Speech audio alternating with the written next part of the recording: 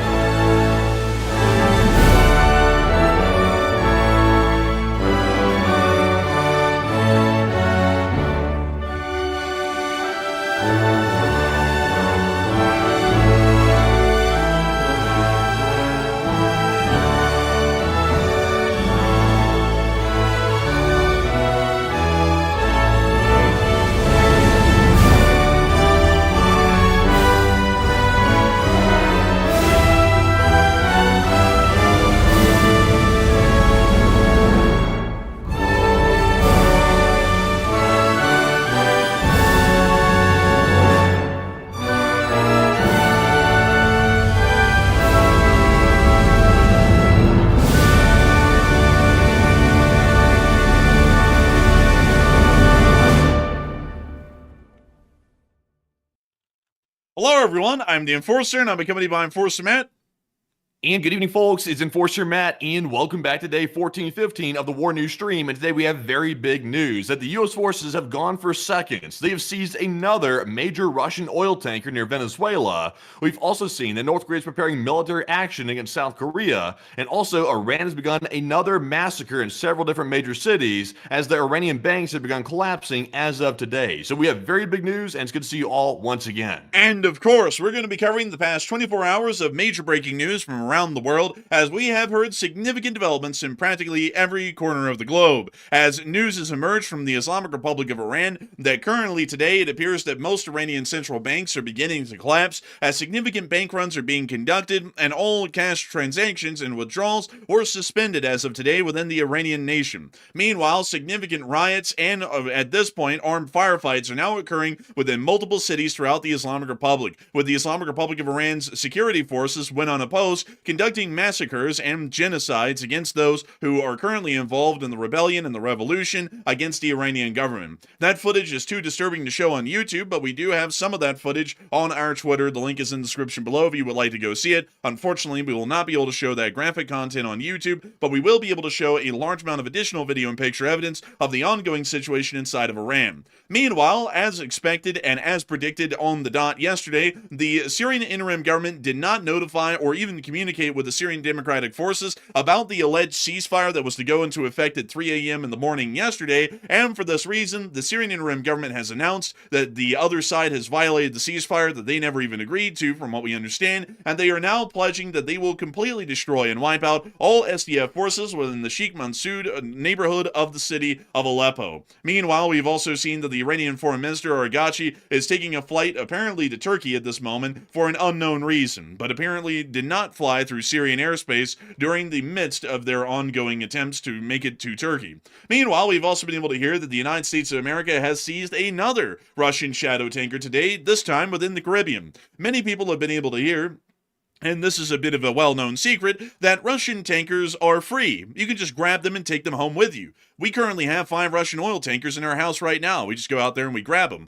Meanwhile, we've also been able to see that the Venezuelan government is apparently beginning exploratory diplomatic phases with the United States of America to build up significant relations with the United States, although the Maduro regime, or at least the Maduro regime without Maduro, is the one currently involved in that. And we've also been able to hear that the president of Colombia is apparently going to be visiting the United States. Meanwhile, we have also seen that across the world, inside of East Asia, the Democratic People's Republic of Korea, aka North Korea, aka the land of the fatty, has stated that apparently some South Korean drones have apparently violated the demilitarized zone, according to their reports and claims, and they are promising and alleging that a response will be conducted here within the near future due to these alleged incursions into North Korean airspace, although we do not know when and if these incursions were conducted, and there is no video or picture evidence to confirm that such incursions did happen. As a matter of fact, even the North Korean statement makes it seem as though they're not entirely sure whether it happened either, but they are still going to react as if it 100% did happen. Outside of that, and inside of Europe, we've also been able to hear that the war in Ukraine is going on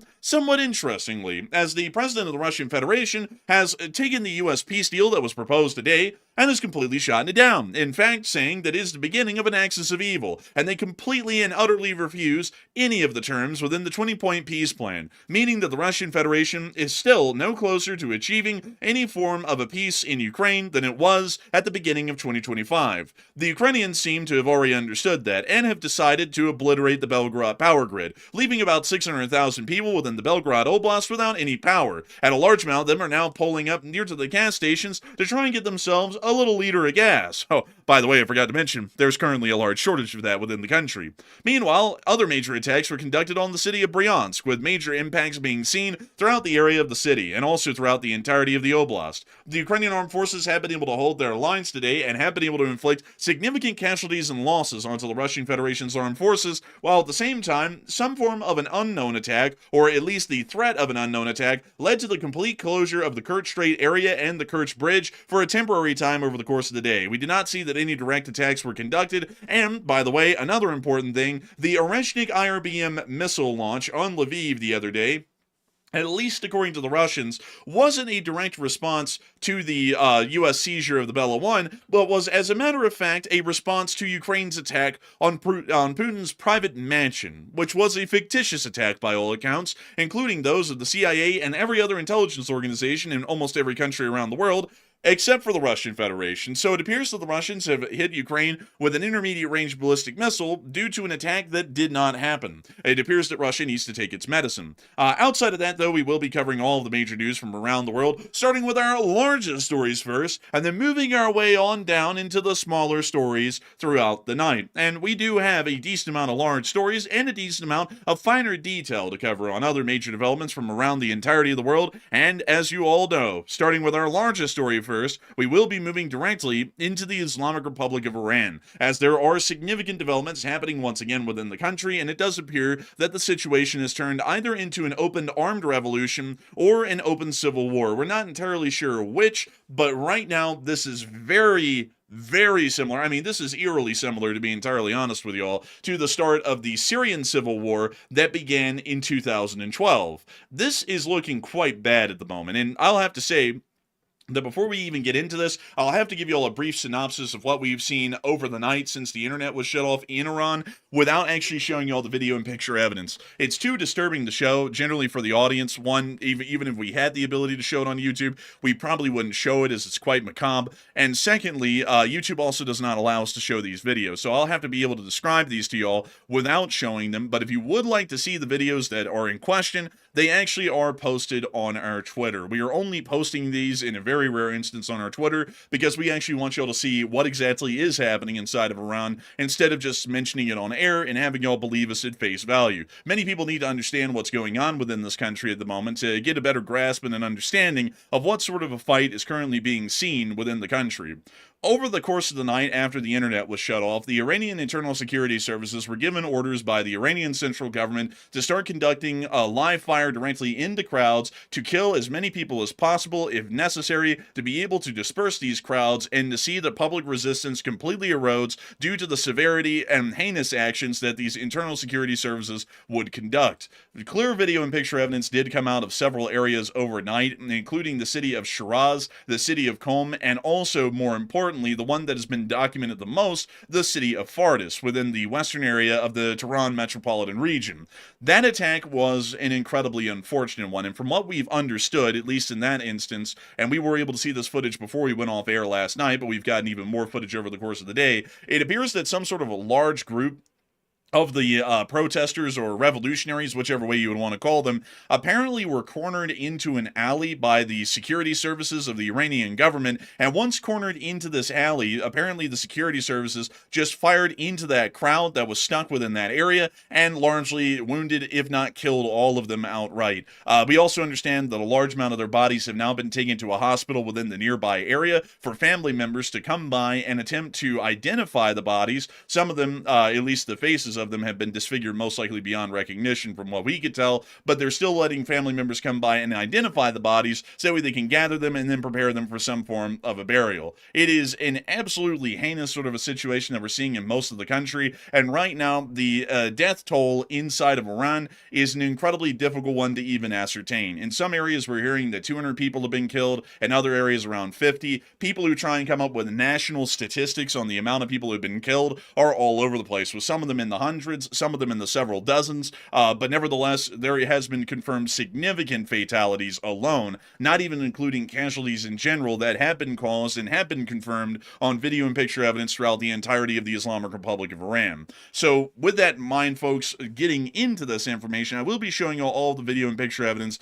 that we can show y'all, and we would be okay with showing, considering that it's not graphic or too macabre or too disturbing to be able to show on air. So, we will be moving first off into the western parts of the country, where we have confirmed basically the complete lapse of control by the Iranian government throughout the entirety of the Elam province, as well as the Kermanshah province of western Iran. These areas appear to be almost entirely out of government control, and according to reports in prior days, it does largely appear that those areas had generally already fallen out of a majority of the government's control, and that the Iranian government would have an incredibly difficult time retaking these areas, and generally seen that the Iranian government would be able to suppress through violent force these ongoing uprisings and revolutions that are happening inside of the country. Most importantly, we were able to confirm that a fairly important a governor official or a government official, Colonel Norwaz Shariati, commander of the police in the Hoviaz County in the Elam province, was actually beaten to death by the revolutionaries on Thursday evening within the city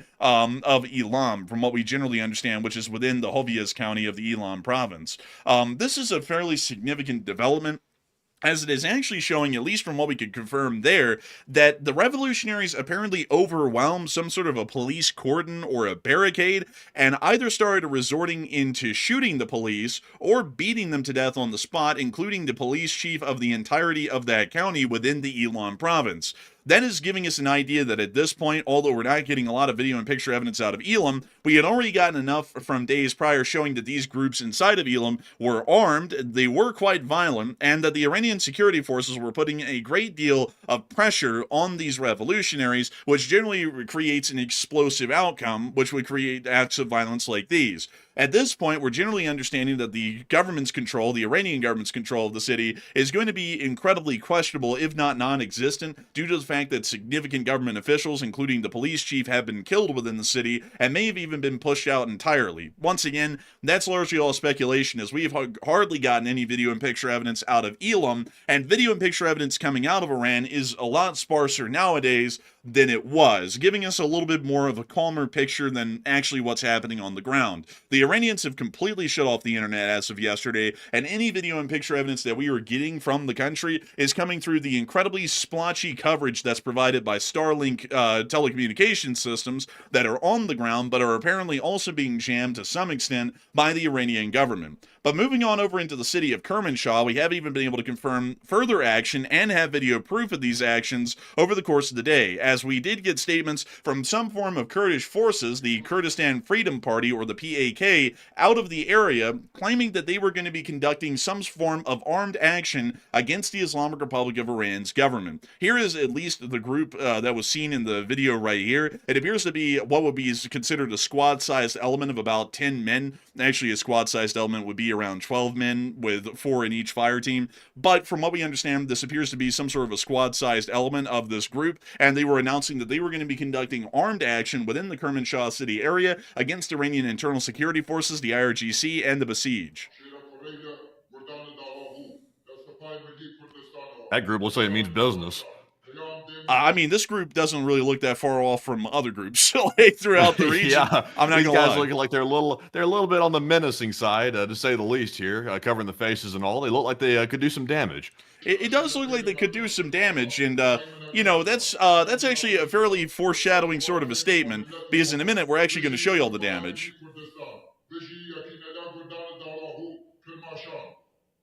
Moving on from that clip, we then saw, not long after they made this announcement, a very shocking video that emerged from the city of Kermanshah, which was the city that they made that video and announcement within. Armed firefights were now being conducted between some groups of the revolutionaries and the internal security services in the form of what can only be described as raw urban firefighting. This video came out from an Iranian state media source, apparently from a drone that was flying over the Kermanshah area, which actually identified armed members of the revolution and actually showed that they weren't just standing around and chanting or throwing rocks at the police. These were armed and were firing at the police. From what we understand, there may have been casualties on the Iranian side due to this firefight. We're not entirely sure, but it does confirm that armed firefights are happening 100% between the revolutionary factions and the Iranian government.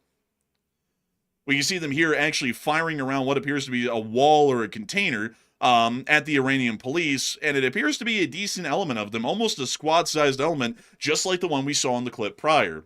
We can see them continuing to take turns. Look at that. They're like, they're taking turns taking fire there. That's kind of interesting. You can't give them much credit for the form, though. The form's a little bit off, but they're giving it all the effort, at least.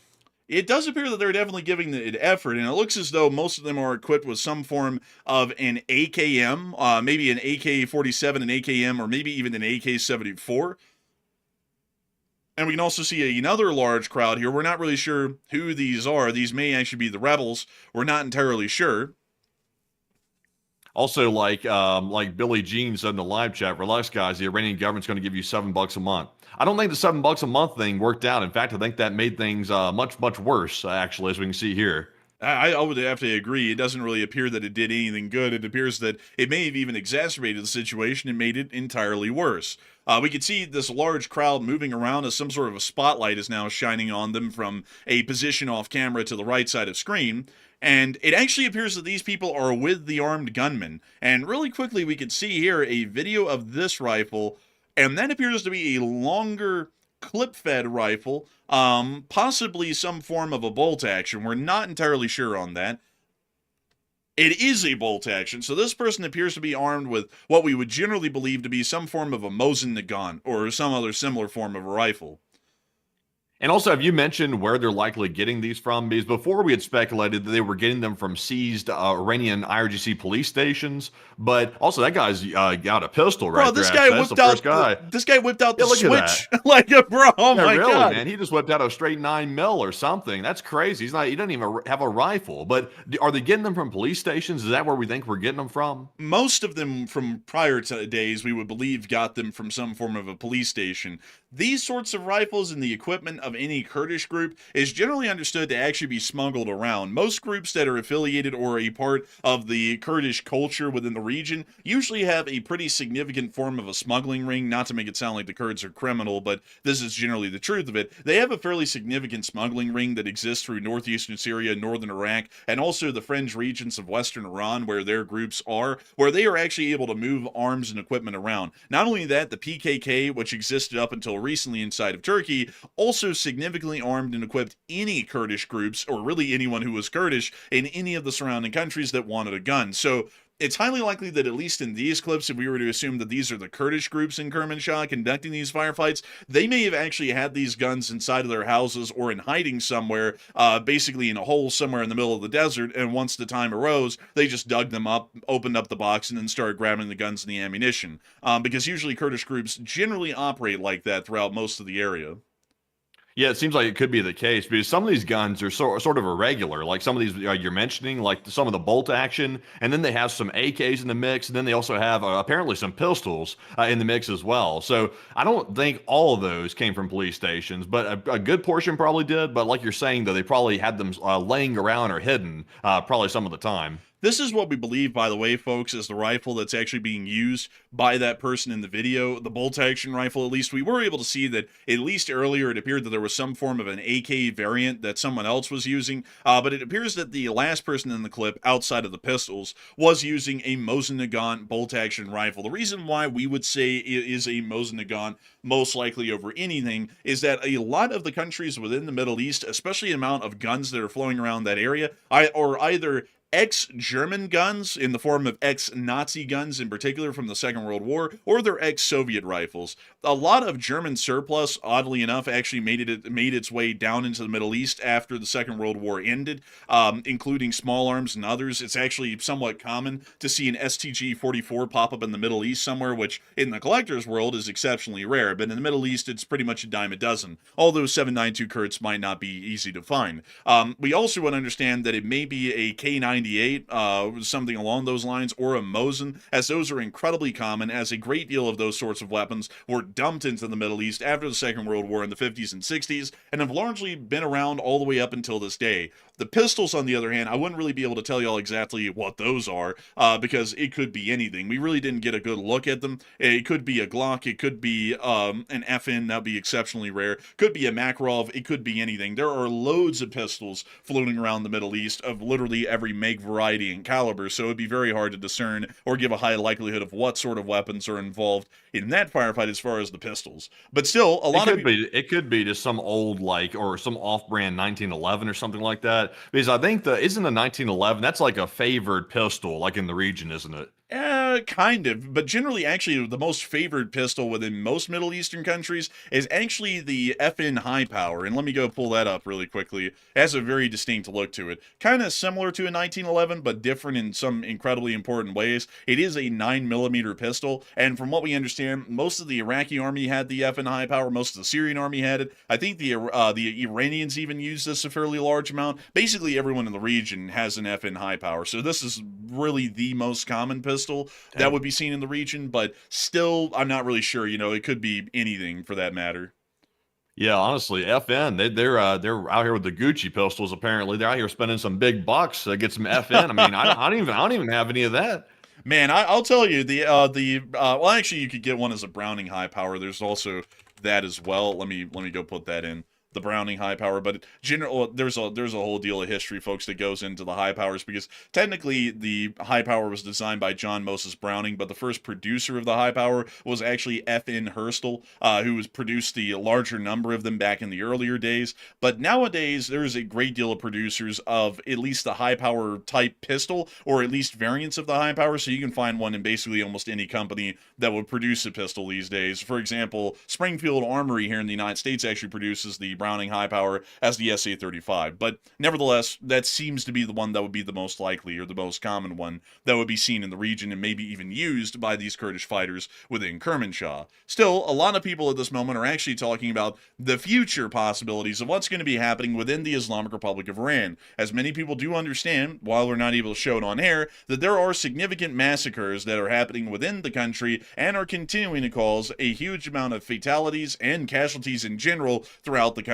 And this is leading us to wonder what is going to be happening soon. The United States did pledge that if any slaughtering of civilians was conducted by the Iranian government, there would be a U.S. military response. And Matthew, what are people thinking about that, and what are you thinking about that as well?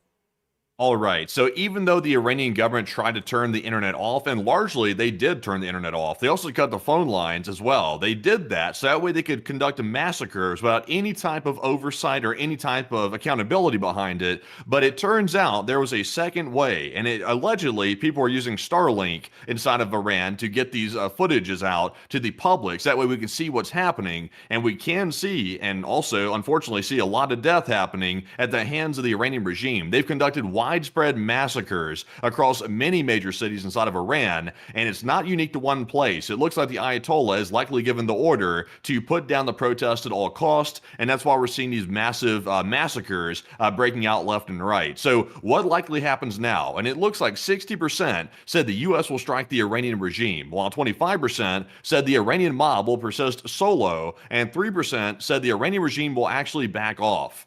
And I would say that is the last option that they're going to do right there. The Ayatollah is not going to back off. He really can't back off at this point because he's probably already given the order to put it down, and also he's about to get toppled. So dictators naturally want to start massacring people when they're about to get toppled. So that is pretty much textbook. But the big question is the U.S. going to step in at this point? Because the U.S. has been talking some big game about stepping in and striking the Ayatollah if he starts killing protesters. And guess what? The Ayatollah and his gang is killing protesters in mass. It's been going on for at least 2 or 3 days now, and it's getting only worse. So we've not seen any direct statements from the U.S. saying that they're definitely going to strike. They keep saying they might, but they're not acknowledging the fact that there's major death happening at the hands of the regime right now. So I'm beginning to think the U.S. is kind of backing off of their promise. They may eventually do it, but they're certainly not inspiring any confidence that they're going to follow through with it, at least in my personal opinion. So for now, I would say the Iranian mob, which is a good mob, will persist solo for now, somewhat to 25%. But Enforcer, what say you? I would have to say that I would believe that I would also have to be with the 25% as well. I don't really think there's a great deal of follow through by the U.S. government at the moment to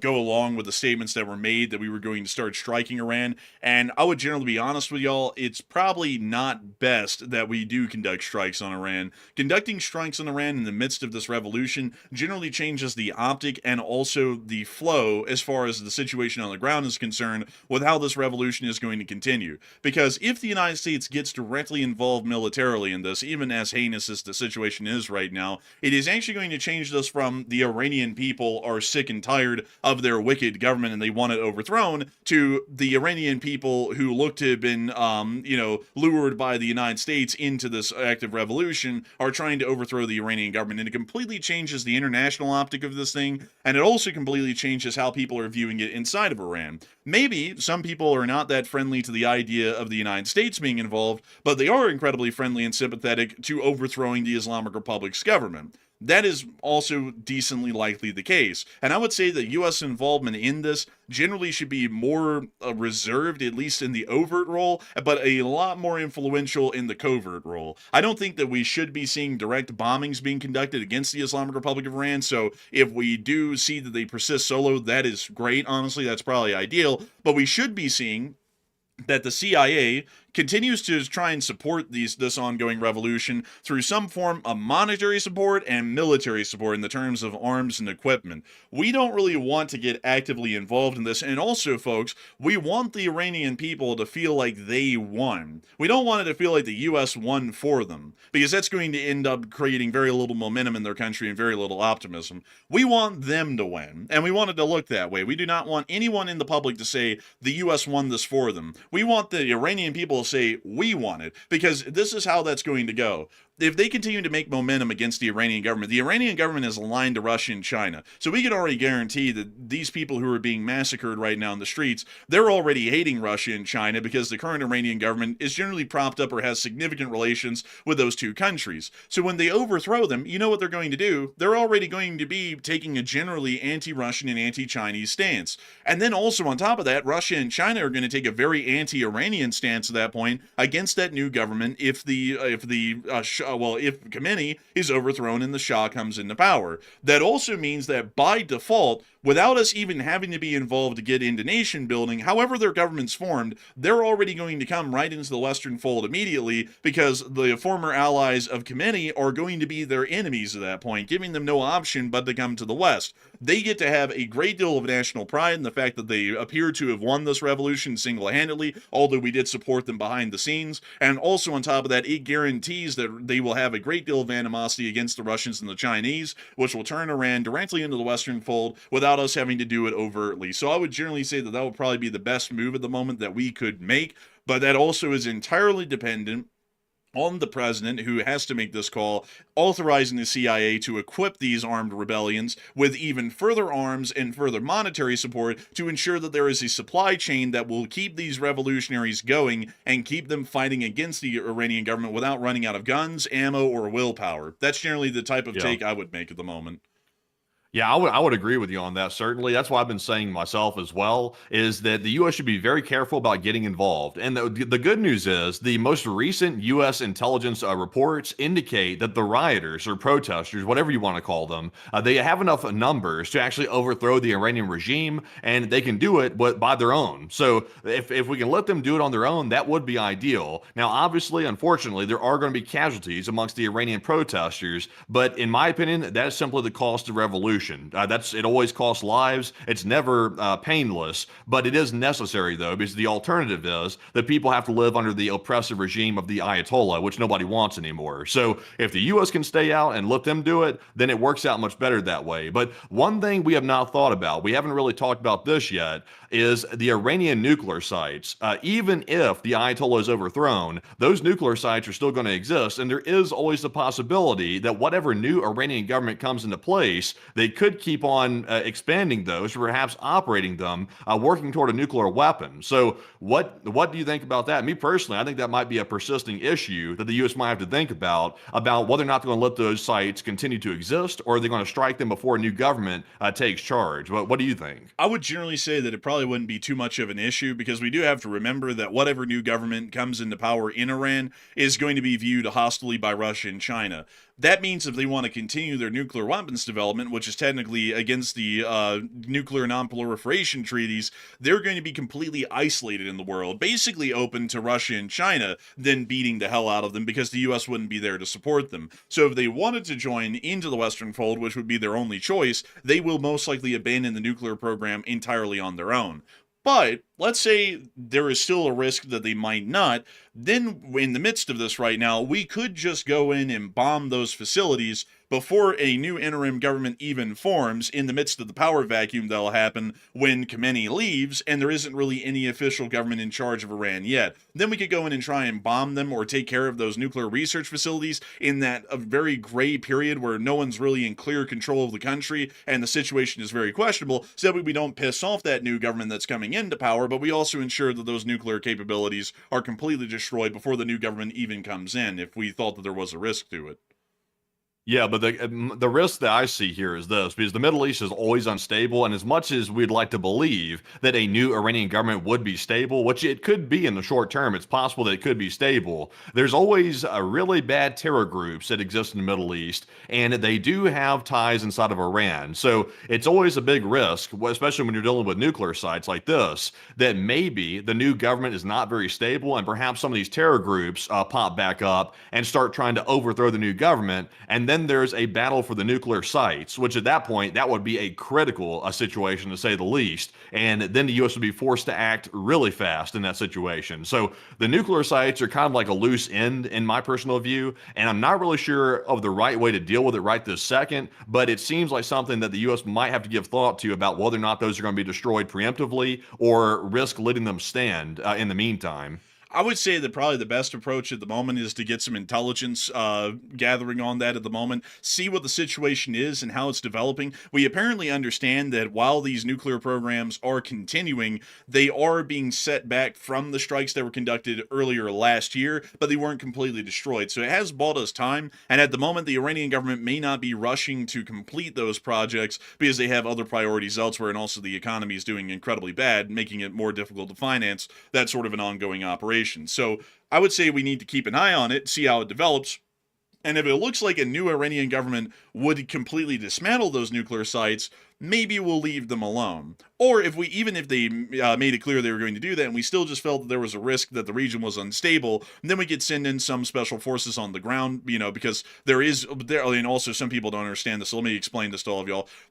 Right now, Khamenei is in charge and his government's in charge. So it would be very hard to go in there without starting a war with them while this revolution's ongoing. So we kind of have to wait for Khamenei to eventually get practically overthrown or flee from Iran for there to be a power vacuum. Because once Khamenei flees, many people may have not paid attention to the Syrian civil war, but once Assad fled, there was a complete power vacuum inside of the country. Nobody really knew who was in charge, whether it was the SDF, the SIG, whether they were going to create a coalition government or what. So there's a great deal of questionability there about what was going to be happening in the future. And that's generally when the U.S. went in and started to conduct general operations either in support of the SIG and the SDF simultaneously, and kind of had it as a playground for several weeks until Jelani started to cement himself as the next leader of the Syrian government. That's the very same thing that would happen inside of Iran. Once Khamenei picks up and flees, or he gets dragged down the street, whichever one happens first, there's going to be a power vacuum because nobody's going to really know, is Pahlavi returning? Are they going to create a complete democracy without Pahlavi? What's going to be going on?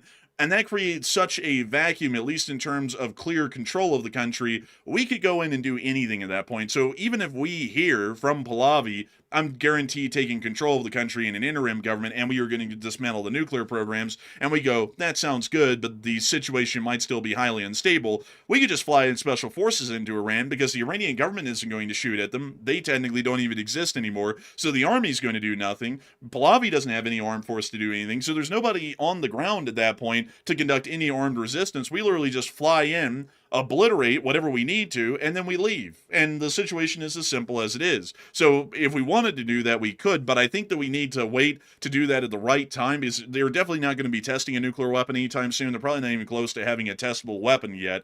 So we do have a little bit of time to see a little bit of wiggle room here and figure out what our best move would be to make this situation not ruffle as much feathers as possible and also be as effective as possible in ensuring that the nuclear program won't continue. Also, one last point on that issue. Someone in the chat had a really good point on this. It was Flying Snake who said this, and this was a good point. I didn't think about it until you just mentioned it. They said Israel will act for sure. I think you might be right, because that's one thing that we saw inside of Syria. Israel started bombing the heck out of Syria once Assad was taken out of power and he went to Moscow. They started bombing the heck out of it while they were trying to form a new government. So that was something. So it's possible that maybe Israel might be the one to do it. When I say do it, I mean bombing the nuclear sites inside of Iran, because they view that, just like I'm kind of viewing it, as a loose end. So Israel could act on their own accord. Now, presumably, they would get the green light from the United States before they did that, but it's always possible that they might act on their own because they have done that before, like for example with the strikes in Qatar that were not U.S. approved. So I think you could be correct. Israel might be the one to do it.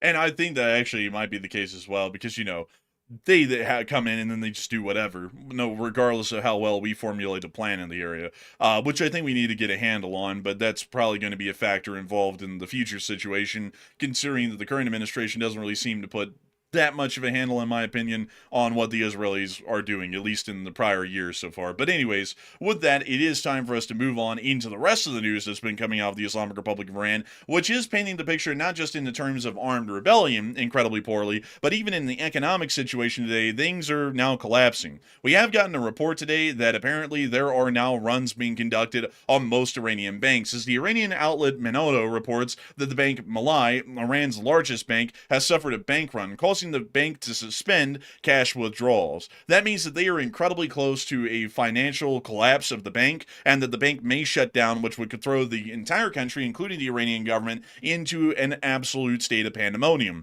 The financial institutions and their health is incredibly important to the existence of an entire national economy. And if a major bank like Malai collapsed within the Islamic Republic of Iran, it would be as significant as the American bank back in 1929 collapsing, which is generally one of the main things that led to the Great Depression of 1929, instead of it just being a simple recession, like we've seen through other historical periods. That means that right now, the Iranian government is not only looking at an armed rebellion, they're also looking at the complete loss of the financial apparatus that keeps the entire Iranian economy somewhat semi-stable, which right now, the Iranian economy is so bad off, it's one of the main elements that led to this ongoing revolution, but now it's about to collapse even farther, probably greatly exacerbating the revolution. And not only that, it may also completely cut off significant amounts of funding that the Islamic Republic of Iran's government counts on to be able to continue its government operations, including paying its security forces and military officials to continue to put down the armed rebellions. So it doesn't really look like it's a good situation at all, and it appears that, at least for today, it's going to only be getting worse for Khamenei and his gang up in Tehran. And a lot of people are actually talking about that bank collapse and what they think it's going to be creating for an internal situation inside of Iran. And Matthew, what are people thinking about that, and what are you thinking about that as well? Okay, so now that we've heard reports claiming that Iran's largest bank has suffered a bank run and apparently withdrawals have been suspended according to reports, what are your thoughts about that major situation? And it looks like 58% of the audience said the Iranian regime is basically over, while 26% said it's devastating but not really the end, and 8% said it's only a small road bump and that's going to be it, and it pretty much just ends with that. So I would say that the Iranian regime is basically over at this point. I know they say don't count your eggs before they hatch, but in this case, though, I don't really see the Iranian regime coming back from this because there's always the threat that maybe the U.S. could carry out strikes, and if that occurs, the Iranian regime is definitely finished. If the protesters continue, they're likely going to finish off the Ayatollah's regime anyway, and it's going to be pretty much over that way as well. So the bank runs and also the withdrawals being suspended, that's simply a side effect of a failing nation that's being overthrown, and I think that's just more confirmation that things are going sideways. It's not necessarily a tell-all, but it certainly isn't a good sign. So I'm with the 59%. I think the Iranian regime is over because there's really no way to come back from this entire situation. But Enforcer, what say you? I'd say that I think that the Iranian regime is not going to survive that much longer either. I'm going to have to be with the 60% as well, because this sort of a culmination of developments within the country, a nation very, very rarely, if ever, survives through these sorts of ongoing situations. The United States survived through the Great Depression only because it didn't really turn into an armed conflict on the ground, or at least an attempted revolution. Although there actually was one, but it completely failed because their guy that they picked to lead it, who was Smedley Butler, real name, I'm not making that up, actually ratted on the entire attempted coup to the Congress, and then they buried all the files and information about that later. So there isn't really a lot of public information about that attempted coup against FDR back in I believe it was 1933 when that was attempted, but that was in the midst of the economic depression. But generally, we only dealt with an economic depression in the United States. We also didn't deal with an attempted coup. Inside of the Islamic Republic of Iran, however, they are dealing with an armed revolution and also a complete economic collapse in the meantime. Those two things combined generally would lead to the complete loss of a country. The Russian Empire saw these very same elements combined to create the perfect storm in 1917 for the Russian Revolution to kick off, and then the Russian Civil War that followed after. The French Revolution of 1789 was incredibly similar, with armed groups in the streets openly calling for the collapse of the Bourbon dynasty that had ruled France for hundreds of years, and also the complete collapse of the economic system due to incredibly bad agricultural outputs due to droughts, and also the significant overspending of the French Empire, or the Kingdom of France, during the midst of the U.S. Revolutionary War, which had only happened about a decade earlier. Both of those things combined led to the collapse of both the Russian Empire and the Kingdom of France. And I'd have to say that in this particular instance, we're seeing that perfect storm combine again into a situation that is generally unavoidable. The Iranian government cannot fix one or the other. They can fix the armed rebellion because they don't have the money, because the financial institutions are collapsing, and because the financial institutions are collapsing, more and more people have nothing to lose, and so they're going to join the revolution. It's basically a positive feedback loop at this point that the Iranian government will not be able to escape, and it will eventually lead to a complete collapse of their government. So I would have to be with the 60%. I don't really think there's a way out of this for them at this point. Also, by the way, At least for some Iranian officials on the ground, it looks like they're not able to find a way out of the crowds at the moment, much less the quagmire that they're in strategically in the political situation. It appears that they can't really find their way out of a crowd. In the area of Shahsavar, which is along the coastline of the Caspian Sea, it appears that one of the city officials within the city was found and mobbed. Most of the video is blurred out, so we actually could show this one, but it's showing us that, at least for right now, a lot of Iranian officials on the ground are not only catching bad reports from their government, but also flying fists.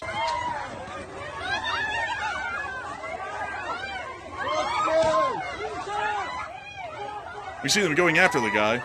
We can't really see it too well. It's generally a large crowd and a cackle of them, so can't really tell too much of what's going on. But we can see over there in the distance, the city official is trying to make a run for it. And also there was some sort of a loud explosion over there. I don't know if that was the city official imploding due to the pressure. Can't really tell you. But it's quite wild, to say the least. Well, damn. I think something. Oh, crap. Oh, there he is. He's actually. He's actually returned back to the crowd, so we'll leave it there. But it does appear that city officials are not even safe from the crowds out there in the streets nowadays because they've grown large enough and angry enough at the government. Moving on from that and over into Mashhad, we've also seen additional videos of the security forces buses that brought them into the city being completely burned to the ground after they fled the vehicles and were surrounded by the revolutionaries. Wow, all the buses just burned to the ground. All that's left is the metal. All the rubber's gone. The windows are gone. It's just burned to the ground.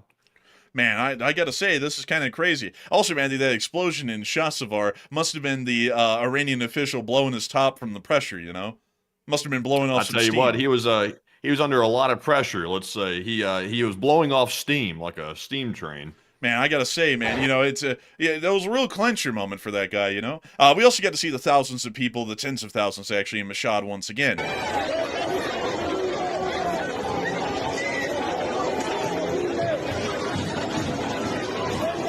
We hear horns, chanting, and screaming, generally all in one cackle, one large group. Is that gunfire? It sounds like people slamming trash cans, actually. Okay, I was wondering for a second. It sounded like some pretty frequent bass back there, so I was wondering if it was gunfire. Yeah, that sounds like a trash can. I just listened to it right there.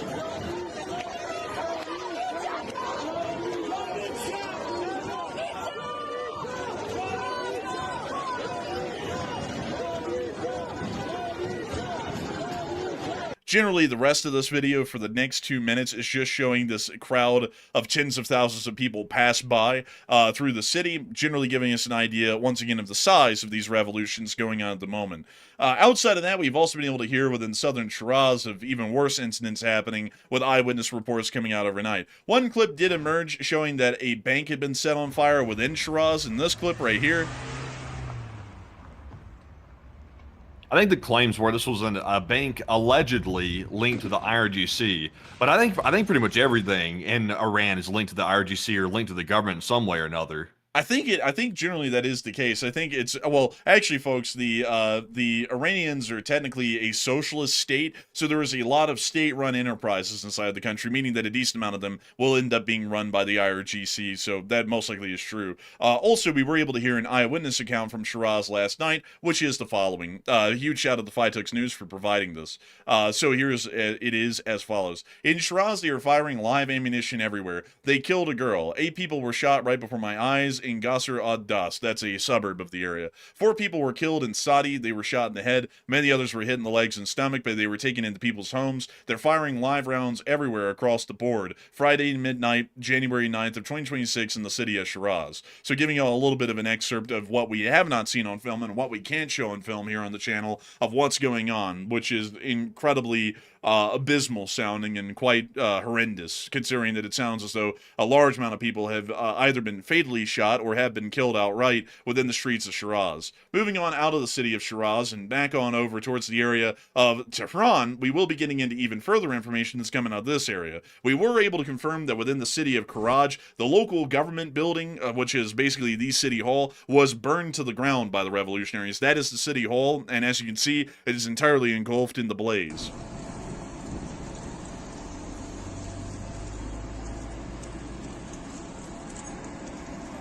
Well, at least they'll be warm during the winter. I would have to say that, you know, it's all that filing, Matty, that paperwork that really led this building to go up like kindling here, you know? But moving on out of that and into the town of Tardis, we also were able to hear of gunfire within the area. Now, this clip, I'm not really sure if we would be able to show it, and we're not going to show it, but I did put it on the map just so that we all could have one of these as a quick access and the link. Nothing extremely graphic was shown in this video. Actually, nothing graphic was shown in the video at all, but you could hear the sounds of a large amounts of fire being directed into the crowd by the police, and the cameraman and a large group of people were trying to run away from the fire. We believe that this is one of the videos that was the closest to the massacre that we saw in that back alley that we told you all about at the beginning of the show, where about a dozen people were laid down by the gunfire in the midst of that alley and largely died on the spot. Moving on out of that and into the capital of Tehran, we also were able to see that the ongoing protests in this area were so large, highways had come to a complete standstill, making it even harder for the besieged and the IRGC, which are the internal forces generally conducting the heinous actions against the protesters, to be able to respond to the areas in which it was happening.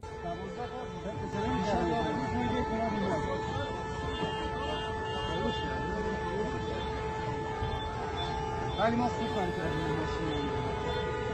lot of people honking. You know, tough traffic. Road rage. Man, this one was like the interstates near LA. Meanwhile, moving back into the Iranian capital for more governmental news, while all of this was going on overnight, folks, the Iranian state media has come out with the claim that there is peace in all Iranian cities on January 9th, and there is no news of unrest anywhere in the country. Interesting what they think is peace. I mean, that doesn't look peaceful to me. That looks like trouble. I'd have to say it looks like the opposite of peace. It doesn't really look like it's a stable situation in the country, but the Iranian state media is trying to push the message of peace. Meanwhile, the Iranian Supreme National Security Council stated that Iran is in the middle of a war. There is no peace and no ceasefire. The rioters are a quasi-terrorist group moving towards the military and law enforcement centers to obtain weapons, trying to start a civil war. I gotta say, you know, it's kind of interesting for the Iranian government, which is the terrorist group of the region, to call anyone else a terrorist group. Like, that is just the absolute insanity of the Iranian government at this point. While they go and fund every terrorist group that exists in the region currently, they believe that anyone who goes up against them is a terrorist. It's really ironic, honestly. It's the pot calling the kettle black in the larger extent there. And I don't really think anyone's believing that one. But anyways, moving on from that, we also saw another clip of live fire being directed into a crowd within Tehran. This one is very short, but you could hear the sounds of the gunfire in the distance.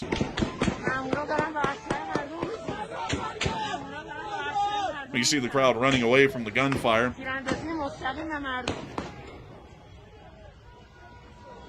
Now you see some of them trying to throw their Molotovs before they make a break for it. Moving on out of that. Interesting for a government that claims to represent the people, that they fire on their own people. It doesn't seem like a real representation of the people to just simply eliminate them. Yeah, it doesn't really seem like that to me either. The Iranians, as far as the government is concerned, are quite an odd group. We also saw further protests within the capital here as well.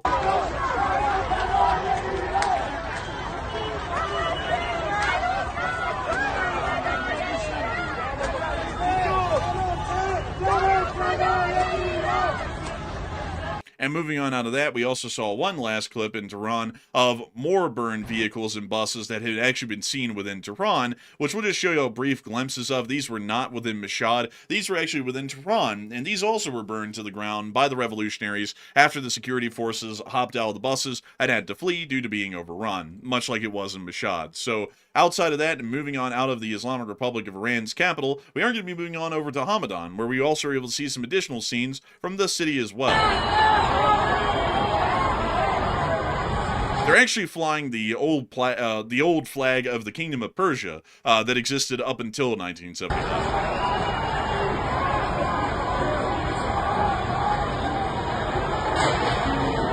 These clips surely do back up the claim by the Iranian state media that everything's peaceful tonight. It certainly looks like it. You know, clearly, you know, entire city streets are usually on fire inside of Iran, and people are flying flags that are illegal inside the country, and that clearly shows us that there is no unrest within Iran. I mean, clearly. But moving on into a little bit of additional news, we've also heard that while all of this is going on, a senior Iranian official has told The Telegraph that Supreme Leader Khamenei has ordered the IRGC to remain at the highest level of readiness, even higher than during the June War, placing his fate in the hands of the force amid fears of defections elsewhere. The officials say the IRGC's underground missile cities are on high alert, adding, this time it would be very difficult, or very different. It does appear that while the Iranians are dealing with their entire country collapsing underneath them, they're actually working on still trying to go to war with Israel. Man, the habits die hard sometimes, folks, don't they? But still, that's the current situation now of the Islamic Republic of Iran,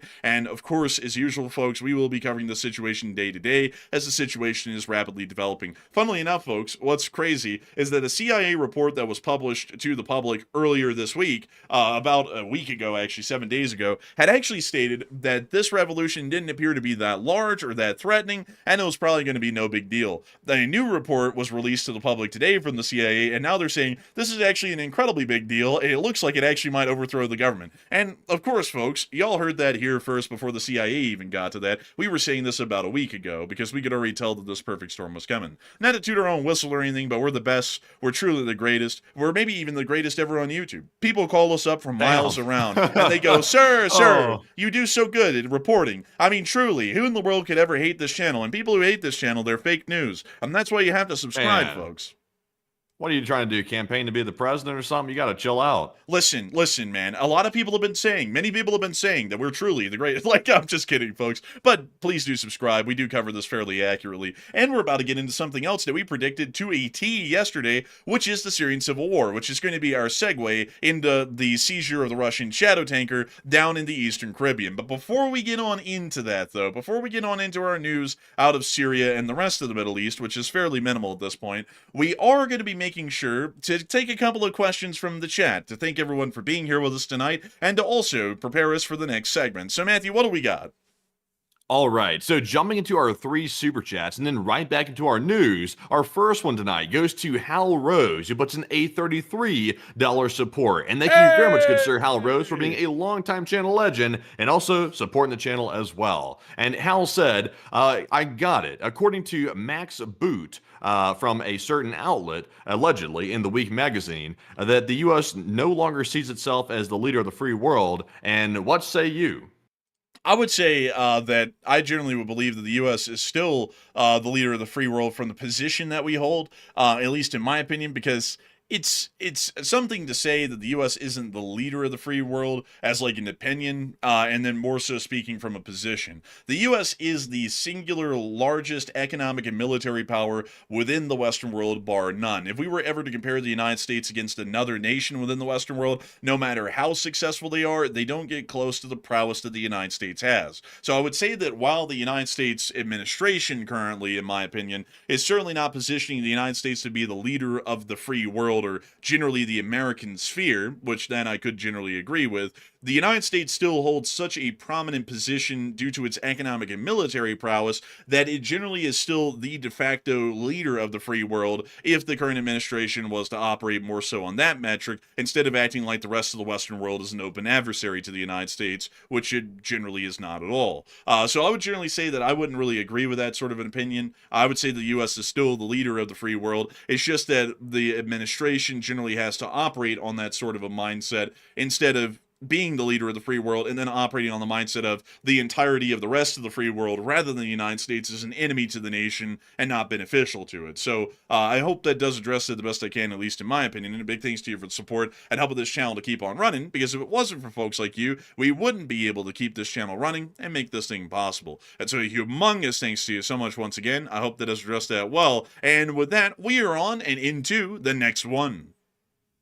And honestly, real quick, I was going to weigh in on what Hal was saying there. I would say about the statement the U.S. no longer sees itself as a leader of the free world. I would recharacterize it as the U.S. sees itself at this point as basically the controller of the free world, if that makes sense, which seems to run contrary to being the leader of the free world. But that is the way that I see it personally. I think what the U.S. is trying to do now, instead of operating on a mutual respect basis, it's going more toward a "you'll do what we say" basis. basis, which usually isn't good for cooperation. And hopefully we readjust from that, because that usually drives people away from the United States. And we seem to be leaning heavily into that. So, we can't control the allies. Like, we can try to influence them to a degree, but we can't control them, though, because we're supposed to operate on a mutual respect basis. They're not our vassal states. Like, for example, Europe's not our vassal.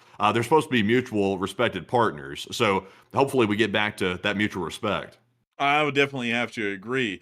And I see some people have apparently had some issue with that, but here's the thing. People who don't agree with that, and I'm not trying to, just say it outright, but I'm going to say it, are generally ignorant as to how the global situation works. There is no such thing as a national economy anymore. We will operate entirely on a globalized economy. That's not a statement of opinion, that's a statement of fact. Let me ask you, where in the world does your t-shirt come from? Where do your shoes come from? Where does your phone come from? And where does anything else that you use come from? And if we're talking about anything that's made in America, how many parts of that final assembled product that says made in the USA on it come from the United States? How many internal components are from other countries? And the answer is quite a lot of them. The globalized market is what we work off of these days, and that's what we've been working off of for the past 50 years. We had already been working on that really for the past 70 years, if you want to be technical, but ever since containerization came into effect and we were able to transport intermodal goods efficiently since the 70s, that's basically been the economic structure we work off of.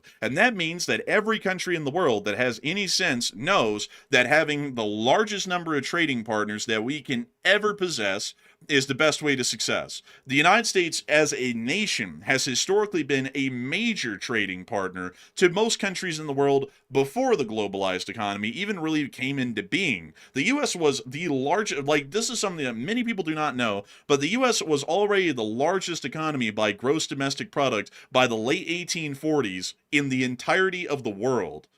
And it was primarily because of our significant trade value that we had with other countries. Who in the world bought U.S. steel? Most other countries around the world. Who in the world bought something? Usually everyone around the world bought something from the United States. And nowadays, it's generally a services-based economy and also a trade-based economy, but we still rely heavily on that trade that has made America a major power player over the 250 years that this country has existed. And because of that, Europe is a huge partner to us. Canada and Mexico are major partners to us, and everyone that we have as an ally in East Asia is absolutely massive, unbelievably large. If we end up sacrificing any one of these countries, or if we end up treating them so badly they sacrifice us and go to an alternative route, we are losing a great deal of value. From Mexico, we get endless amounts of furniture and automobiles. From Canada, we get a whole bunch of raw materials, like soft woods and also potash, which is incredibly important for agriculture. From Japan and South Korea, we get large amounts of advanced electronics, including Taiwan, who may be the most important, which produces most of the world's semiconductors with their lithography machines. If we completely exclude... Actually, it's not their lithography machines, actually. That's why Europe's so important. That's something there that gets misunderstood a lot by people, is the Netherlands is what really holds the key to making these advanced chips, these microchips that we have. It's really Europe, and specifically in the Netherlands, because the company that makes those machines, which is ASML, which apparently is one of the few companies, if not the only company on the planet, that can actually make these highly complex machines that make the chips, is in the Netherlands. So whoever's friends with Europe pretty much has access to that company and has access to those machines. So that's the real ticket right there. Obviously, the actual fab plant, the fabricators, which are in Taiwan, they're also extremely important because you need that infrastructure to build chips in large numbers. But without the machine, though, which is built in Europe, in the Netherlands, you don't have anything without the machine. So, I mean, that's really a massive key right there, is in the Netherlands. But as far as actual semiconductors, though, they do come from Taiwan, if I'm not mistaken. They fab them there, yeah. So Taiwan's important for that reason, because, America makes cars, but we get Toyotas primarily from Japan, or a factory that they opened in America, but they ship sub-assemblies into the United States to produce them. But they can be built anywhere, though. You can fabricate semiconductors wherever, but you can't make that machine wherever. You have to have that company's knowledge and expertise to be able to make the machine, to be able to make the semiconductors. So, from a key point perspective, you have to have that machine from that company, or otherwise you can't do anything. You can build a fab anywhere. It takes time to build a fab, and they're currently doing that in Arizona inside the United States, but you have to have the machine. So, if they don't give that to you and you piss off Europe and perhaps they try to maybe prevent that machine from being sent to the United States or wherever you're trying to make them, you're in big trouble. Oh, that's interesting. And getting on back into what I was saying there, another important thing that we could lose inside of East Asia would be major shipbuilders. Because the one thing that a lot of people also don't know is that most shipbuilders within the United States have generally shut down. And a whole bunch of people are about to say, it's because the damn overshoring. Actually, it wasn't because of that. It was because of a whole bunch of other stuff that has to deal with the laws of the country. But beyond that, Japan and South Korea and China are the three largest shipbuilders in the world these days. And they build the largest ships on the planet, generally between those three. That means that with South Korea and Japan, out of all of the shipbuilding capacity in the world, we generally have 66% of it within our control between those two countries out of the big three. On top of that, if we talk about the Middle East, which is generally within our security assurance sphere, we control most of the free oil in the world. Most oil in the world is either produced by the United States, Russia, or the Middle East. Controlling the Middle East allows us to have control over the only free oil that is not produced directly by the United States or Russia.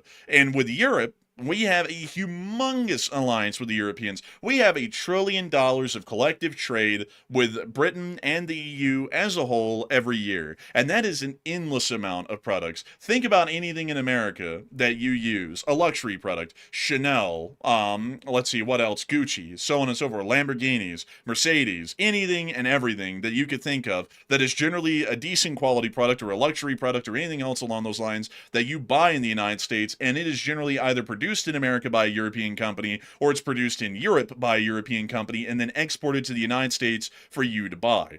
Our allies most people aren't buying the Lamborghinis and stuff. I hate to break it to you, but most people aren't buying those. Well, I mean, I'm just trying to, give examples there, stuff to roll off the top of my head. I'm not trying to give like exact examples. Man, what are you, a Redditor or something tonight? Man, Gucci, Chanel, Lamborghini. We got to have some more like down to earth references here. Those are some pretty high end references. Man, I'm just trying to come up with stuff off the top of my head right now. Man, I'm exhausted. I'm just trying to work here. But beyond that, okay, those allies make the United States an incredibly important country in the world and also deal a great deal of economic value to us. So that's the reason why those sorts of trading allies and having such a significant relationship is important, and that's why we also have to treat them with respect, because if we don't, they could leave and take their business elsewhere, and we start to lose a lot of those products that Americans buy, trade in, and sell basically every single day. So with that, I hope that does address that the best I can, and a big thanks to you once again for support and help with this channel to keep on running. And with that, we are on and into the last question of the segment, and then we're going to be getting on into the rest of the news throughout the night. And also, you're sounding tired over there, man. Yeah. You had some coffee. Yeah, man, I'm tired. I was trying to get through the monologue, and then you'd be like, hold up, wait a minute. I'm like, dude, I don't know. I'm just trying to get through this. Just adding some bits in there right there, but it's just a point. But anyways, moving on to our next one here. This one goes to Nick Hines, who puts in a $50 support. And thank you very much, Nick, for that $50 support as well. And we do appreciate that. And Nick said, I keep hearing in the Iranian protests that the populace wants the Shah back over everyone else currently. And when the population tosses Khamenei out, like a Boston drunkard being tossed out of a bar, do we know what the Shah's political views are? We generally know what he's saying, but what someone says and what someone does is incredibly different. You can look at, say, U.S. leadership right now and see that one thing that's said is not done, and that's a great deal of examples that you can see around the world, including Jelani, who just took control of Syria around a year ago, and inside the Islamic Republic of Iran, the situation may be incredibly similar. Pahlavi states that he would like to see a referendum held in the public in the Iranian state to where they either decide for some form of a constitutional or federal republic form of democracy, or they go with a constitutional monarchy. That's generally what he's saying at the moment. He's also stated that his father was not really the greatest leader, and there was a decent amount of failings that he had, and he would like to fix those wrongs. But one thing I have to say is that people say a lot of stuff and then they might not follow through on it. I'm not saying that Pahlavi is not to be trusted, but at the same time, saying things is very different than doing them. And that generally could end up being the case there. But generally, from what we would know, he's a fairly pro-Western sort of a leader, and he would like to see some form of a liberal government brought into power, either a constitutional monarchy or a democracy, and nothing that would be incredibly authoritarian, say, like the Islamic Republic that exists there today. So I hope that does address it the best I can, and a humongous thanks to you for the support and helping this channel to keep on running, because if it wasn't for folks like you, we wouldn't be able to keep this channel running and make this thing possible, to keep this thing rolling day in and day out. So humongous thanks to you so much once again. I hope that does address that incredibly well, and with that, we are going to be moving on and into the rest of the news for the night. We have one more super chat to get to, by the way. Oh, well, let's get on into that final question of this segment. Apparently I miscounted. All right, so the third and final one of the segment goes to none other than Grand Moff Clubby, who put in a $50 support. And thank you very much, Grand Moff, for that very generous support, and we do appreciate that very, very much. And they did not leave a comment, though, but we do appreciate that. And in honor of Grand Moff's $50 super chat right here, I do want to dispel a quick myth that is going around. I've seen some people say this in the chat, and I do want to say that we have no corroboration of this claim. And the claim is that Khamenei, the Ayatollah inside of Iran, had allegedly been shot fleeing to the airport by a military coup. We have not seen any corroboration of that whatsoever. Some people are claiming that happened in the last hour or so, and we don't see anything backing that up. So it looks like unsubstantiated rumors. If we see something about it, I would imagine we'll have some proof behind it somewhere. So for now, I would discount it as probably just a rumor. But Enforcer, what say you? And I would have to say a huge thanks to you for the support and helping this channel to keep on running, Grand Moff Clubby.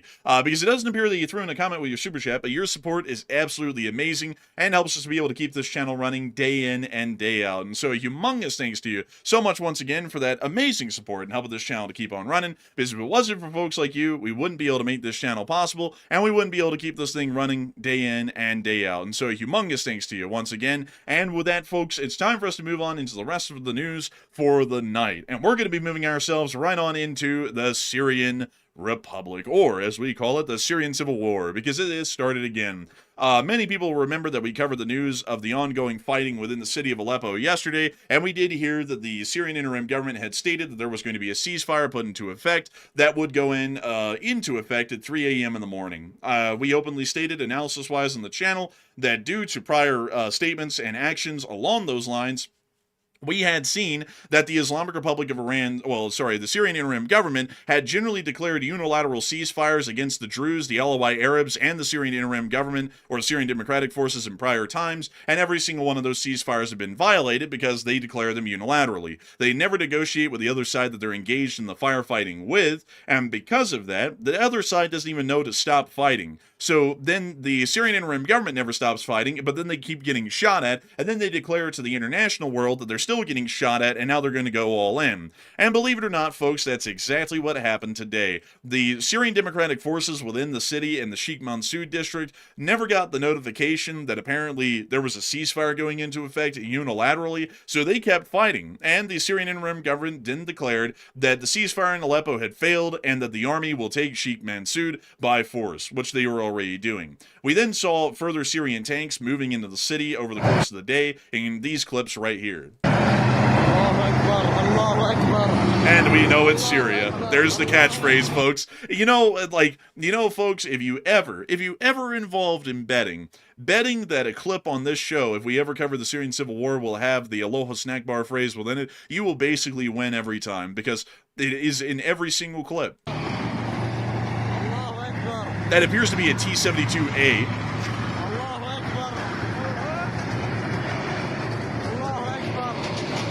Drive to the snack bar.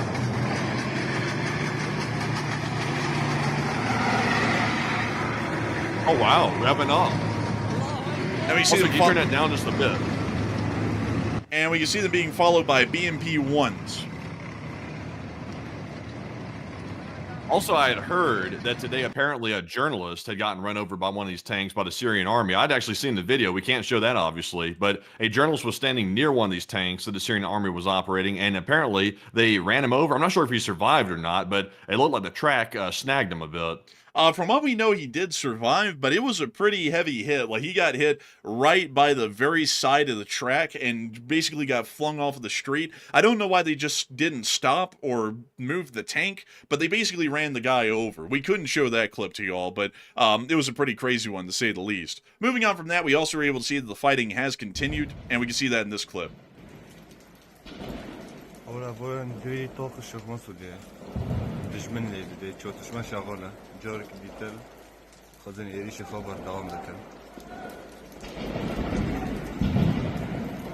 like a horror movie. Yeah, it really is, honestly. Oh, what the hell happened?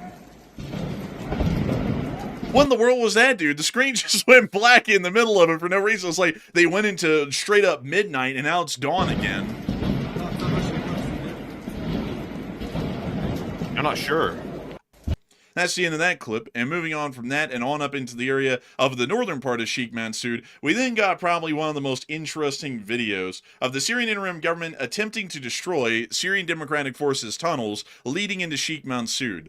This is the first time I've ever seen a pre-made video by the Syrian interim government, and here's the clip. I mean, they went through a lot of editing work on this, actually, so really bizarre, just to be straight up. And we can see them handing over gasoline and what appears to be sticks of dynamite. As we all know, that is clearly what a conventional army would use. We now see them lowering the gasoline and the sticks of dynamite down into the hole. I mean, that's no joke, folks. A bunch of sticks of dynamite here. Let's see. Yeah, a bunch of sticks of dynamite held together by what appears to be packing tape and some twine. So, never seen something like that before. But there they go. Apparently, it's like a mining operation or something. It's like they're gonna. Oh, what the?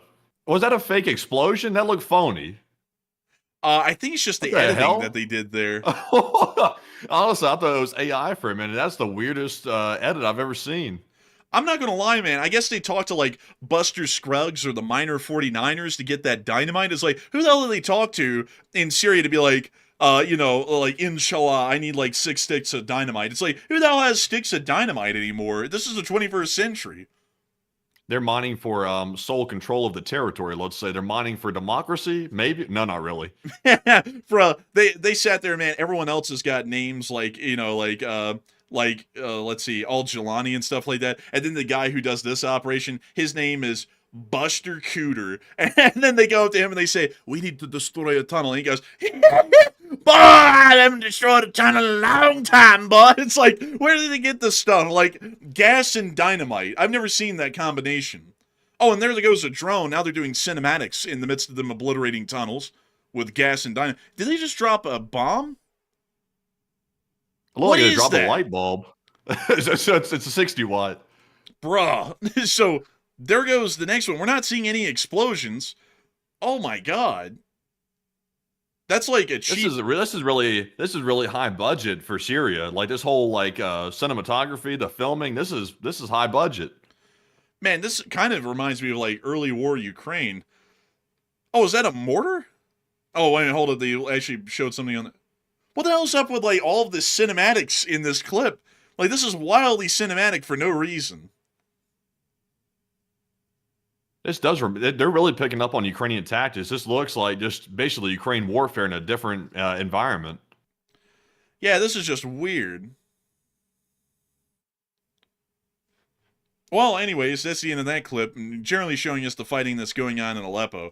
The Iranian Foreign Minister Argachi actually flew to Turkey today, and apparently flew through Lebanon and then over northern Cyprus to make it there, and it appears that they generally avoided the airspace of Jordan and also Saudi Arabia. They flew over, apparently, Iraq and Syria to get to Lebanon, and then they flew on to Turkey. Moving on out of the Middle East news and on into the Eastern Caribbean, we also were able to confirm that the United States of America has seized another tanker, which is named the Olena. The Olena is a Russian shadow tanker that was on the sanctions list, and the United States has in fact seized this vessel today, making it the second Russian shadow tanker to be seized by U.S. forces within the last 48 hours.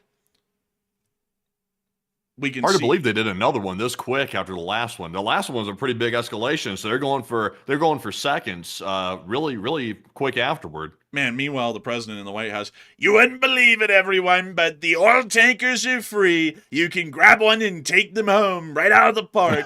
I have 5 oil tankers right now. It's crazy.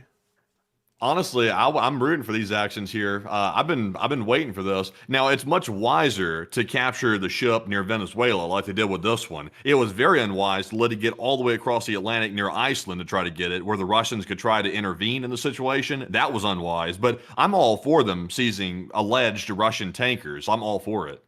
Actually, Matthew, you're mistaken. They are not seizing the ship. These are actually the U.S. Special Forces appraisers, and we send them onto new property that the United States is acquiring to assess the value so that way we can resell it and flip it. I've heard that apparently, according to them, this ship was actually in much greater condition than the Bella 1, and all we would need to do is put some armor all on the dash, and this thing will be right as rain. I tell you what, I think this is a good thing here. I heard that it's very kind of the Venezuelans to hand over 30 billion barrels of oil to free for the United States. Very nice of them here. This is For an interesting free? way of acquiring property, though. We just simply pull up. It's like old-time squatters' rights or something. You simply pull the helicopter up, let a few guys off, go to the bridge and say, "I'm the captain now," and then you take it and just have it.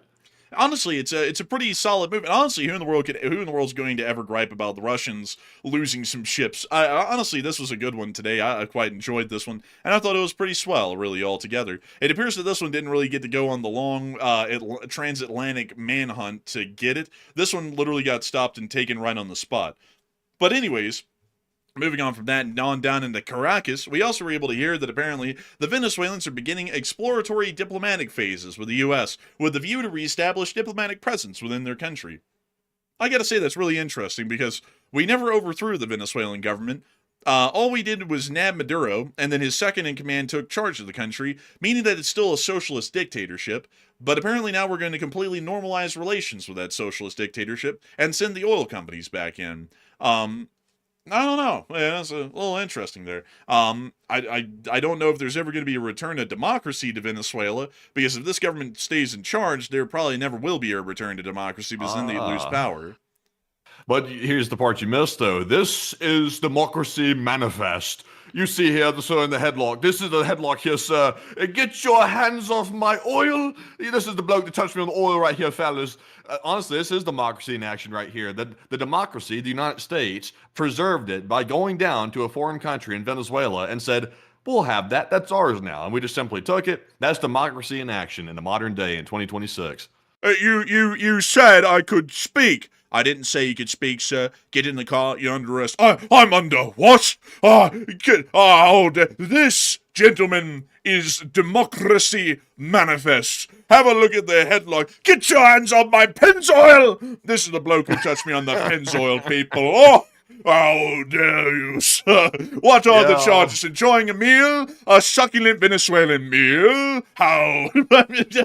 Yeah, so much for freeing the people of Venezuela. I mean, that just went away. Also, ending the drug trade out of Venezuela, that went away too. It's all about the oil now, baby. We're just we're taking the mask off, the curtains reeled back. We're letting it be seen.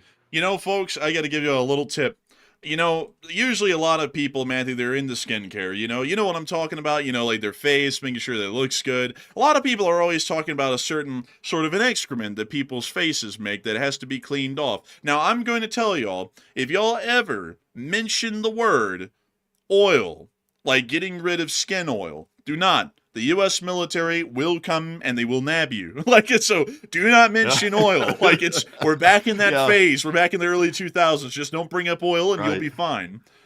Yeah, also, by the way, I don't know if the U.S. has heard or not, because, the U.S. is kind of stalling about striking Iran because they've been saying they're going to strike it. It may or may not be the best idea to step in the middle of that revolution, but I don't know if the U.S. officials have heard or not, but I think Iran might have a little bit of oil over there. I'm not sure if they've heard about that. So I'm not sure. Obviously, I don't think that oil or money would play into the equation at all. I don't think the U.S. makes decisions based on oil or money, but they might want to look into Iran for that oil, perhaps.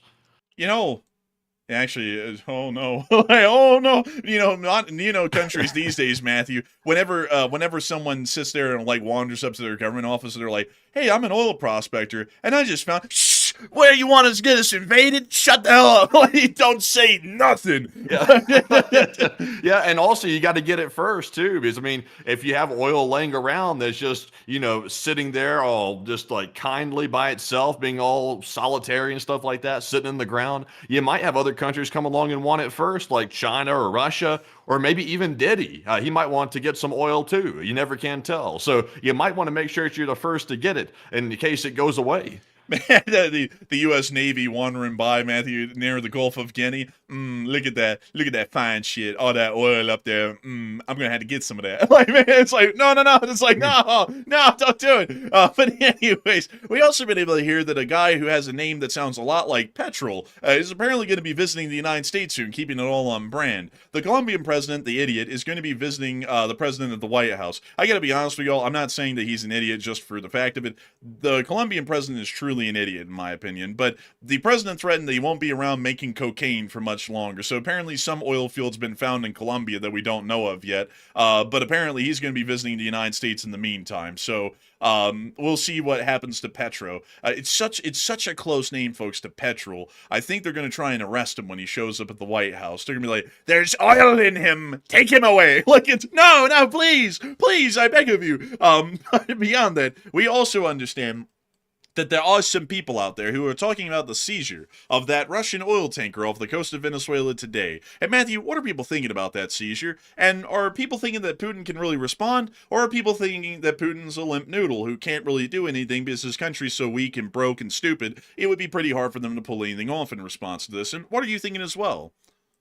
All right, so how is Putin going to respond to the second seizure of an alleged Russian oil tanker near Venezuela? How is Putin going to react this time? And it looks like 59% said there's nothing Putin can really do in the situation, while 23% said yes, Putin will react strongly, and 12% said no, Putin will let it go.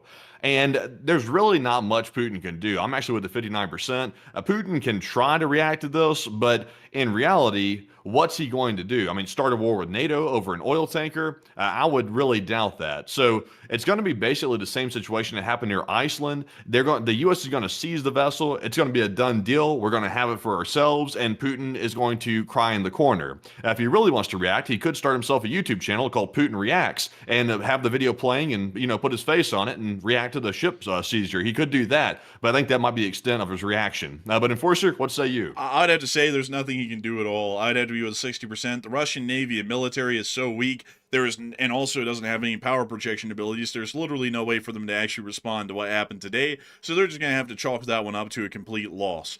So with that, I hope that does address that well, in my opinion. And also, folks, I have to bring it all up to Washington for a couple of top comments of the day. For one, we have been able to hear that the Greenland situation is still coming up, and apparently we're not planning on buying Greenland at this point. We're planning on just taking it from them, apparently. Additionally, we've also been able to hear that apparently the president is now insinuating that we might just fly in and grab Putin like we did Maduro. As the president was asked whether he would order a mission to go and capture Putin like Maduro, and this was the president's words exactly. Well, I don't think it's going to be necessary. I think we're going to have I've always had a great relationship with them. I'm very disappointed. So it kind of seems like there's like an insinuation here that we might actually just try and grab him one day, which I'm not going to lie, folks, that's actually quite escalatory, just even the mention that we might just go in and grab him, because this is starting to make Putin look fairly weak, like we can just go in there and grab some guy and take him out, and the Russians are just too strong and too powerful in their own minds for something like that to happen. So I'm not going to lie, a lot of the statements that have been coming out recently, they're getting on into the realm of being fairly provocative to the Russians, and so I think that we might see that they actually react to this one in some sort of an official capacity. I have a feeling the Russian Foreign Ministry tomorrow is going to be coming out and going, Putin will not be nabbed because he's not Maduro, or something. It'll be something along those lines. I tell you, these dictators, you gotta collect them like Pokemon. They said, go grab a dictator. They said, well, how you gonna nab him, sir? They said, sir, how you gonna nab Mr. Putin? You're gonna nab a dictator, sir? They said, grab him by the Listen, No. you gotta grab the dictators and put them in the paddy wagon and bring them to the jail. That's what you gotta do with them. Bring them to jail. You know, before long, folks, Lavrov, the horse face, is going to come out from the Russian foreign ministry. He's going to go, the Americans think that they can ride Russia like an animal, but we are no horse or beast of burden. And then the president's going to hop on top of him and spank his ass, going, yeah! And then Lavrov's going to go, It really is insane, though. I mean, it really is insane that this suggestion or even implication was made today. I mean, it's wild. Obviously, I think everybody that's watched this channel for 4 years would love to see Putin put in the Hague or put in jail. Like, we would love to see that. But, I mean, we all know that you really cannot do that because obviously Putin is still the leader of Russia. He still has access to the a nuclear arsenal, and you can't really do that. So, I mean, it's not, I don't think he really meant to say this like in a literal sense. I think he was just saying it for dramatic effect, but even for dramatic effect, that's kind of a wild thing to say. I definitely agree. The Russians might actually respond to this. I'm not like in at least a diplomatic form, maybe. We'll have to wait and see, though, exactly what's going to be happening here in the future over that, because it does seem, from what we can tell, this one might actually get a reaction from the Russians. I'm not gonna lie, though, it would be funny to see them give a reaction to this. I'll promise y'all at a minimum, Medvedev is going to say something about this at least. But they might actually have an official comment from their foreign ministry come out, and that those will probably be guaranteed. Meanwhile, we've also been able to hear that the president's apparently having faith in the Iranian revolution, as he stated that Iran is in serious trouble. It looks to me like the people are taking control of certain cities, which we've been covering here on this channel for days, so it appears that the president has apparently been briefed on the situation. Also, second strikes, or generally seconds as we would call them, on Venezuela have been canceled, because apparently they are now cooperating. So there will be no second rounds on the Venezuelans. So for right now, Matthew, sadly, there will be no seconds. Only the first round of meals. So, Oh, man. oh man. But anyways, moving on out of the Americas, it's time for us to get on back over into East Asia, making our way back towards the Ukraine war. The North Koreans have put out a little statement today. And Matthew, get that poll ready. Get that poll fired up, because this one's going to be an interesting one. The North Koreans have made a comment today, folks, and it's been one that honestly kind of took me off guard.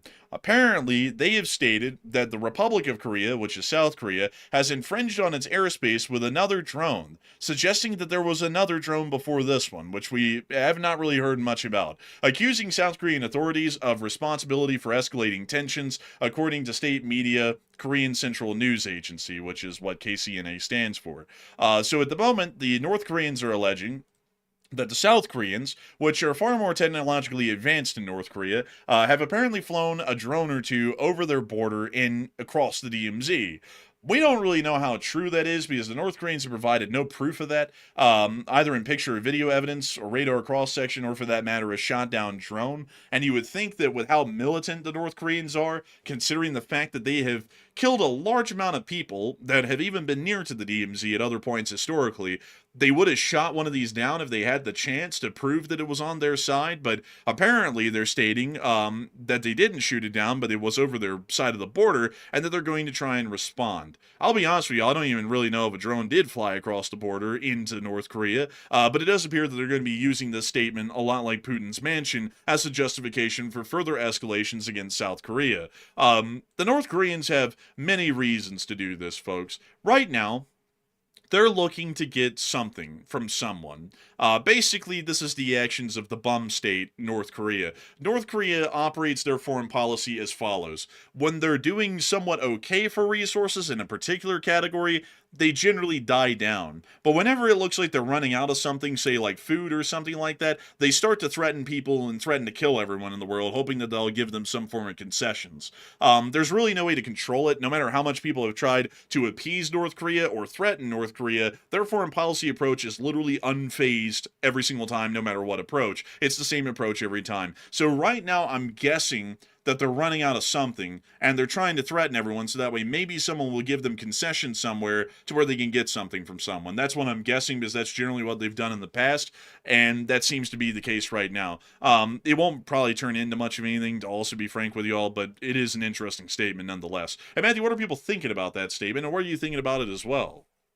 Okay, so North Korea is vowing revenge after they claim South Korea sent that drone into their airspace. And once again, we can't even corroborate that. It could be as fake as the Putin house attack story. It could be as fake as that. But North Korea is claiming that a drone went into their airspace. So what happens now?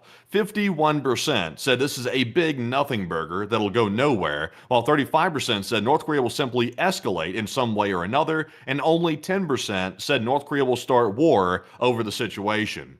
So, North Korea, like many other countries, is seeing all the chaos around the world, and they're probably going to try to capitalize on it themselves because dictators, when they see other countries having a bunch of fun and causing all kinds of wars, they usually want to jump in the mix and do something as well, so that way they can get some attention as well. So, I would say that North Korea is most likely going to escalate. I would take them at their word on the revenge part, but they're not going to start a war immediately over this. It may escalate into a war later on down the road, but we'll likely see a proportional response, maybe with a drone going into South Korea's airspace. We could see the poop balloons come back or something like that. But ultimately, though, the U.S. does have a wild card in our back pocket. If things get wildly out of control, we could always send Dennis Rodman in and he could negotiate a peace. But Enforcer, what say you? You know, that's always a possibility.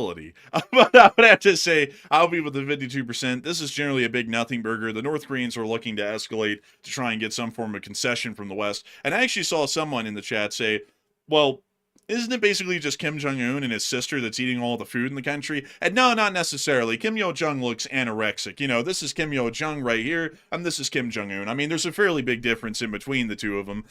One of them looks quite well fed, and the other one looks anorexic. So I generally think that it's just Kim Jong-un that's having all the food in the country, because this lady looks like she hasn't eaten a proper meal in years. I don't know about you, Matthew, but I mean, she looks rather, thin.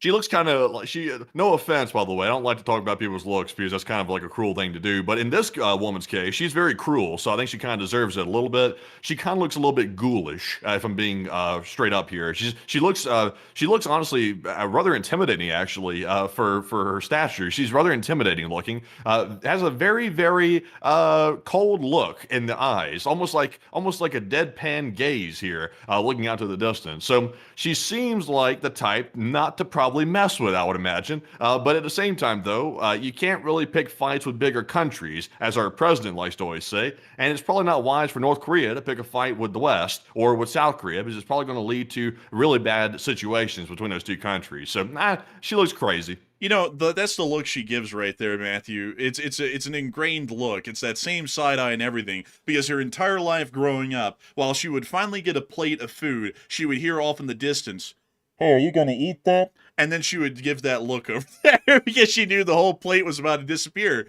Straight to this guy. But anyways. Oh, damn. Oh, man, bro. I'm not gonna lie. Folks, I never hold off from making a joke on Kim Jong-un. Last night we had someone come in here and say, oh, so we're fat shaming now? It's like, oh, boo-hoo-hoo. We made fun of the dictator who literally has concentration camps in this country, and he's killing tens of thousands of people every year. Oh, wow. How's he ever going to recover from a fat joke? You know, I'm not going to lie, folks. I don't even understand people who do that. It's like, this guy deserves every single bit of criticism and bad comedy that can be thrown his way, because the guy is literally putting millions of North Koreans every year in concentration camps and killing them off in the tens of thousands of every year. So, I mean, if the worst we can do is call the guy fat, I don't really think we're doing too bad considering how heinous the guy is in his leadership inside of his country. That's the way I look at it. And also, by the way, like the comments coming in are wild about Kim Yo-jong or whatever her name is. There's a sister here.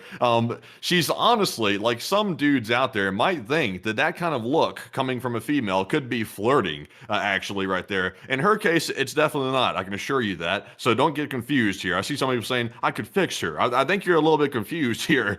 There's no fixing on your part. It's only fixing from her side of the situation on you. I think that's the way it's going to work. So I think you can probably just rule this one out. I think you can just leave her to the North Korean government.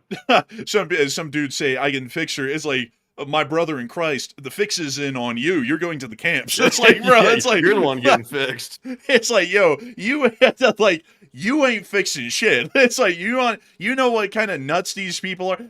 Nobody has ever said no to them in their lives, ever. There's no fixing them. But anyways, moving on out of North Korea, it is time for us folks to finally make it on over and into Eastern Europe and Ukraine. Because we have a lot of news coming out of the war in Ukraine today. Most importantly, though, we do have the big news that everyone's been waiting for. The peace deal, the 20-point peace deal, has been proposed to the president of Russia, the devil himself, Vladimir, let's see, what's his middle name, Matthew? Vladimir something Putin. It's not a Vladimir silly... Vladimirovich let's see. Vladimir Volodymyrovich Putin. I believe that is his full name. Let me go. Vladimir Putin. What is his middle name? I was right. It is Vladimir Vorovich. That is one I hell. Can't say it. Man, my name is Vladimir Putin. It's like, okay, cool. But anyways, beyond that, the peace deal was presented to them today, folks. And what's your bets, everyone? We're not betting here on the channel, but as a figure of speech, what's your bets, everyone? I'm going to wait for y'all to get a comment in the chat.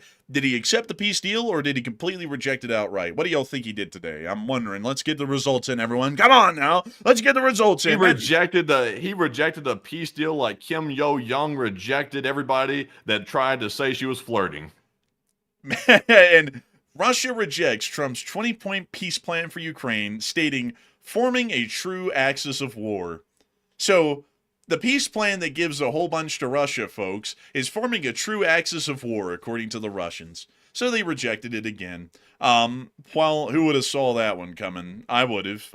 Everyone else in the world would have. But the U.S. administration, I'm sure, folks, not to criticize them, but this is true, they're already going to make another round at it, even after Russia fired an IRBm in Ukraine yesterday. We also were able to hear that the Oreshnik that was fired, according to the Russians, was fired at the Ukrainians because a Ukrainian drone tried to attack Putin's mansion. Y'all remember the AI-made video and also the claims that it was attacked when there was no proof, and the CIA and everyone else in the world said there was no proof of it and it didn't happen? Well, the reason why they fired the IRBm, according to them, is because of that attack that did not happen. I would generally say it was over the Bella 1. I would be pretty sure that that was the reason for it, but they're saying it's because of the attack on Putin's house. I'm not believing that at all, but that's what they're claiming. That's their official statement on that at the moment. So, a little bit. Also, isn't that kind of crazy? Like, Belgorod is in a blackout right now. 600,000 people in that oblast are without power. And instead of Russia firing an IRBM in Ukraine for that, they fire an IRBM in Ukraine for the second time ever because they tried to attack Putin's house and it didn't even happen. It's like, that really shows where their priorities are.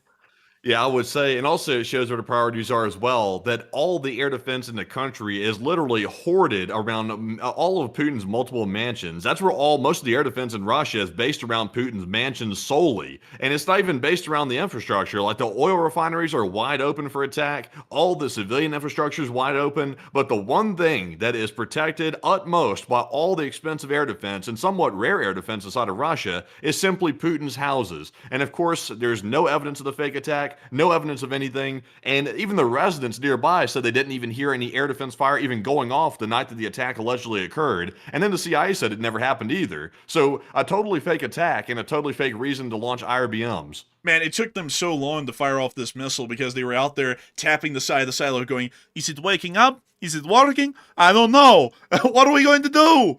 I don't know. I know. Feed it Viagra. Like, and then they're like, it'll work. At least this time. It might explode next time. Who knows? But they apparently, like, and also I gotta say, folks, that whole Putin's house thing happened like 3 weeks ago. So how long did they prep this Oreshnik to launch? 3 weeks? Like, how long did that take them to make sure that this Oreshnik would fire? The last time they tried this, by the way, they did try it before this time and before the last time, somewhere in 2025. The missile just failed. It didn't even launch. It didn't even explode. It just failed to go off and launch itself. So apparently they had to spend 3 weeks going over this thing with a fine comb to make sure that it would fire. So I will be honest with y'all, I don't really think a lot of those Oreshniks are going to be operational if the Russians needed them at this moment, tomorrow or today. That is not going to happen. But anyways, we are going to be moving on with the crazy news out of Moscow. We're going to be moving on down to the real damage that has been caused in Russia tonight, as we did see in the Bryansk Oblast that there was gunfire. Oh, do you hear that? Man, those are those classic sirens. Oh, here it comes. It's coming in. It's wobbly. Oh. Well, there it goes. That one sounds like it's struggling. Like, straight up. Like, it's like, calm that thing down. We also got to see another clip here showing us that little, actually, this is the same clip, it's a duplicate, so let me get rid of this one. We'll just put the one in Bryansk, because that's where it actually happened. Meanwhile, down in Belgrade, we did get a report from the Russians today. Things are grim. Like, real grim. The real Gladkov. That's what the Russians called when he's actually happy. That's so rare they have to give them a name. The Gladkov. Unfortunately, today is not a good morning at all. Oh man, we're all going to cry. We're going to shed one tear for the Russians. According to the results of the enemy's overnight shelling of utility infrastructure in the Belgrade region, as of 6 a.m. today, 556,000 people in 6 municipalities are without power. One Ukrainian attack on Belgrade has knocked out electricity, folks, to 0.5% of the entire national population of Russia. In 6 municipalities are without power. Almost the same number are without heat, primarily in 1,920 apartment buildings. Nearly 200,000 people are without water and sewage. All emergency crews are in place. I'll hold a task force meeting in 15 minutes to review the current restoration progress.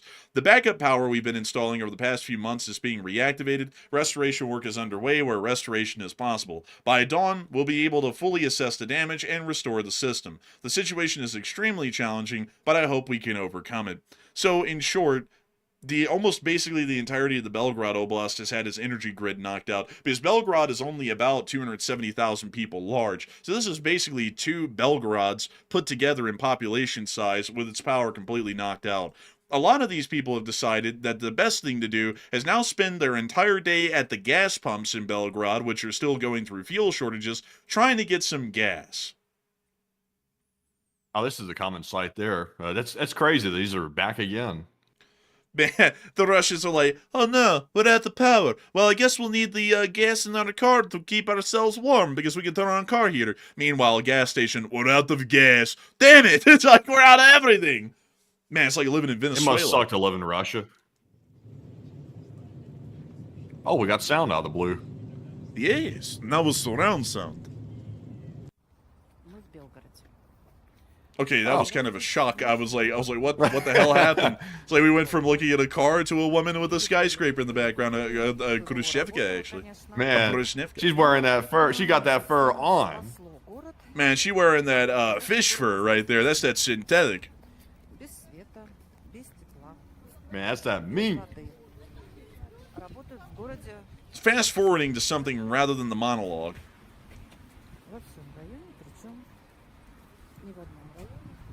Russia is such a quiet place. It's like unrealistically quiet, like out in the public spaces, you know? Like nobody talks, there's no music, there's nothing. Not even the sound of cars almost. Like that's the sound of the outside folks in a Russian town. It's just nothing. And by the way, folks, before someone says, well, duh, the power's out. It sounds like this anyways, even when the power's on. От слова совсем. Люди вышли на улицу. Oh, they had a coffee vending machine. Huh, that's interesting. Oh, yeah, that's unusual. It's high tech. Уже была ракетная опасность. Oh, someone just got robbed down the street. The burglar alarm went off. Некоторых теплее, чем дома. Someone said that lady's wearing skunk. Короче, какая-то такая ситуация. You know, in Russia, Matthew, they actually have a word for, like fake furs. They call it fish fur. And I forgot the exact name of that in Russian, but it translates in English to fish fur, because apparently in Russia, a lot of the synthetic furs were made out of something from a fish or something along those lines. Like it was extremely low quality. I don't even understand how the hell that really works, but that's why they would call it fish fur, and that name stuck to this day. So that's probably fish fur by the Russian definition. Seems like it'd been easier to use some mink or something like that, I guess. But I guess it's up to them. Man, what do we do with all these fishes? We turn them into fur, but get to work. I mean, it's like, what in the world? Like, man, that must stink like hell, man. Like, you walk up, wow, yeah, that's a nice fur jacket, blid. Yes, it's fish. Like, it's a fish fur jacket, blid. But anyways, moving on into Ukraine and on into the war itself, we were able to hear that Zelensky will be holding an emergency UN meeting at the UN Security Council over the Oreshnik strike on Lviv last night. Moving on out of that, we are going to be moving on to our location unknowns, where we also were able to see that the Russian cavalry is now getting equipped with Starlink, блядь. Приварили. Все четко. Starlink. Oh, the machine gun fire just sporadically going off in the distance as they show off their horse equipped with Wi-Fi. Вот так вот. Такая конструкция, связь ловит. Вот такая вот трансляция. Oh my god, they're broadcasting from the back of a horse. Man, Oh, it that already horse- broke? Maybe? That horse kind of looks mangy. Like he's not- Mangy. yeah, like he's not really being kept well. These poor animals. Who knows? The Russians are probably not treating them right, so I wouldn't doubt it.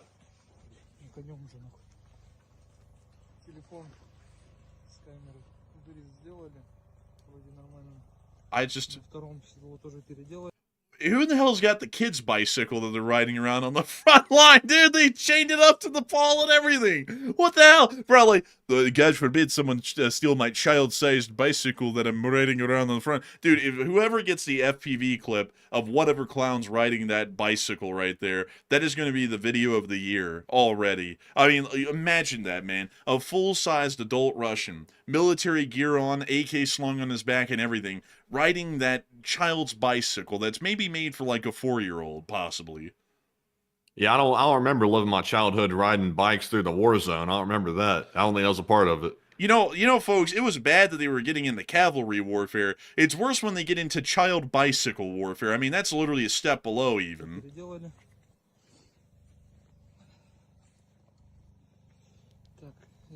When you see the cradle on the back of this horse, apparently no Starlink system in it.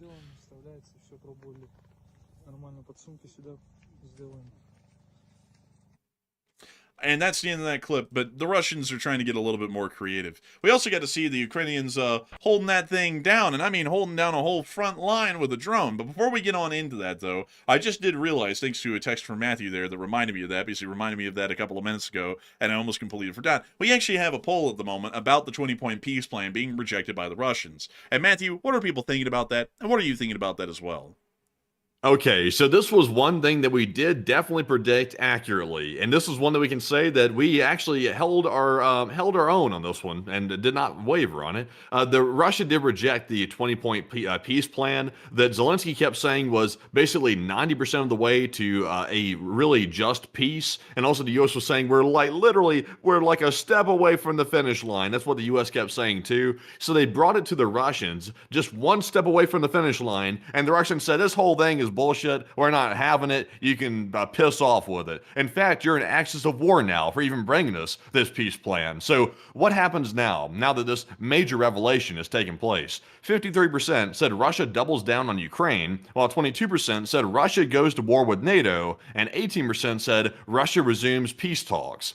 So if they resume peace talks, it's pointless. We shouldn't do that, but I'm sure the U.S. will do it anyway. So I believe that Russia will double down on Ukraine, and ultimately that likely will lead to a war with NATO. But that's further on down the road. That's not the immediate result. The immediate result is Russia will keep fighting in Ukraine to the detriment of their own economy and likely go to the brink of destruction. So I'm with the 53%. But Enforcer, what say you? I'd have to be with 53%. I think they're just going to be trying to double down however they can, because they are clearly not going to be accepting any peace deal, no matter how favorable it is, because it's not going to achieve their true aims in Ukraine, no matter what we try and reach. Even if we gave the Russians everything that we wanted, well, everything that they wanted right now, they still wouldn't accept that, because what they're claiming they want is not a real representation of what they actually want. So I would have to be with the 53%. The Russians are going to double down, and we're probably going to see that there will be no peace deal at any point in the future. You know, it's crazy, folks. Gotta say it. I mean, it's really crazy. I remember not too long ago, it was like a year ago, around this time,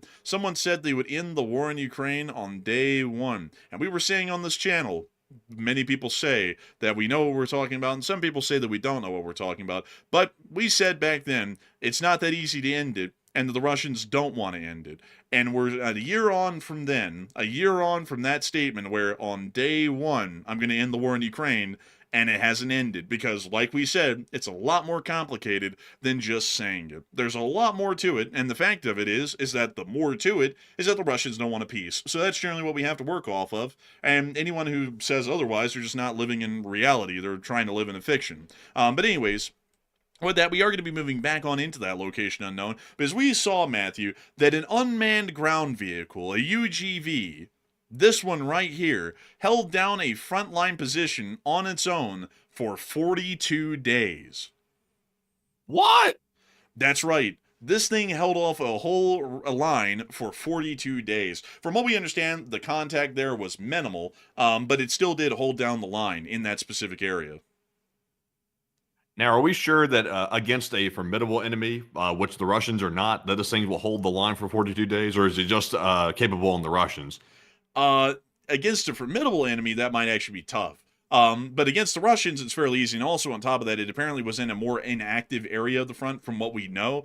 So it was kind of just holding down an area, considering that they need to divert manpower elsewhere. It basically was in that area just in case if something happened, it could engage the Russians until actual infantry could respond to the situation. But that seems to be the situation it was in. Still really important, though, because it basically allows for them to set up a whole bunch of these drones within a specific sector of the front and still technically hold it down with some firepower, but also divert all of that manpower into another front where it could be needed the most. So actually a very effective sort of a system there, at least in terms of resource distribution.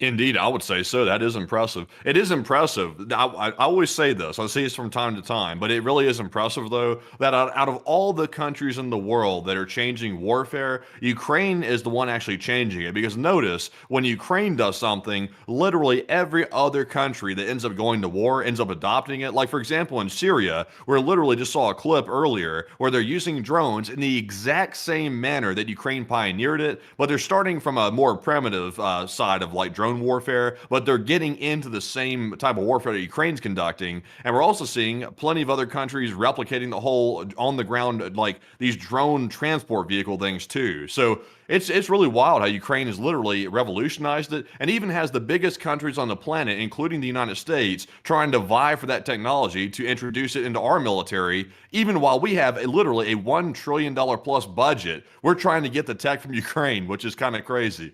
The U.S. puts in $1 trillion, gets some pretty cool weapon systems, but still, in the modern day, they might not really stand up too well against all threats. Meanwhile, Zelensky, okay, we have $50 and we have to beat the Russians. Let's make a whole bunch of cheap drones. It's like, man, it's like, and who would have thought that would have worked?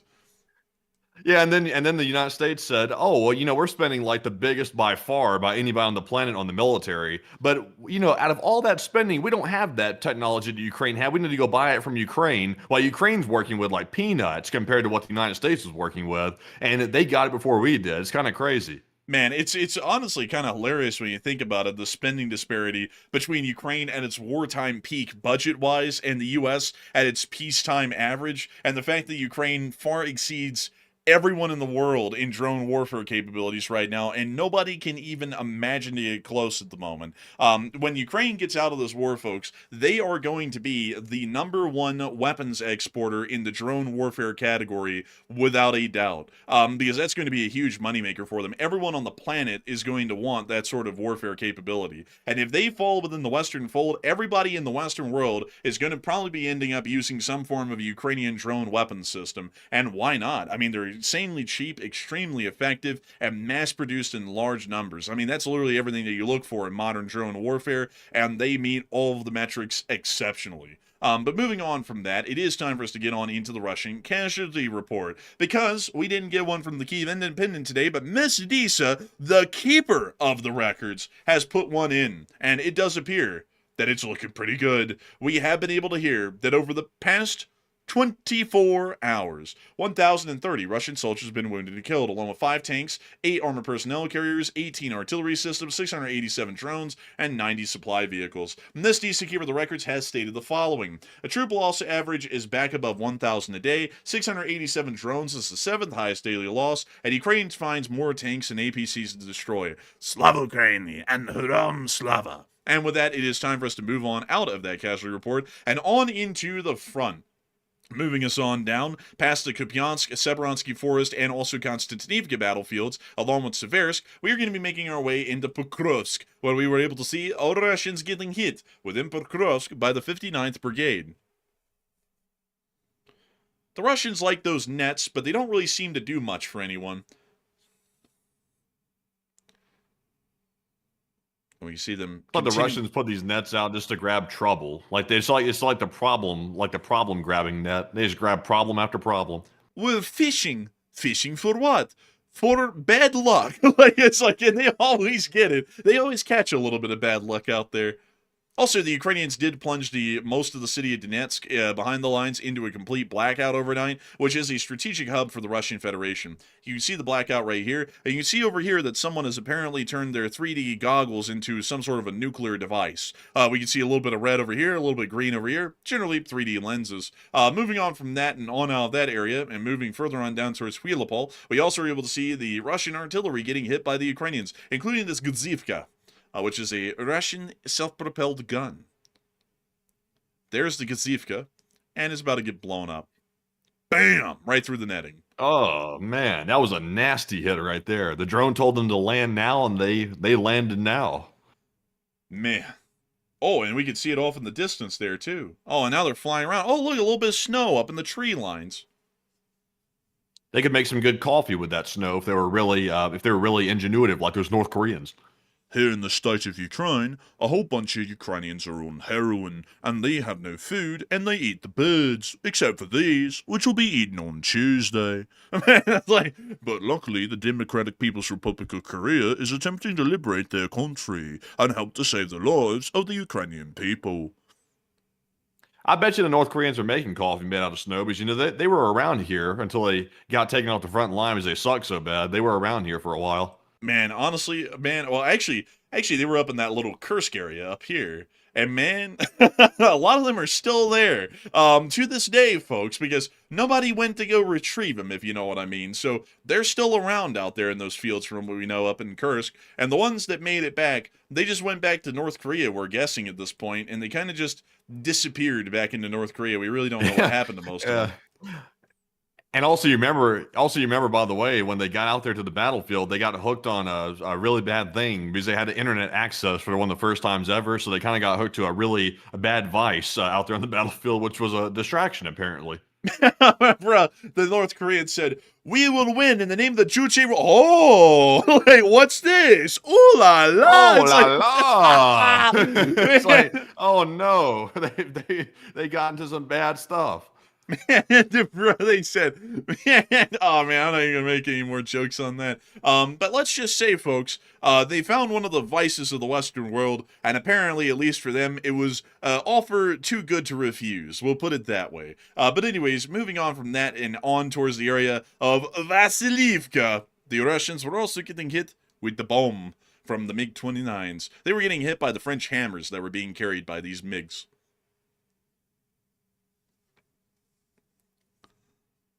It really is insane, though, that the North Koreans, coming out of literally no internet access, that they literally jumped into every possible bad vice you could jump into. The moment they had an inch of freedom, they just literally went crazy. And also sucked at fighting. And that wasn't unexpected either. The North Koreans don't even know how to fight at all because they haven't fought a real war. It's all propaganda. So they just got slaughtered. They got addicted to some bad stuff on the internet, and then they went back home very badly injured, and also their pride beaten to hell. Man, dude, I actually heard, Matthew, that there was a story at one point of one of those North Korean soldiers that was engaging in that sort of behavior. He was actually caught by his commander, and his commander said, "What are you doing? Using an electronic device issued to you by the Juche Revolution to look at salacious women." And the man responded, "Sir, I'm only trying to watch training films to increase the fertility rate of the Democratic People's Republic of Korea, sir." And then he said, "Okay, let's all charge right at the Ukrainians with a giant line and get blown up." It's like, He said, but sir, she looks better than Kim Yo-young, sir. He said, well, you valid. You valid. Man, he said, yeah, man, the North Korean said, but sir, the baddies. And then the comments said, "There'll be no baddies for you. The only baddie that we're running into is the Ukrainians. They're about to obliterate us all in an artillery strike in 3 minutes tops." But anyways, moving on from that and on down into the Kherson area, we also got to see the Russians getting hunted down in their boats. This is a usual affair down on the Dnipro. And there they are, and there they go. You see the boat engine was knocked out.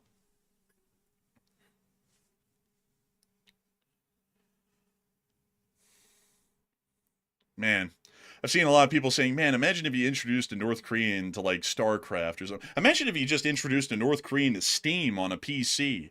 Like the the potential there is limitless. I mean, imagine, we could see the next great culture of gamers, a lot like the Chinese gamer cafes come out of North Korea if they just got a little introduction to the online gaming world. It's really a lot. Actually, some of the North Koreans actually do have a introduction to gaming. They actually have a group of North Koreans that are in cyber warfare in their country that actually join gaming groups, and they try to recruit people through the gaming groups through voice chat and also text chat to go and basically work on behalf of the North Korean government. Did you know they do that? Oh yeah, I've seen that before. Yeah, they don't know that they're working for the North Korean government, but they're making money for them unknowingly. Yeah, they go around doing that, and they do it mainly through gaming networks, actually. So some North Korean, they're not gaming because they enjoy it or they want to. They're doing it because they're told to do it. So they get on there, they find unwitting Westerners, and then they recruit them for the North Koreans.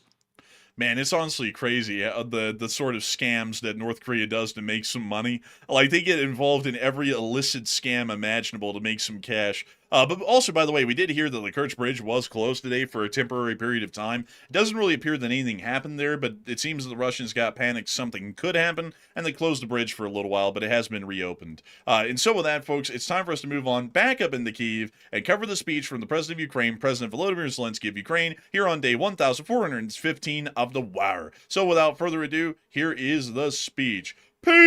Speech! Шановні українці, українки, зараз тривають відновлювальні роботи у наших містах, наших громадах у Києві та області, на Дніпровщині, на Львівщині, Кіровоградській, Черкаській, Одеській областях. Фактично постійно ремонтні бригади працюють на Сумщині, Чернігівщині, в Харківщині. Задіяно максимум сил, щоб відновити життєзабезпечення. Росіяни користуються погодою, похолоданням і намагаються уразити якнайбільше наші енергетичні об'єкти. Видно, як вони поважають Америку та всю дипломатію. Минулої ночі було більше 200 російських дронів і також значна кількість балістики і в основному проти Києва. 4 людини убиті. Мої співчуття рідним. Майже 3 десятки поранених. Перед цим були удари по Дніпру, Кривому Рогу, Запоріжжю. Перед цим Одеса. Основна російська тактика – намагатись повністю вимкнути міста.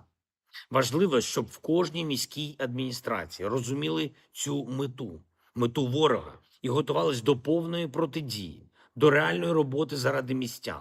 Не тікати треба від проблем, а вирішувати їх. Тим більше, коли є ресурс для цього, як в Києві, найбільш забезпечене фінансами місто України. І повинні бути всі необхідні резервні схеми.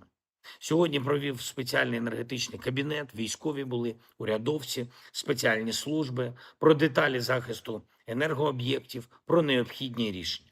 Максимально активними мають бути дипломати по лінії МЗС та неформальній дипломатії.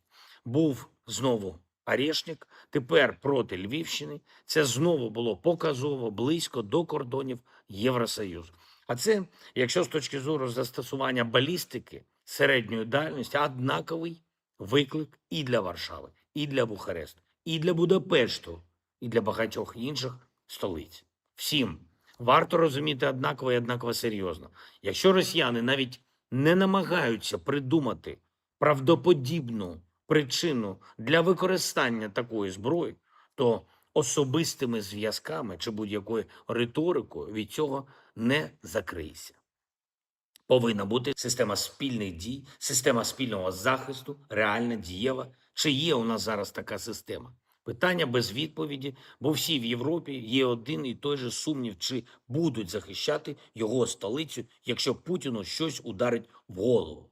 Була сьогодні детальна доповідь військових, головнокомандувач, начальник Генерального штабу, в тому числі по роботі з партнерами цими днями, по гарантіях безпеки. Документи багато в чому фіналізовані, але сутність цих документів, їх сила в тому, щоб була впевненість, що гарантії мають спрацювати. Це може бути видно реально тільки, якщо і зараз захист буде працювати. Вчасне постачання ППО, вчасне постачання обладнання для нашої стійкості, для нашої енергетики, вчасне забезпечення фінансів для України, для нашої оборони та нашої стійкості. Багато деталей, і кожну з них треба пропрацьовувати так зараз, щоб на день завтрашній була впевненість.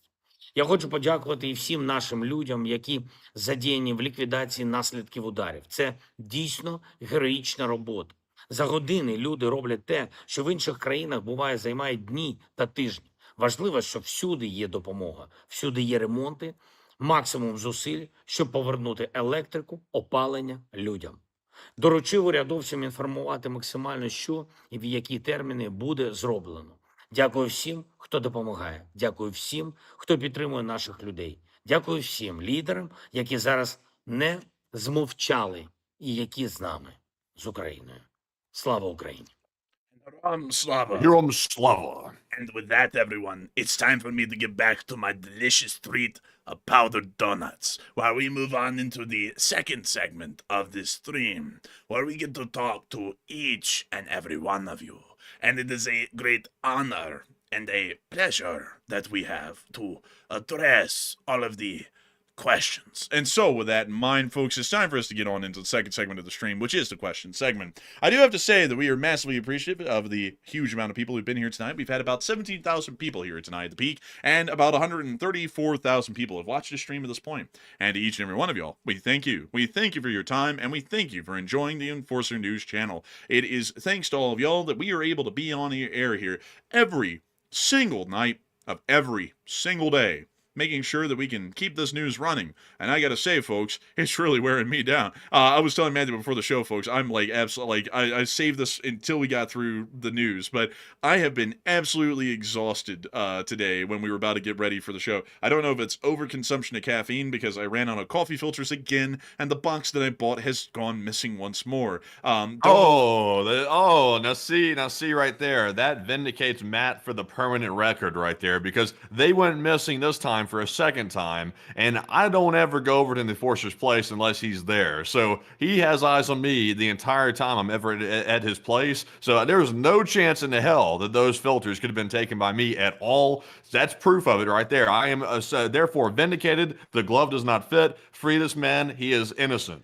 If the filter does not fit, you must acquit. But beyond that, apparently the damn things got lost again. Don't know where they went, folks. I put them in my pantry this time, and they're gone. They're gone from the spot I put them in. So I had to get another set of them, and those will be showing up on Sunday. I gotta tell you, folks, I don't know what's up with that, but I've been drinking energy drinks here for about the past, about 5 days or so, and I don't know if it's overconsumption of caffeine because it's more caffeine than I usually consume that's getting me exhausted, or if it's just the fact that we haven't had a day off in 10 straight days. I don't know which one it is, but I'm absolutely worn out tonight. I'm sure some of y'all probably too much caffeine.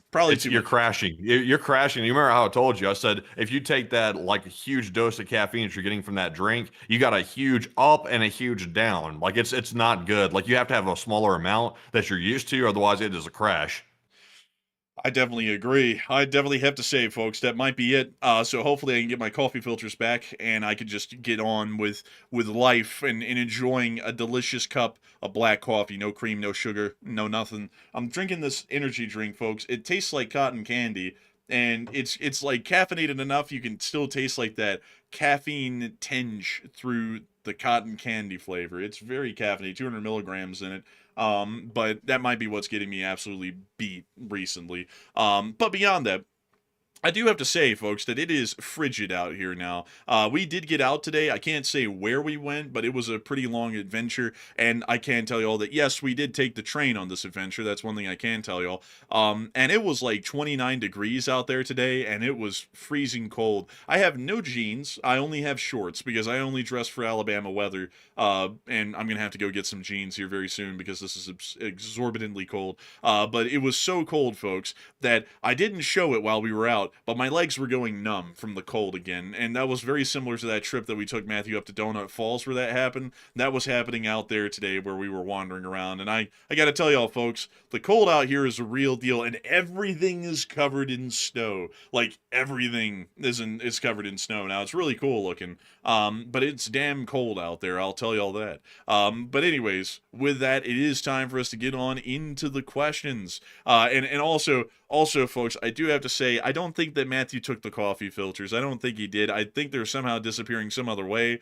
You know, rats, the KGB, something like that. You know, folks, this is actually a method that the Stasi actually used. Did you know that, Matthew? That was a method that the Stasi used to make their targets believe that they were going insane, is that they would move around things or take things out of their place, like little things that you wouldn't really care about too much, but when you went to go look for them, you would know that they were there and now they were missing or they were misplaced, and it would make you think that you might be losing your mind. That would make you think you're losing your mind. It would piss me off. I'd end up going irate. Man, apparently they did that enough that people would start to think that they were losing their minds. They basically try and conduct psychological torture against them. So Man, they would have me a freaking irritable. Like, I'll be crashing out. Like, I'd be like, forget thinking I'm crazy. I'm crashing out. Like, where the hell are my filters at? I haven't had nothing go missing though. That's a wild strategy though, right there. It's kind of crazy to start. Like Five said in the live chat, basically gaslighting people. That's kind of crazy. yeah, I mean, it was crazy. You know, another thing they do is that they tap every single phone call made in East Germany the entire time, and they had this huge bank. Like, the Stasi is actually a very interesting group for an intelligence agency, because the Stasi did some foreign intelligence gathering, but they were mostly directed inwards. Most of their operations were inwards against their own people. They would record, no joke, Matthew, every single phone call that was ever made in East Germany, the millions of them, basically every week, and they would record all of them, and they'd store the recordings and document them, and they would never listen to them. Oh, we do too. Or like, the government does that. Well, yeah, but this was back in like the 60s, though, when the recordings were having to be done on tape, on like a tape roll, like that sort of recording. Like, they were doing loads of these, and it was an extremely like mechanically intricate process, because, you know, in the modern day it's very easy to do, but back then it was extremely difficult to do. And they would label them all with like a little bit of masking tape and put the name of the people who were on the call, and they wouldn't listen to them. But if you ever did anything in the future that would put you on the list, they would then pull your whole file of every phone call you ever made, and they would start going through them and listen to them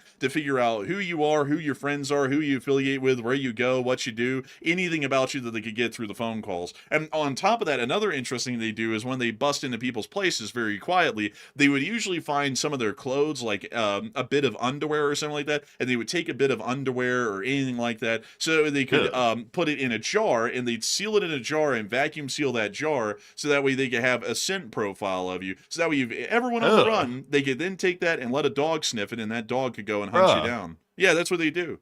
Oh, perverts in the Stasi. What the hell? I never heard that story. That's kind of wild right there. That's they're going through people's underwear drawers and taking some underwear. It's like, bro, let me pull it up for you. Do we really know what these people are doing? What were these people up to? Man, let me pull it up for you, man. It's a real deal. Here it is, the Stasi scent jars. And they'd have these jars with just random objects, sometimes a bit of undergarment or something else. Underwear. I heard that they had some somewhere. I don't know. I'd have to go looking for them. That's a sock. I mean, you know, undergarments in general, you know, something like that. I'm just trying to summarize, man. I'm not being particular here. Like, you're very. I don't know that. That's an important distinction right there between an underwear or a sock. That's a big difference. That's a big difference. Well, I mean, there's some of the files that they keep, it's like there's some of them at least, But I mean, like, it's not too different. It's kind of an undergarment, I'm just trying to get the point across, It's just a point, It's not supposed to be exact, It's just kind of getting the gist along. But I don't. Did they ever try doing this on like like somebody that had like OCD? I mean, I don't have OCD, but I'm like one of these people that when I have everything in a particular spot, like I know exactly where every single thing is in my place, and it's always positioned a certain way. Like I'm very particular about how everything's set up and organized. So if someone came in here and even like stepped on the rug or like moved a couch pillow or something like that, even a remote, or even nudged something by accident, I could tell you if somebody's been in here or not. Like I am very particular with that. So I guess they didn't ever try anybody with OCD, I would imagine. That's an interesting point. That is an interesting point right there. And I don't know if they ever tried it on any of those folks, but the Stasi were very meticulous. Like they were extremely meticulous. They did the whole replacing of the dust. They take pictures of the places they went in to make sure they reset everything to the way it was. They do all that stuff. Like the Stasi was very, very interesting group. And what's even crazier, folks, is I think that at the end of the DDR, which is the Deutsche Democratic Republic, which is what they were technically called, they released all of the files. Whoa, I mean, even the Stasi released all the files? I mean, honestly, the U.S. is setting a low bar these days, but beyond that, they released all the files, and I think it was something like 1 in every 8 East Germans was an active member or an informant to the Stasi, if I was not mistaken. That's wild right there. That's like a society of snitches. Yeah, dude, they had snitches in every corner, bro. That like the game that the kids would play at school in East Germany was Spy on Your Neighbors. It was a favorite amongst the kids. Like it was a great thing that they did. And also here's another interesting story about the Stasi. They would kidnap people if they ever needed to disappear them in the middle of the night in a black van. And this is actually a story that's mirrored in Poland as well, because the Stasi and the Polish internal services did this as well. But they would spread stories through the children that there were vampires that would ride around in black vans or black cars in the middle of the night, and they'd snatch people and take them away to, like suck their blood and all that stuff that vampires do. So if a kid was out at night and the kids saw the van, nab someone, because they'd usually do it so secretively that, it was very rare if anyone ever saw it, and if a kid saw it, they couldn't go around going, "Mommy, why did they snap that guy?" So the kid would run back and go, "Mom, the vampires, they just grabbed someone," and then the parents would be like, "Oh, you're crazy. They didn't grab anyone. There's no such thing as vampires. It's just ridiculous." But it would actually have been the Stasi nabbing someone. And they spread that story around so that way kids wouldn't be able to convey that information properly, that someone was just nabbed, to start raising public suspicion. Instead, they say that the vampire came around the van and grabbed someone, and that sounded like some made-up bogus. Has anybody ever really looked into this group you're talking about? Because I mean, you're describing like perverts. I mean, it's almost dead on. You're describing perverts. They're taking underwear out of your underwear drawer at night. They're also breaking in and sort of snooping around your place and sort of smelling around to create a scent profile. Also, they're getting in blacked out vans and running around grabbing people off the street, and apparently the eyesight of kids nearby and stuff like this. I mean, this group here is probably the most sus group I've ever heard of. I'm not gonna lie, man. Now that you put it like that, I think they're actually highly suspect. Like, "Hello, children. Would you like some candy?" It's like, no. It's like, no. It's like, man, the Stasi is very questionable now that you're putting it like that. But yeah, I mean, the Stasi was messed up, man. Like, they were crazy. And also another thing, dude. This was actually a crazy one too. Like, do you want to know something else insane that they did?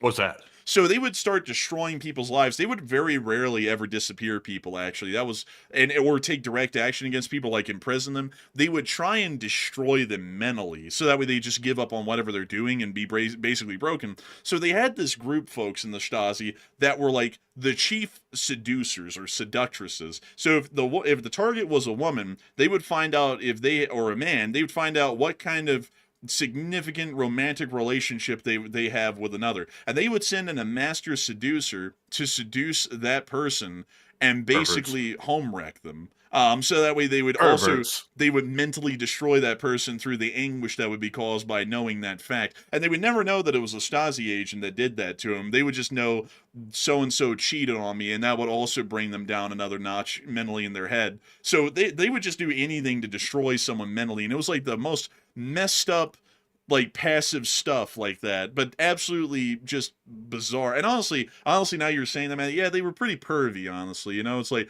just a gang of pervs running the Stasi. They're like, how do we mess with someone? I know, we seduce their girl. It's like, what? It's like, all right. It's like, hey, look now. It's like but also at the same time though, it's like also if they're that unloyal that they're able to be seduced by some random perv. It's like, you know, I mean, there was a little questionable situation going on there in the first place. I mean, apparently they weren't that loyal, or they wouldn't have been running off like that. I mean, honestly, it's just really weird, you know. It's really, you know, the whole of East Germany was bizarre, you know, because even their, like, you know, what's even weirder about East Germany as a whole is that East Germany's military uniforms, like the DDR Army, let me go get their dress uniform. Their dress uniform was literally modeled after the Nazi uniforms of World War II. This was their uniform. Or here is at least an example of all of their uniforms, and it literally was almost the exact same cut and style as the Nazi uniforms of the Second World War, and they did that for the deliberate ideological purpose that it's basically a successor of Germany, while on the other hand, in West Germany, more so Americanized, and they pretty much adopted the Class A dress uniform that every branch of the armed services uses in America to this day. So really, it's like honestly, folks, East Germany was absolutely a bizarro sort of a place. And then they had the glass that wouldn't break. Did you also know about that, Matthew, the Superfest? I did, but I didn't know they created it though. I thought it was the Soviets that created that. No, the East Germans made it because the East Germans couldn't make glass. Like they couldn't mass produce it because it was kind of a little bit more of a costly process that didn't really make a good return, at least for them. And also they wanted to find a way to cut down on the consumption of glasses because they would break often. So they came up with Superfest, which is, for folks who don't know, it's basically a heavily modified form of glass. It's almost a plastic, nearly like an acrylic glass that would not break. And they mass produced these in Germany, and then they tried to export them. Nobody would buy them. So they basically lived and died in East Germany, and there's still some around in East Germany, well, former East Germany today. If you go around there and you go to, say, a beer hall or anything like that in East Germany, you could still find some Superfest sitting around, but the East Germans made it because they were low on sand to make glass with, and they were low on money, so they were trying to find a way to make the glasses last as long as they can by basically making them indestructible. Yeah, it turns out that they weren't indestructible, though. I think they weren't as durable as the glass on their side.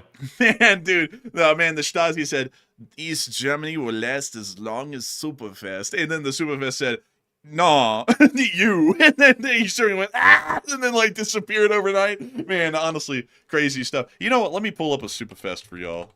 Here we go, Superfest glass. Here they are. They all looked like this. There was no different designs. Every single one of them looked like that. It's like that movie where they had like the guy, I think it was Inglourious Bastards, I think it was, where the guy said, "I want 3 glasses," and he held up the 3 the wrong way or something, and it was like a tell that he wasn't really truly a German because the Germans hold up the 3 a certain way, so it like gave away the whole thing. So he wanted 3 of these glasses right here, and it turns out that got him hurt. Man, bro, that got him hurt. Man, it's like, bro, and that got his ass bent. But man, anyways, man, honestly though, it's crazy. Oh wait a minute, hang on, they actually did have. Oh my goodness, they had vases made out of this. Wow, that's actually pretty cool. I thought they just. Vase. I thought they just had these glasses, but they actually had vases, or vases as I call them, and they had an ice cream cup, and they even had a teacup, and then they had a stamp with imprint for measuring. Wow, I didn't know that they had that variety as Superfest, to be entirely honest with y'all. I didn't know that either, to be honest. Yeah, me either. Honestly, y'all, I want to buy a Superfest, but they're very expensive. Like, these things go for like $100 each these days, which is really crazy. I hate to break it to you, but you can get this at Walmart for like $1, I think. I think the modern day version of it is like Pyrex. Well, yeah, but I want like an original one. Like, I want a real one, you know, not some plastic thing from Walmart. I want Superfest. It's glass. It's glass, man. It's not plastic. That's indestructible? Well, I mean, I think it's shatterproof. That's not the same thing as Superfest. I mean, Superfest is indestructible, basically. I mean, very I don't rarely. want anything that had anything to do with Superfest. I mean, it is such a cool name, though, Superfest. You know, you got to admit, Superfest. It sounds cool. You know, Ferrari makes it super fast. I heard the Lamborghini does that, too. No, they don't. What do you mean? The cars go fast. Yeah, but they don't make a super fast. A Ferrari makes a super fast, which is a very, very nice. I think that's the front engine V12, I believe. Check me. Checkmate. I'm not playing chess. Look at this. Look, I was right. Matt knows his cars. That is a nice one here. This one has a majestic sound, by the way. I've never gotten to see one in real life, but a majestic V12 sound in this thing right here. You put a nice Gentani exhaust in this thing, and it sounds like an F1 car. It's probably the best sounding Ferrari of the whole bunch. I'm not a huge fan of the looks, to be honest, but it sounds fantastic. I'm not gonna lie. This thing kind of just looks like the last gen of Corvette almost.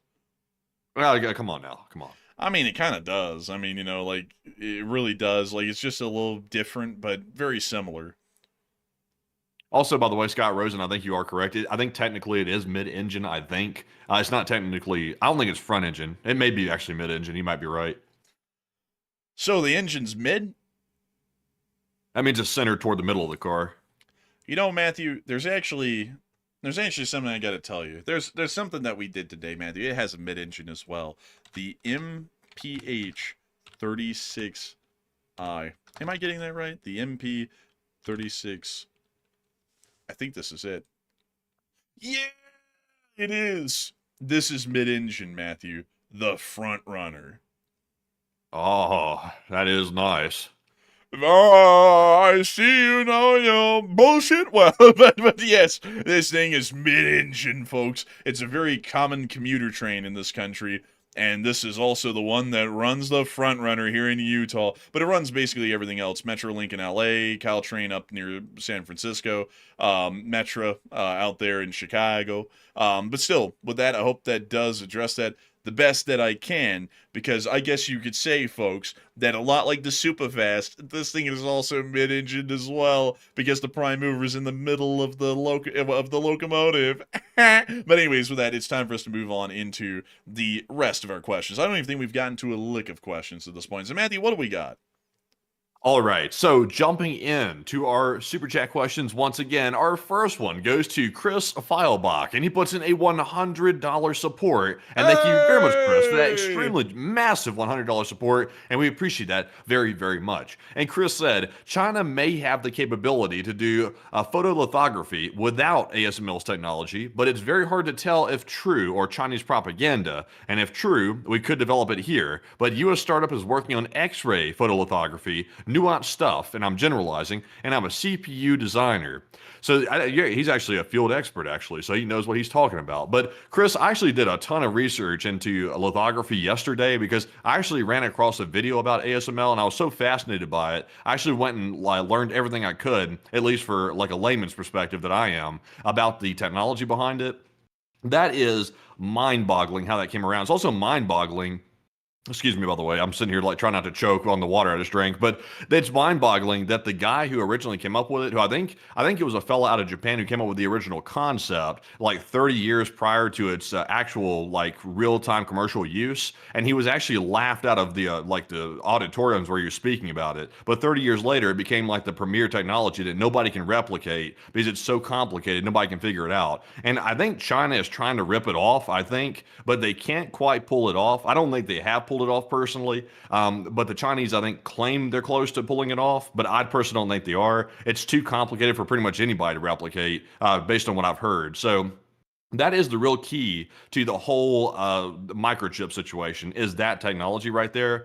I don't know about the X-ray photolithography. I hadn't heard about that one right there, but I'll have to take your word on it. Apparently, U.S. startups working on it, according to Chris, so that could be a big breakthrough maybe soon. But Enforcer, what say you? I gotta say, Chris, a humongous thanks to you for the support. That is very interesting to hear. Matthew actually knows a lot more about that than me, but that is very interesting to hear. And also, I'd have to say, I think it's more so propaganda than anything, because from what I know, and I don't really know a lot about it, I think they started to work on that only about a decade ago, and that'd be kind of wild if they did that, that quickly, if I'm not mistaken, Matthew. Yeah, I mean, it took 30 years for the other fellas, and they were doing it from scratch. If the Chinese are ripping people off, it might take them less time. But, I mean, even to try to rip something like that off, I mean, there is so much proprietary technology that they would have to rip off. I mean, they would have to do some pretty damn bad IP ripping to be able to get that pulled off. Man, honestly, that would be a lot, at least from what I know, and I don't really know a lot even about computers to be straight up, and that's funny because our entire business is run on the computer. But still, a humongous thanks to you for so much for the support, Chris Fieldbach, and sharing that with us. And I thank you for sharing your knowledge with us because you being a CPU designer, you actually would be a subject matter expert, and we thank you very much for your expert input on that. So a humongous thanks to you so much once again for support and helping this channel to keep on running. Because if it wasn't for folks like you, we wouldn't be able to make this channel possible. We wouldn't be able to make it reality, and we wouldn't be able to keep it running. And I also saw someone say you can see the cracks in the Three Gorges Dam all the way from up here in space, and you know that's true. Actually, that's very true. Let me see if I can go find the Three Gorges Dam. Let's see, it's on the Yangtze, so we have to find it. It's further in, I believe, if I'm not mistaken here. Let's see here. It should be up here somewhere. It should be up here. Damn, this is a. Let's see here. Yeah, let me just type it in. We'll find it. We'll find it. Maybe it was the other way. The Three Gorges. And I was very close. We moved far beyond it, though. It was right here.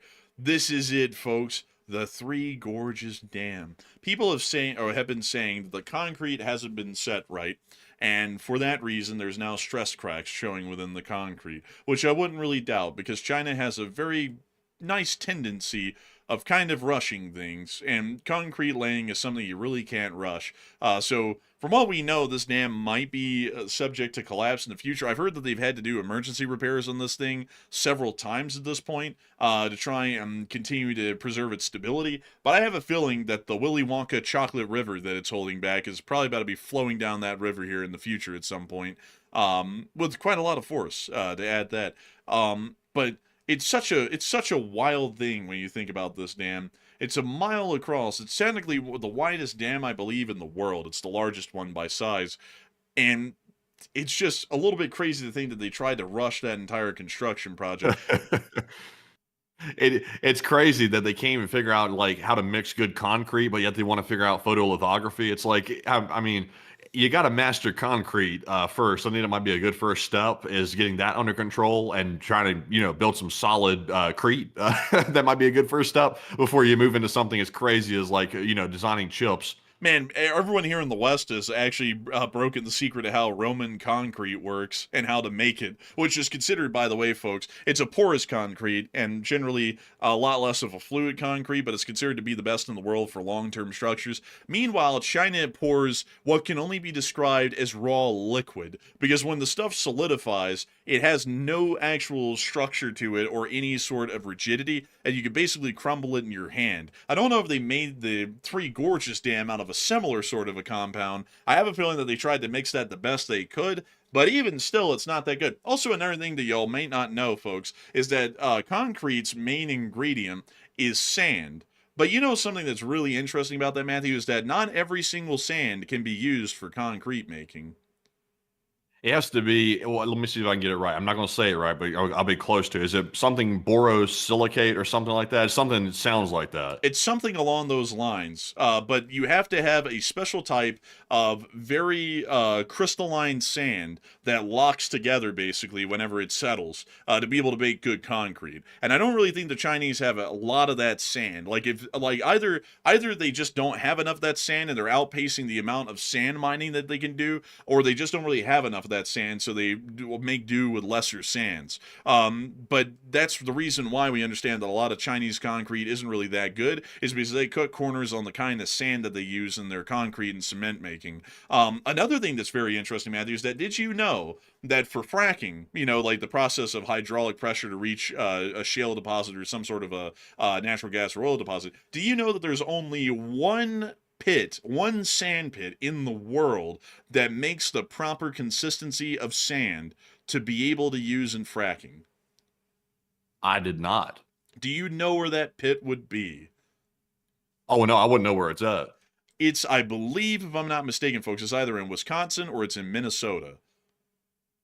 Oh, so you don't know where it's at? I thought you knew where it was. That's why you're asking. It's somewhere up in here. Like, I forgot where. I was about to say Wisconsin, but then I was like, wait a minute. I was like, I'm not really sure. But it's somewhere in between Wisconsin and Minnesota. It was one or the other. Let me go pull it up. Let's see. Fracking sand. It's in Wisconsin, so it is in Wisconsin. I doubted myself. I was going to say Wisconsin, and I was like, oh, I don't know. But this is also by the way, real quick, I looked up on the internet because I was trying to verify if I had the right answer here when I just said that a second ago about the right sand for concrete. I said, what is the right sand for concrete? And the first result said, for strong, durable concrete, the right sand is good sand. what? Oh, duh. Like, Honestly, facts. I mean, they're spitting facts out here, but that doesn't help China get any further.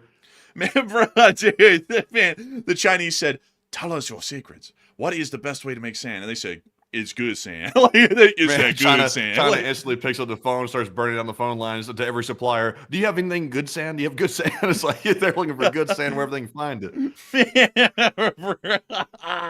oh man, bro, they sat there and said, "What kind of sand's good to make a concrete with?" It's good sand. Like, it's like, okay, it's like, but what kind? But beyond that, most of the fracking sand in the world, basically all of it, comes from Wisconsin. So, let's see here. Let's see.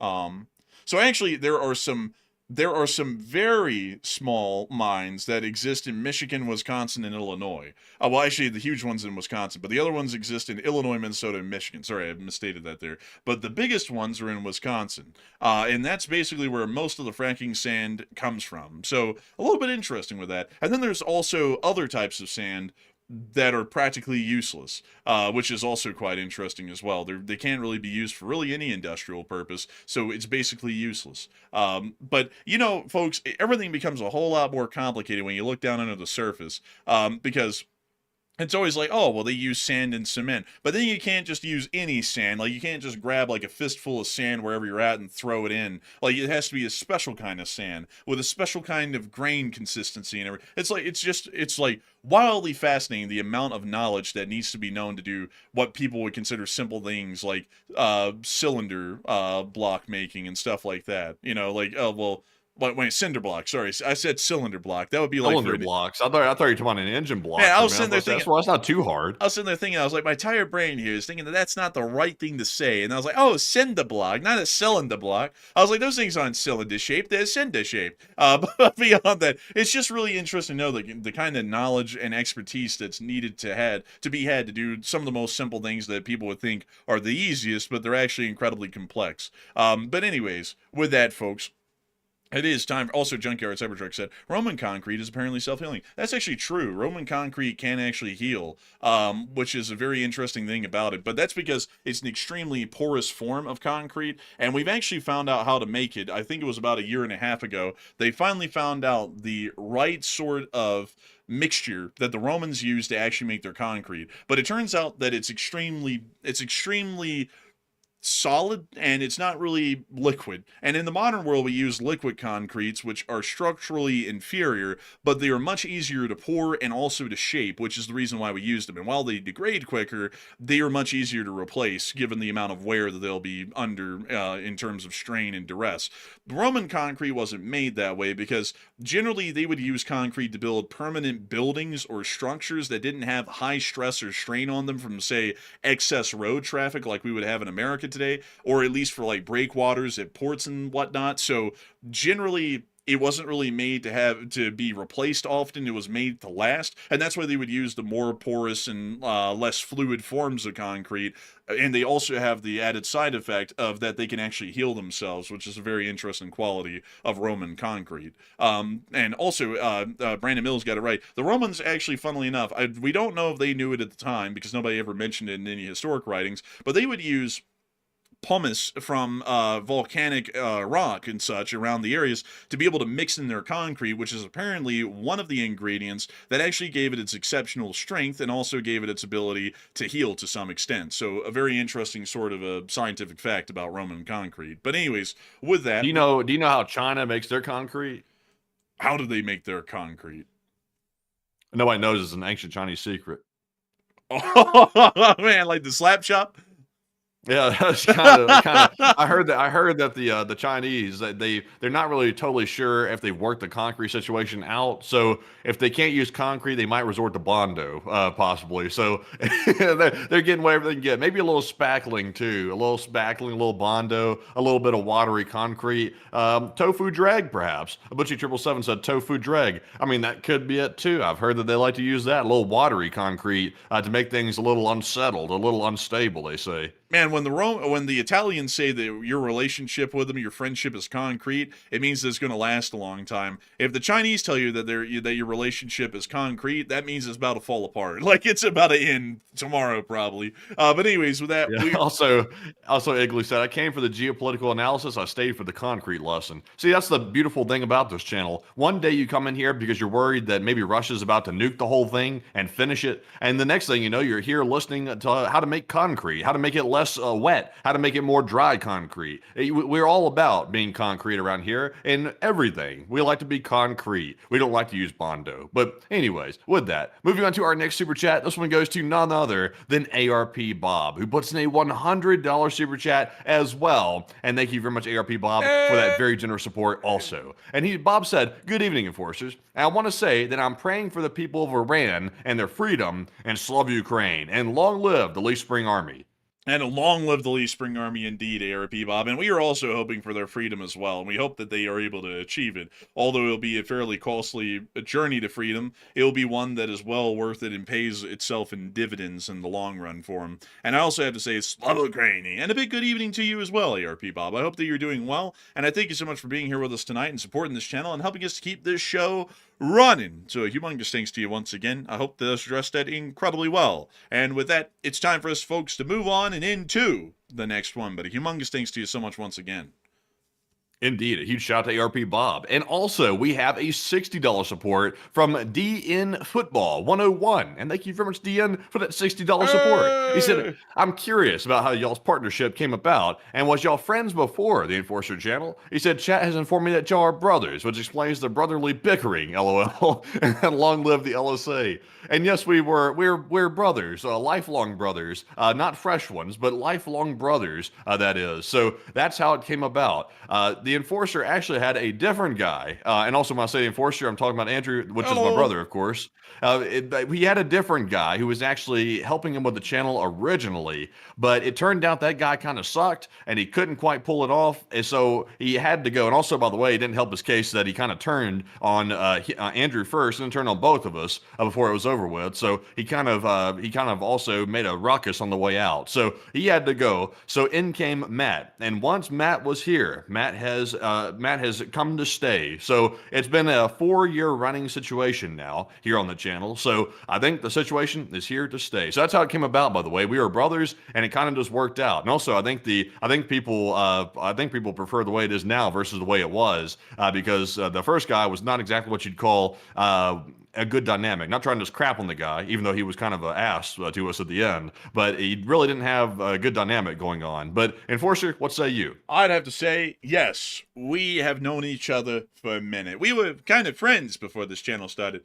We were brothers, and literal brothers at that. Also, I gotta say, folks, I am absolutely sorry to Matthew earlier on the stream, because earlier on I was answering a super chat, and then Matthew kept saying stuff, and I was like, damn, dude, just let me get through it. Because I was exhausted, I was trying to give a long answer, and then he kept butting in, and I was like, oh my god, I was like, every time you do that, I would have to completely restart, and I was like, oh my god. So I'm sorry about that, Matthew. I did not mean to do that earlier on air, by the way. That was me trying to keep we'll fight about it afterward. Yes, we will, actually, as a matter of fact. By the way, fight night's coming around, 4th of July. We're going to be doing it in the White House South. Like, we're going to be going to town, but I'm just kidding. But beyond that, I do have to say, a huge thanks to you for the support and helping this channel to keep on running DN Football. And we I started this thing alone. Matthew wasn't here for the first month of it. Well, actually, hell, I say the first month of it as far as news coverage, but the channel was actually about a half-year old by that point, that the war in Ukraine had started, because it had been actually founded in August of 2021.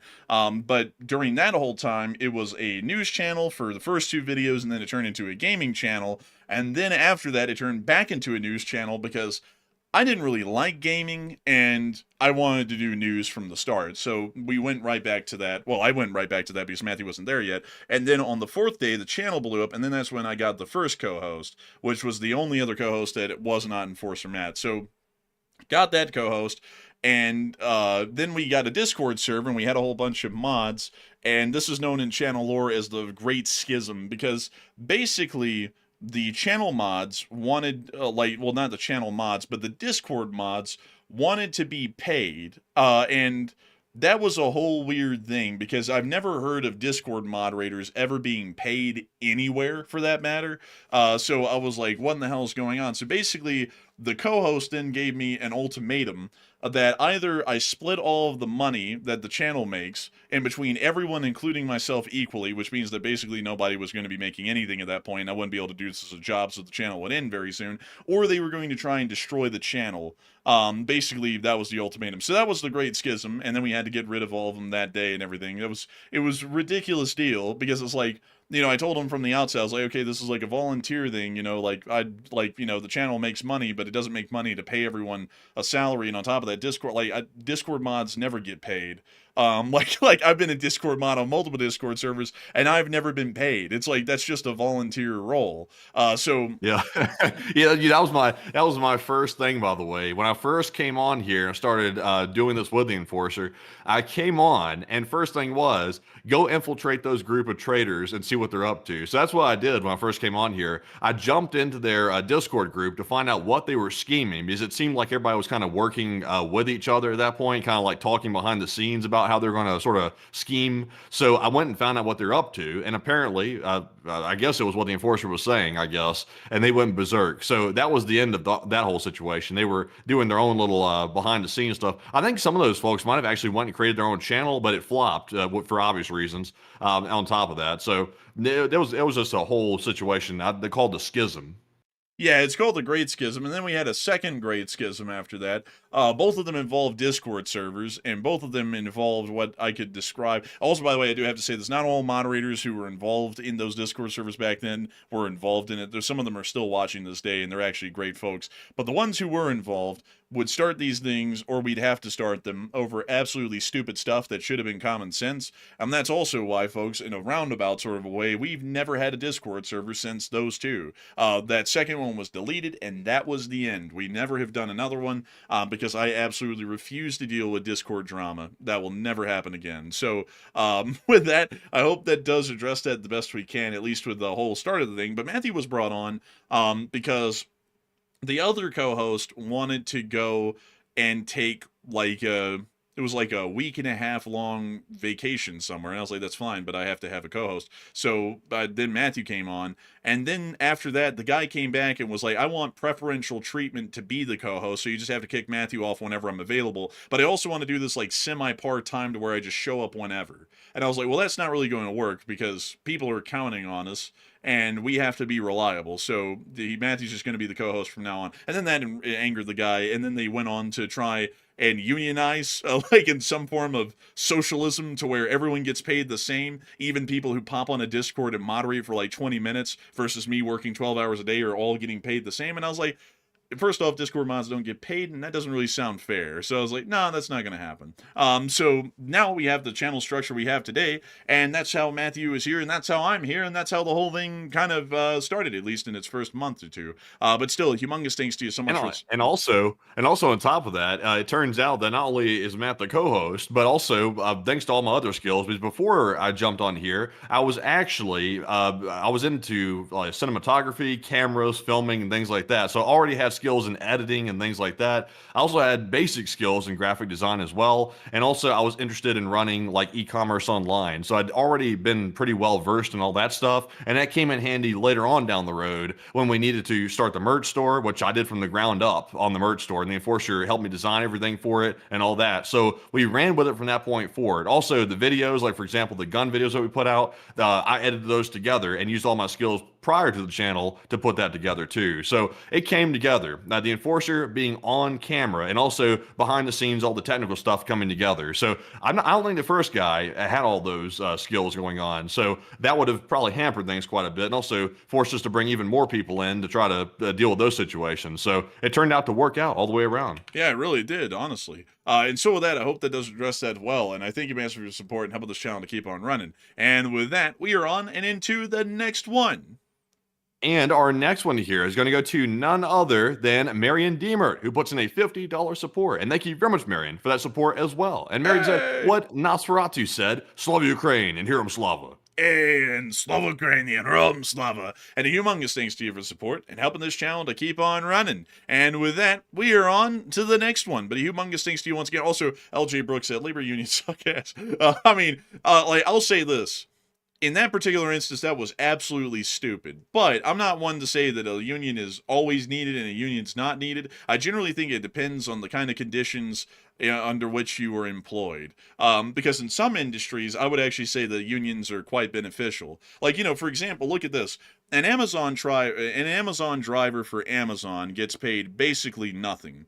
But a driver doing that same job with UPS gets paid a very decent wage. One that I would say is quite fair for the kind of work they do. And so in that particular instance, I would say that a union has been, specifically the Teamsters, has been incredibly beneficial for those drivers or Teamsters at UPS. I mean, it's definitely been good for them. And certainly UPS has not suffered any unfortunate sort of loss of major profits due to that sort of action. It seems as though they have a very loyal base of Teamsters that drive their trucks, and UPS does pretty well for it. I mean, I would pick UPS any day over FedEx, just being honest. But on the other hand, those same drivers at Amazon, they don't get paid squat compared to their compatriots over at UPS. So in that sort of an instance, I'd say that makes sense. But people who want to go and just unionize everything for no reason, like your employer treats you fairly, so then you try and bleed them dry and bleed the beat for everything that's in it, then at that point I say the unions are messed up and wrong. Because there's always a balance to it. Like if a union isn't needed and your employer treats you fairly,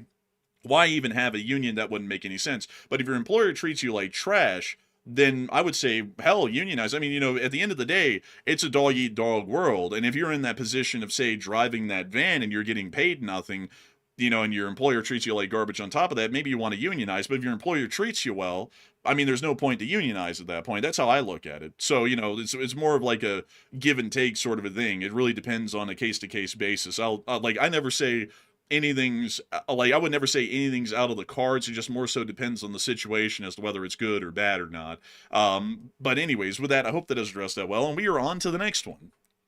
And our next one goes to Brian Sodor, who puts in a $50 support as well. And thank you very much, Brian, for that support, and we appreciate that very much. And Brian said, very simply, coffee filters. Hey, and thank you so much for the support for the coffee filters. I don't know where they're going, but I hope that I get some soon. So a big thanks to you so much for the support and helping this channel to keep it running. Matthew did not take them.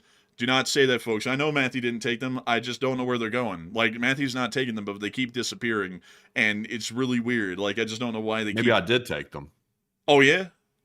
No, man, bro, I had to hit the lobster there. I said, oh, yeah? But anyways, a big thanks to you for the support and helping this channel to keep running. And with that, we are on to the next one.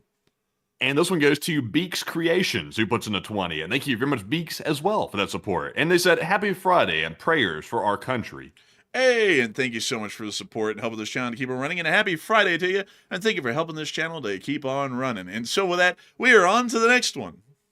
And this one goes to Hokey Redneck, who puts in a 20. And thank you very much, Hokey, as well, for that support as always. And Hokey said, how many USA flagged oil tankers did we have a year ago? And how many do we have now? Let me see. I'm going to have to pull that one up. Let's see. U.S. flagged oil tankers per year. Let's see if we got a list of those. Oh, let's see here. U.S. flagged fleet. Oh, I see you know. Oh, whoa. Dang. Dude, the number of vessels that we have that can carry fuels for the military is unreal. It's like basically most of the oil tankers of the United States can carry fuel for the military in a military capacity. That's crazy. Yeah, that's actually pretty crazy. So, oh, actually, look at this. Damn, they actually break it down. So here is the U.S. flagged fleet as a whole. This is very interesting, folks. Look at this. So all of these are the tankers, just the oil tankers. They make up something around 35% of all of the U.S. flagged vessels on the planet. And then the container ships make up about 27%. Only 4%, oh, actually only 4 ships are dry bulk. 18 are general cargo. Hold up. So this is the Maritime Administration. There's only 188 U.S. flagged vessels? That's it? That's it? Hold up. Wait a minute. Hold up. How many ships are flagged out of, say, Japan? Let's see. Japanese flagged merchant fleet. Let's pull that up. Let's see here. Huh, so also Japan would be in the same situation where a lot of ships don't fly their flag. They fly flags of convenience for economic purposes. So I would assume that their fleet is also going to be fairly small. But only 188. I mean, y'all, that's only half the size of the U.S. Navy in terms of ships that flag themselves out of the United States. That's crazy. So 75 of them are tankers, 57 of them are container ships, 4 of them are dry bulk ships, 18 of them are just general cargo, 22 of them are vehicle carriers, 6 of them are roll-on, roll-offs, that's the ro-ros, and then 6 of them are container roll-on, roll-offs, so I guess the ones that carry trucks. Also, by the way, just to let y'all know, it's very few of them that flag themselves in the United States of America, from what I know. They generally flag themselves as American because they go from an American port to the next, because by law, those are the only vessels that are allowed to travel to, I believe it's U.S. territories like Puerto Rico and whatnot, are the ones that are flagged by the United States of America. So there are some specific companies that's entire business revolves around transporting cargo from places like the U.S. Southeast to places like Puerto Rico. So with that, I hope that does address that well. Very interesting, though, right there. And I hope that answers the question somewhat well, at least from what we could find. But a huge thanks to you so much once again for support. And also, apparently we have some news coming out, some interesting news. Matthew, what kind of interesting news do we got?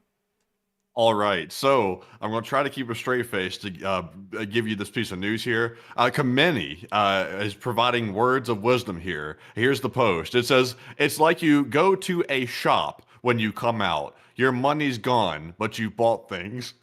What's important is what you purchase is worth a fortune."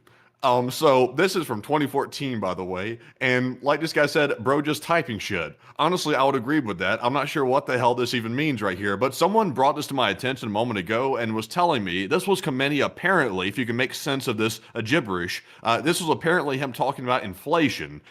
So, you know, I guess this is now...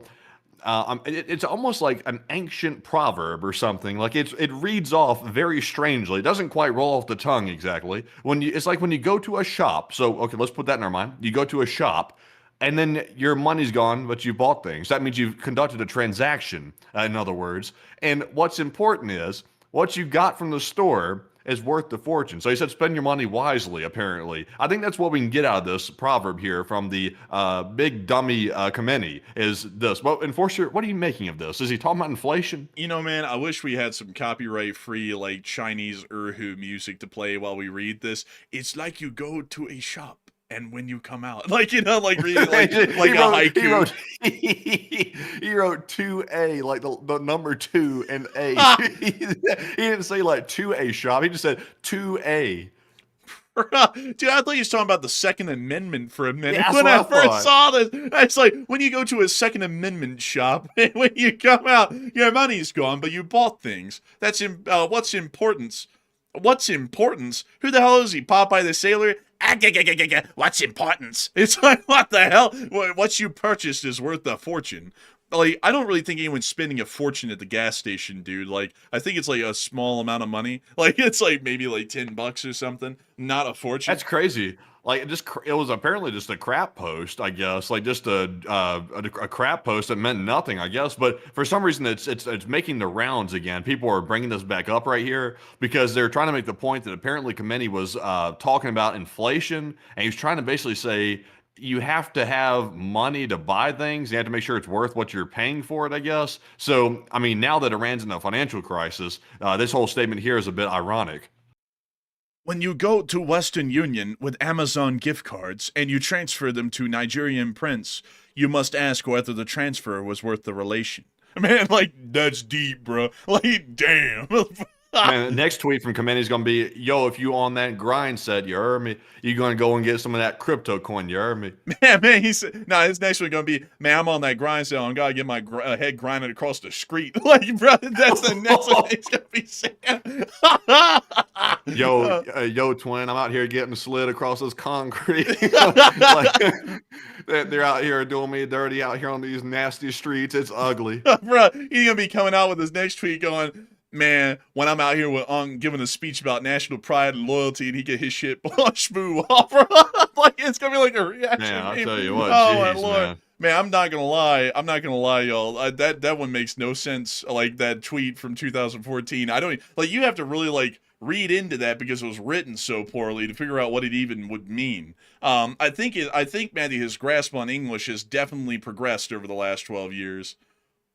I tell you what, you heard me. Man, you heard me? Man, Uncle learning, like Uncle learning a little English here. Like, honestly, man, I think Unc better get the quickest flight he can out of Iran and head straight to Moscow to his probably finally reserved and well-appointed apartment in a high rise in Moscow and cut his losses before this thing gets too ugly. I think Unc better jump on the bus and head out.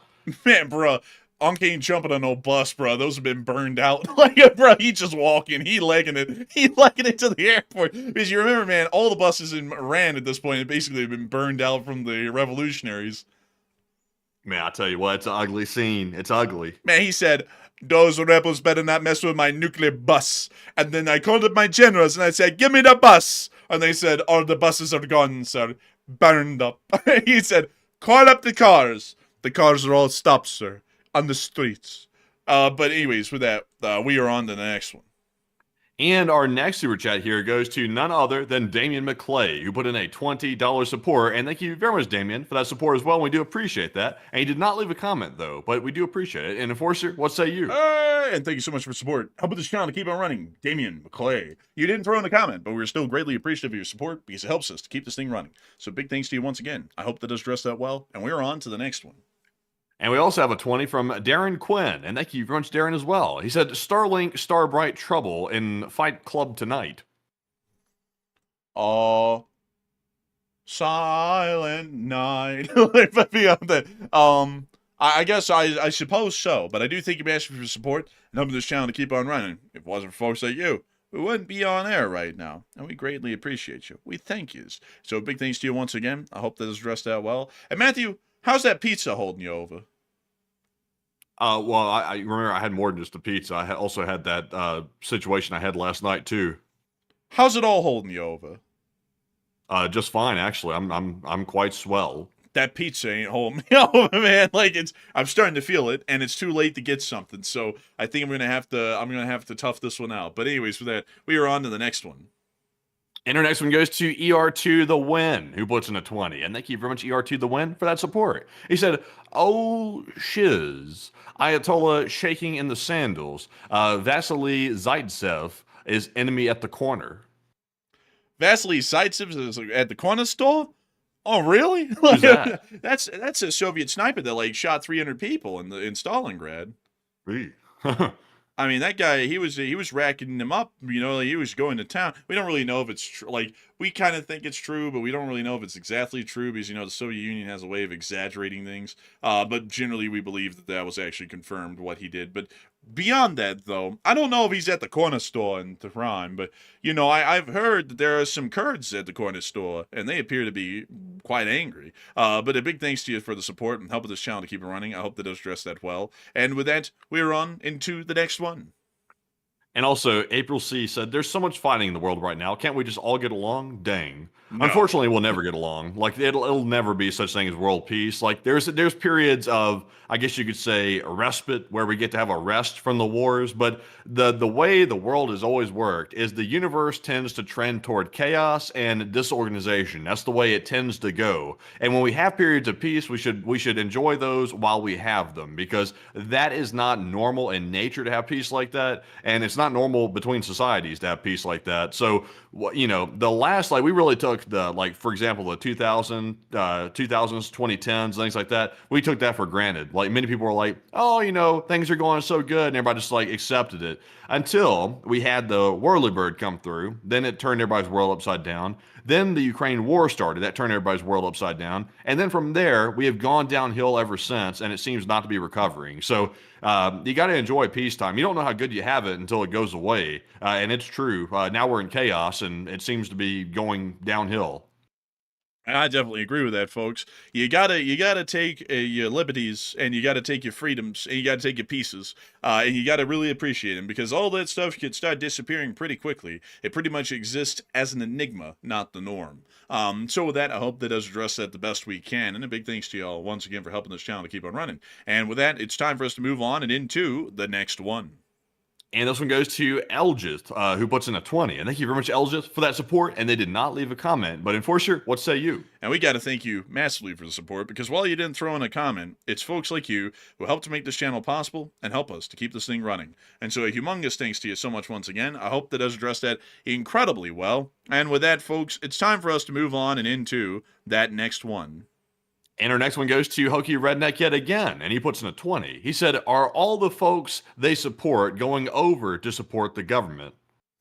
Oh, I would say, and what does he mean by that, Matthew? I was hoping you weren't going to ask that, because I was trying to figure it out while you were talking there. I think the question makes sense, but I'm not sure who the reference is to. That's what I'm trying to pick up on right there on that Hokey. He said, "Are all the folks they support going over to support the government?" So Hokey, let us know in the live chat which war you were referring to there, because that's the part I was missing, that I'm really not sure who you're referencing there. But let us know that, and we can answer it. And we will be waiting to get that answer, so that way we can try and answer your question. And so a big thanks to you so much for the support. I hope that does address that the best we possibly could, at least at the moment. And with that, we are on and into the next one. We also have a 20 from Rye Guy SR, and thank you very much, Rye Guy, for that support. He said, "Take 2 from the chat and LOTLSA, and make sure Matt has questions." Take 2 from the chat. Hey, nice. Like, we will take 2 from the chat, but generally our rule is that one super chat is can sponsor one live chat, because if we accepted the request for multiple live chats per super chat, someone could send in like a super chat and then say get 10 live chats, and then that could heavily backlog the show. So I do thank you much for your support, and we will get 2 this time, but generally the rule is one live chat sponsored per one super chat. But with that, what do we got, Matthew? So the first live chat question goes to Acid Brush, who said, "So who would be the new potential leader of Iran?" The new potential leader of Iran is highly likely, at least at the moment from who we could tell, it would probably be Reza Pahlavi, who is the exiled crown prince of Persia. That seems to be the most likely, so that's what we're assuming at the moment. So with that, I hope that does address that well. And with that, we're on to the second live chat. Also, by the way, I got to say this, because I was listening to, there's 2 individuals right now, and I'm not saying they're bad people or that they're not fit for the job, but there's something that rings off my spidey senses really badly when I see people that want to take leadership positions way too urgently, I guess you could say. Something about it, like there's something with the Maria lady who wants to take over Venezuela that makes me a little bit concerned with how badly she wants to take charge in that country, and also with Reza as well. There's something that makes me a little bit put off by it. Like, they were very, very adamant on taking power. Like, and also they're very let's say motivated to take power. So whenever I see that, in my mind, the best leaders are usually the people that never really want to lead, but they're chosen to lead by the people. And when you see someone that's way too anxious to take charge, it makes you question why that is the case. And I'm not saying they're nefarious, but I'm like, what is exactly the motivation they want to take charge so bad? I'm not gonna lie, folks. I think the same thing as well, because Pahlavi is out here right now. He is like burning down phone lines on the internet and to world leaders everywhere he can to try and make sure he gets that job. And it's like, I just gotta say, it's just really odd, and I don't think I've articulated this well in prior streams. I just find it really odd that someone wants to take a leadership position, quote unquote, temporarily so badly. Like, hardly anyone ever does that actually gets a leadership position. Like, you know, our first president of the United States, George Washington, only reluctantly took the job of being the president of the United States, and even running in the election to be voted in as the president of the United States in his first and second term. And after he got done with those 2 terms, he immediately went and disappeared back to Mount Vernon and hardly was involved at all in the political scene in the United States. He just basically went back to farming, and that was it. It's like he didn't really want one to lead the Continental Army, but he did it reluctantly just so that way the right thing could be done. And he really didn't want to be the president, and then he reluctantly did that because someone had to eventually run for president.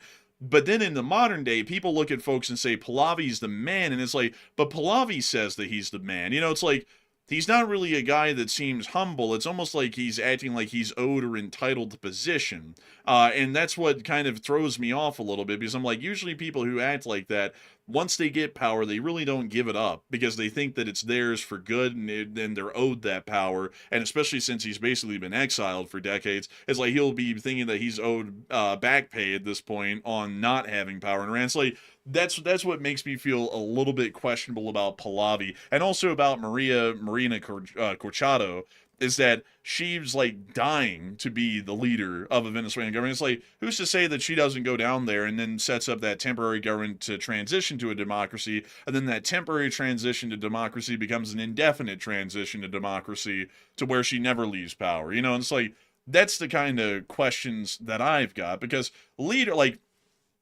who want to be leaders usually do it just because they want to do something right, but not because they're supposed to be owed the position, you know. Like Teddy Roosevelt, Dwight Diaz, never think of any of them. They generally ran for the positions not because they thought I'm just the greatest and the best and I should be the president. They ran for it because they thought, I think that this should be done for the country and I think that'll be the best thing. And they ran for it, and they ran for it quite humbly.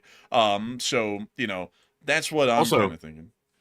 Also, I see people saying that Maria won the election, but what the problem is, though, if Maduro stole it, which obviously there was a lot of allegations of that, and it appears to be probably the case, it's like, you know, she's still out of the country. She's in Europe now. Obviously, she left Venezuela to escape the danger, so there's a good reason for leaving. But you know, now the United States is saying that she's not fit to lead, which I'm not sure how the U.S. can, you know, interject themselves about who's fit to lead in Venezuela or not. It's Venezuela's country, so it's up to them. But until there's like another election that is fairly conducted, that's not being interfered with by the Maduro regime, how can we really say exactly what the results are until there's a new election? Because if they're alleging interference in the last one, then how are we going to just accept that result for what it is? There could have been interference all over the place. So it seems like I think the one thing that would clear it up for me in both Venezuela, I think the Venezuela situation is tending to itself. She's not coming back there because it looks like the Maduro regime is there to stay. But in Iran, though, with Reza, it seems like an urgent election once the Ayatollah is overthrown would be in order to see if Reza is truly who the people want. Because obviously the people in the street want Reza, but the people in the street are only like 20 or 30,000 people. Or at least that's the raw number we have in Tehran right now. So we need to know exactly how many people in the entirety of the country want him versus, you know, just the people yelling in the street. Also, someone else, like people have been saying that in the chat. I mean, the entire nation of Iran is calling for Pahlavi, but let me put this in a flip perspective that's probably going to trigger a lot of people. A lot of the people in the United States of America were out there at rallies and at demonstrations calling for the current president, Trump, to be the president. Does that mean that the whole United States wanted to be the president? Well, based off of the last election, the answer is it was almost a half and half split. So, you know, you can take a video of a whole bunch of people chanting for Kamala or Trump and then say the whole country wanted one or the other if you get enough of those videos put together. Who's to say that that's the guy that they want? I mean, maybe the people in the street want the guy, but maybe the rest of the country wants someone else. The people who aren't out there in the street right now fighting for the country and getting shot at, maybe they have a different say, and maybe their say isn't being heard right now. That's what people aren't considering, because people going out in the street and yelling doesn't really serve as an election. That just serves more so as a demonstration. And that's also the other thing as well, is that Karina Maria Machado, if I'm getting her name correct, or Maria Corina Machado, I believe that's the correct way to say it, she was the candidate against Maduro in the last election. But at the same time, if we're saying that the whole results of the last election were illegitimate, then that means that there has to be a complete rerun of the election. We can't just say the other person wins by default. She has to run again against someone else. And an interim government needs to be set up to where she isn't running it right now. Because also another thing, folks, you have to think about is that if she's running it, and they're going to hold a democratic election, who's to say that she doesn't just skew the election that time in her favor to make sure that she wins? Who's to say? I mean, you can't really say, because at that point, you're putting up one of the candidates as the actual authoritative, basically dictator of the transition into a democracy. So clearly they're going to have a bias that they're going to make sure that they want to stay in power. I mean, you're basically giving them unlimited power right there to make that decision. So yeah, sure. I mean, I wouldn't say necessarily they have a motive like that. It's just I'm always skeptical of people that are too quick to take charge, because usually it's the personalities that tend to be more on the side of, I guess you could say, I don't want to unfairly characterize the lady because I don't know everything about her, and I also don't know everything about Reza either. They could be genuinely decent people that are simply wanting to take charge to assist their country, but in reality, though, we all know that that's not always the entire motivation behind it, and until you know more about the person and see them in action, it's hard to get a really precise read on what their real motivations are, and that's kind of like the risk behind it. So an election would clear that up. And in the meantime, in the middle of the transition between the Ayatollah's government and this new government that's going to likely take charge, I guess it would be fine for Reza to jump in there and be, I guess, on the transition team for the government. But they would have to hold elections quick because, otherwise it looks like the U.S. just installed somebody that's going to be running the country permanently, which is not a good look.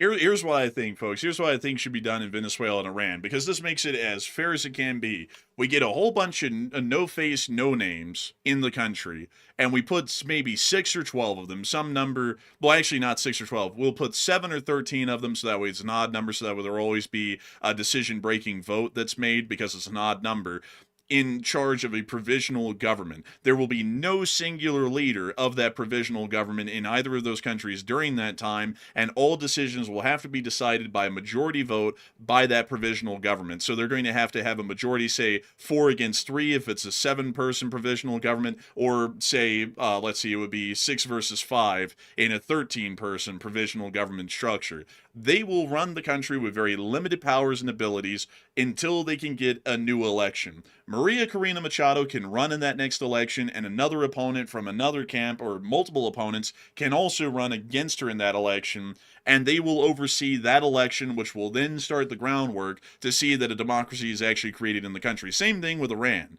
Reza Pahlavi can run inside of that, and the provisional government, which will be as neutral as it could possibly be, this is being run by a group of people and not a single person, will run the referendum to see if the Iranian people want a constitutional monarchy or a republic form of democracy. And whatever their decision is, then they'll work off of that, and they'll either install Pahlavi as a new monarch if it's a constitutional monarchy, and then they'll start voting for a parliament and a prime minister, and then if they want to go with a republic form of democracy, then they'll run presidential elections. Pahlavi can run in that, anyone can run in that, and then they'll also form a Congress. That's what I think should be done, because that sounds, to me at least, if I was the one having to get the ball rolling a little bit, that sounds like the most neutral way that can be done, because there's no way at that point that getting absolute power basically to mold the nation could corrupt either Pahlavi or Machado. Generally, whether people and folks, by the way, in a democratic system, we never work off of trust, like, oh, I trust Pahlavi or I trust so-and-so, because that doesn't really go that far. Trust only goes as far as you can throw it in an actual government system. We should be making sure that it is as unbiased and neutral as it can possibly be, and is trying to make sure to consider the public's wishes instead of a singular person's. But apparently we have breaking news coming out of this moment. Matthew, what do we got? All right, so flip open Flight Radar 24 for a second. There's currently looks like a stratotanker, a U.S. Air Force stratotanker operating very close to the Iranian border. I do see it's technically showing like it's inside of Iran, but that's just predictive flight path. So it's not actually inside of Iran, but it was operating extremely closely to the Iran border inside of Iraq. So it actually has no call sign, actually. It's NA, so no call sign. But it's down there toward the southern part of the country. Let's see here. It appears to be moving very let's see here. It moved over Kuwait just now, actually. I think it just turned its transponder back on potentially. I'm not sure what's going on. Do you see it, by the way? Yeah, here it is. It's a KC-135 stratotanker, took off from Al Udeid. It's currently flying east of Kuwait City, very close to the Iraqi border, well, the Iraqi-Iranian border. And also, it appears that there was a U.S. Army Cessna Citation transport that apparently took off maybe from somewhere around Kuwait City and is flying towards Al Udeid as well. We also have a U.S. Marine Corps transport aircraft, a Citation Encore, which took off from Al Udeid. We also have another tanker that's taken off from Al Udeid. And we also have a Boeing 737 E8EC. Matthew, can you see about getting us the designation on that? That is a Boeing 737-8 EC. It appears that it may be an Emirati aircraft. Not really sure, but let's try. That appears to be the Dubai Royal Air Wing. Okay, so that's the Emirati Air Force. So not really a part of our U.S. force picture in the area. And we also have a Kuwait Air Force C-17 Globemaster, which has taken off from Kuwait City and is flying west at the moment towards Egypt. So that's our current lay of the land that we have right now within the area, at least for U.S. Air Forces. But we have 2 tankers airborne. We also have 2, one Army air transport and 1 Marine Corps transport in the air. And also, we just had a transponder turn on for a Qatari F-15 in Doha at the moment, just turned on. So it may just be normal air activity, but there is 2 tankers airborne at the moment, which is interesting to note. Yeah, that is fascinating there. Also, by the way, just so people know, so that sees us, when you see a plane that looks like it's inside of, like, for example, Iran, that stratotanker was showing like it was inside of the southern part of Iran. It's actually just a predictive flight path. So the last location where the transponder was on, it predicts where the plane was likely headed to after they turned the transponder off. So it's not the real-time location of the aircraft, which is why it was showing that it was inside of Iranian airspace, and that's not really the case. So all we know is there's a lot of U.S. Air Force assets operating near the Iranian border, but nothing inside of Iranian airspace. So a bit of a false alarm on that one. Wow. We've got heavy airlift going on. A C-5 Galaxy is flown all the way from Dover in Delaware and is flying into the UK at the moment. Oh, that's a big one. Yeah, that's some form of heavy cargo that's being moved. We don't know what, but something large is being moved at the moment towards CENTCOM, most likely, because this is flying currently into EUCOM and most likely using that as a jumping point to CENTCOM. So very interesting with that. But with that, I hope we were able to address that well. And also, Matthew, how many questions do we have left? Let's see here. We have approximately 28 left. Dang. And so with that, folks, we're going to start speeding things up a little bit because I hate to say this, folks, but I am very tired and I want to make sure to round this thing out at a decent time tonight. And so with that, we are on to the next one. And our next one goes to Chef Danny B, who puts in a $50 support. And thank you very much, Chef Danny, for that support. He said, "Good evening, Enforcers. Chef Danny. And you know I listen while I work. And the funny thing is, when you mentioned that you had a gyro for dinner last night, I got 3 orders for gyros as the customers, if the customers heard you. And huge thanks for y'all's hard work and LLT, LSA. And honestly, Danny, that is crazy right there, really. Also, by the way, that gyro is actually pretty solid that I was talking about last night. It was actually pretty good. It had French fries on the top of the gyro, on top of the beef that was in it too. So it was actually pretty solid. I would recommend it. So I would imagine the gyros you're making are probably solid as well. But Enforcer, what say you? And a huge thanks to you for supporting. That's actually really cool to hear, Chef Danny B. And I got to thank you massively for being the official chef of the LSA and also cooking up those gyros for those hungry customers last night. And also great to hear that you're listening while you're working. And so a huge thanks to you so much once again. And we are on to the next one. And we also have a 50 from Gerald Everett. And thank you very much, Gerald, for that generous support as well. He said, "What do you think of the U.S. suggestion of offering Greenlanders $10,000 to $100,000 each to become U.S. citizens?" I would say that that's a pretty ludicrous sort of an offer, considering that at the moment, There's a whole bunch of civil services that are being cut within the United States due to funding reasons, but will easily pay foreigners in Greenland $10,000 to $100,000. Like, I'm not trying to make that sound like what it is, but that is what it is, and I find that to be a little bit outrageous. And also, on top of that, I really don't like the idea of trying to sway people's decision-making process on giving them a quick payout right now, because that honestly, that sounds pretty scammy as far as foreign policy would work, paying people to vote to secede and become a U.S. territory. That I don't like the sound of that. But I do think how about they give Americans 10,000 to 100,000 each? I mean, instead? exactly. That's what I'm saying. That's what I was saying right there. I was like, wait a minute. So we've obliterated health insurance recently, folks. Like, the rates are going through the roof. So we're going to put undue duress on U.S. citizens to pay even more for health insurance, while we'll give a whole bunch of Greenlanders, which aren't even American citizens, $10,000 to $100,000 a pop. That just sounds stupid when you really say it like that. You know, it's like, so U.S. citizens are just going to continuously get the vice put down on them by rising inflation, of the obliteration of healthcare just a little while ago, and so on and so forth. But then we'll give $10,000 to $100,000 a pop to Greenlanders to make them decide to join the United States of America and secede from Denmark. It's like, that's just silly, honestly. Like, that just sounds crazy. But anyways, with that, I hope that does address that the best I can, and a big thanks to you for support and helping this channel to keep on running. And with that, we are on to the next one. All right, so our next one here is going to go to none other than Philip Harrison, who puts in a $20 support. And Philip said LOTLSA and take one from the chat. Hey, and thank you so much for the support, and long live the Lee Spring Army, and we will take one from the chat. So what do we got, Matthew? And the one from the chat goes to LFG, who said, do you think that Russia might step in like they did with Syria?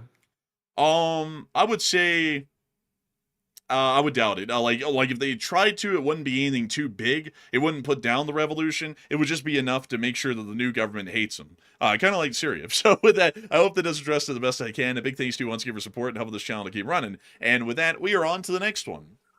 And also, we have a $10 support from Rangers Rule. And Rangers Rule said, thank you, enforcers, for the hard work. And the following blew me away with the blackout and Iran State TV played TC. No kidding.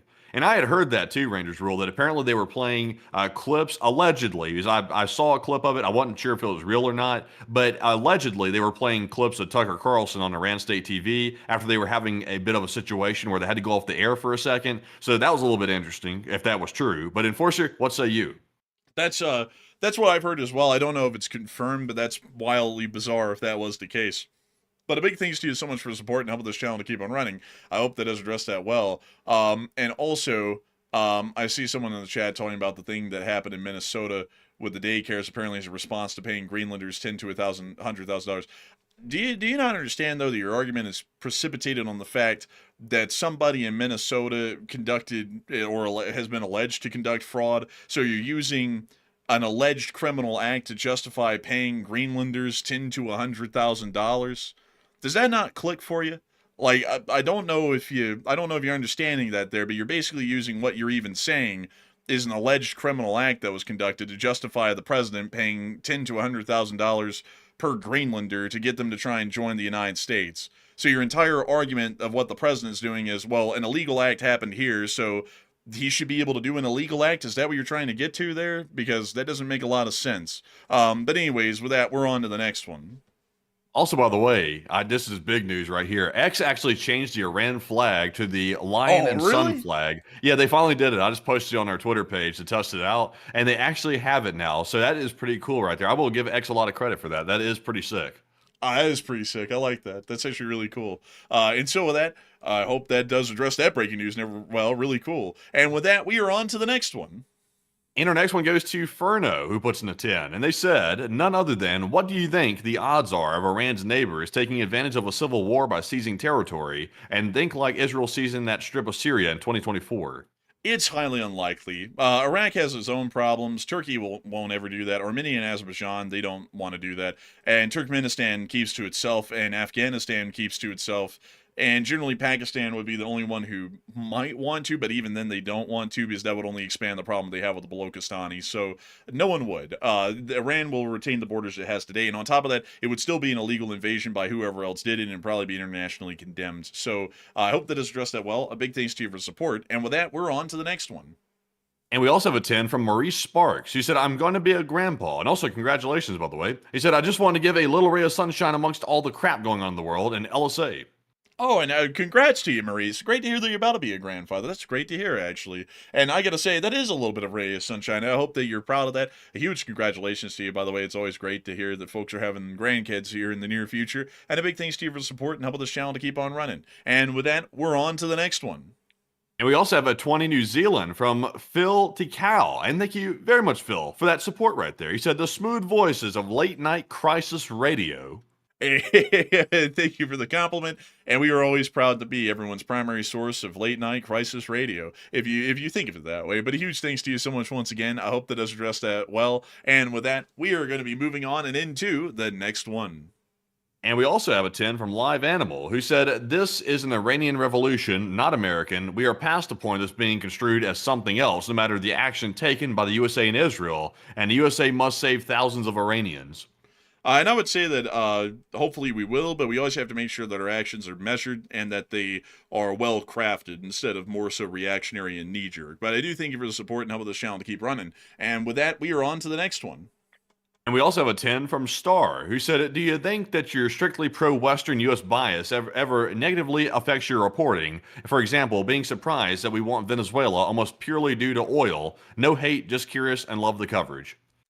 Sometimes, I mean, maybe, like, the analysis will be off, but as far as the position that we take, though, with analysis, generally I would like to look at it as far as what we say should be done in the most optimistic light, and then whatever happens beyond that.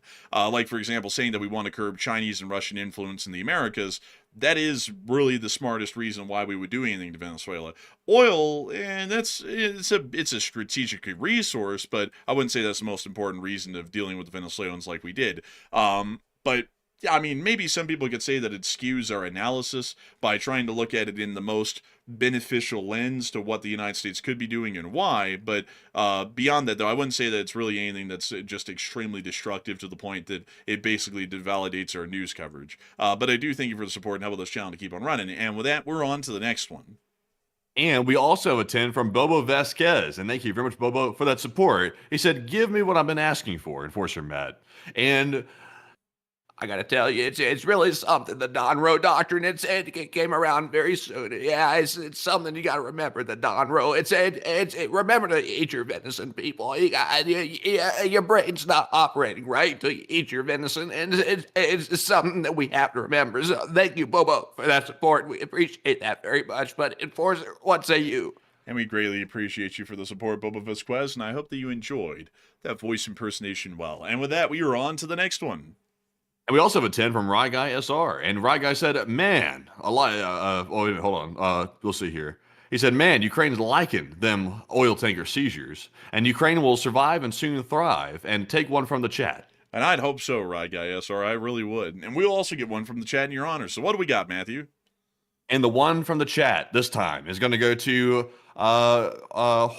let's see here. This one goes to Pensrule, who said, would the IRGC hit their own cities with missiles since they basically lost them? I would say that that's probably pretty likely, especially if this doesn't turn into a revolution and it's a civil war. So I hope that does address that well, and a big thanks to Right Guy SR for the support and helping this channel to keep running. And we are on to the next one. And this one goes to Measure Man, who put in a 10. And they said, you're dating a dentist from Germany.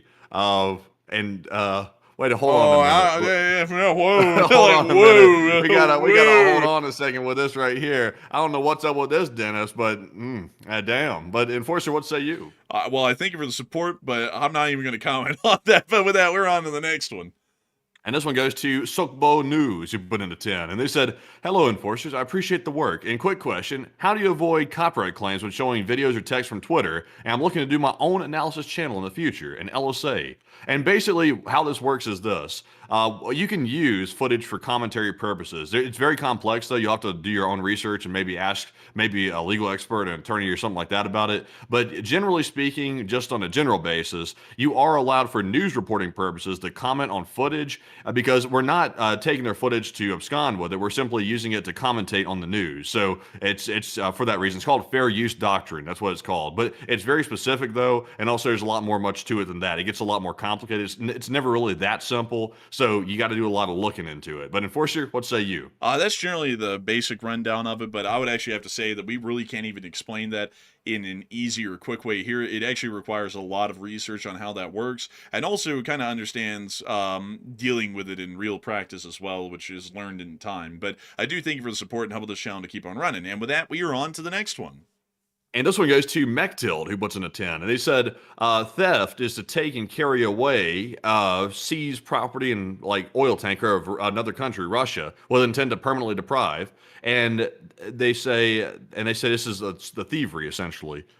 I would say that in that instance, Mechtild, I think you're kind of losing me there, because Russian shadow tankers are on sanctions lists in the United States and Europe, and court orders for seizure have been authorized on all of these vessels, the Bella one and the one that was seized in the Eastern Caribbean today, to take them. So if it was thieving, then the president would have done that without a court order. But there was a court order, a seizure warrant that was given to seize the vessel. And also on top of that, I mean, are you going to cry that the Russians lost an oil tanker? I'm not. I mean, you know, like, honestly, that's doing us quite good and doing us incredibly well, especially with the war in Ukraine. So I hope that does address that well, and we're on to the next one.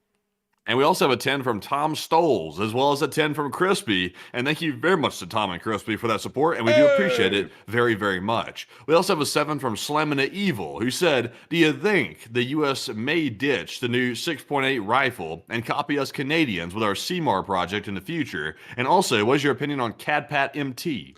I have a feeling that the 6.8 is probably going to remain with only specialized units, like the 101st and the 82nd, and maybe the SOF command. I don't really think it's going to be going much further than there. It just doesn't seem that there's a lot of willpower behind that. I have a feeling, and this is going to be kind of crazy to say, that the AR platform is going to survive longer into the future even than now, maybe even 20 years into the future, I would assume, because every time they try and get rid of the M4 or generally the AR platform, it never really works. And in my honest opinion, the AR, at least for our modern day and age, is basically the apex of firearm design. Everything else generally copies it, like the HK416 and any other variant, like the C7 in Canada or the Colt C7. It's basically all a copy of the AR model. So I would say that until something revolutionary, truly revolutionary enough that operates differently and more efficiently than the AR platform comes around, I think we're going to be seeing that thing will stick around for a good while longer, because even the SIG Spear is basically still just a modified AR upper and lower, from what I can tell, that is in the 6.8 caliber instead of the 5.56. Because if you look at the way that it operates, and I haven't really been able to see the inside of the SIG Spear to know whether it's exactly the same, but if you look at that upper and lower on the back of this thing, I mean, it is pretty much, I mean, it almost is exactly an AR upper and lower. I would say that it's more so like the best way I could probably describe it. It's kind of like a mix between the AR-10 and the AR-15. Maybe that's the best way I could put it. But let's see, is this thing a direct impingement? Let me find that out really quickly, folks, because let's see. So it's a short stroke. So that's kind of like the AR-10. So kind of like the AR-10/AR-15 kind of mix, but still basically working off of that platform made by Eugene Stoner. So in my opinion, it's probably not going to be revolutionary enough or really increasing any form of efficiency to be implemented en masse. So I think that we're probably just staying with the AR platform in the future, the M16s and the M4s. That's what I would assume, but I might be wrong. Because army procurement and all that is a very political sort of a process. Not in a domestic political way, but in its own form. But I hope that does address that the best I can. And as far as CADPAD MT, let me go take a look at that right here. I'd actually say I think it's pretty solid. I mean, as far as a camo pattern, it's not bad. It looks pretty okay. Like, what do you think, Matthew? I think it looks pretty good. It looks closest to the U.S. Marine Corps, I would say. What is the name of that camo that the Marines use? Ratnik. Marpat? I think it's Marpat. Let's see. Yeah, it's this one. Yeah, that's it. Probably one of the greatest camos we have in the U.S. military currently, in my opinion. But That anyway, Marine uniform looks sharp. Like, they got that uniform looking sharp. I like the way the name tag is, like, canted inward. I like that.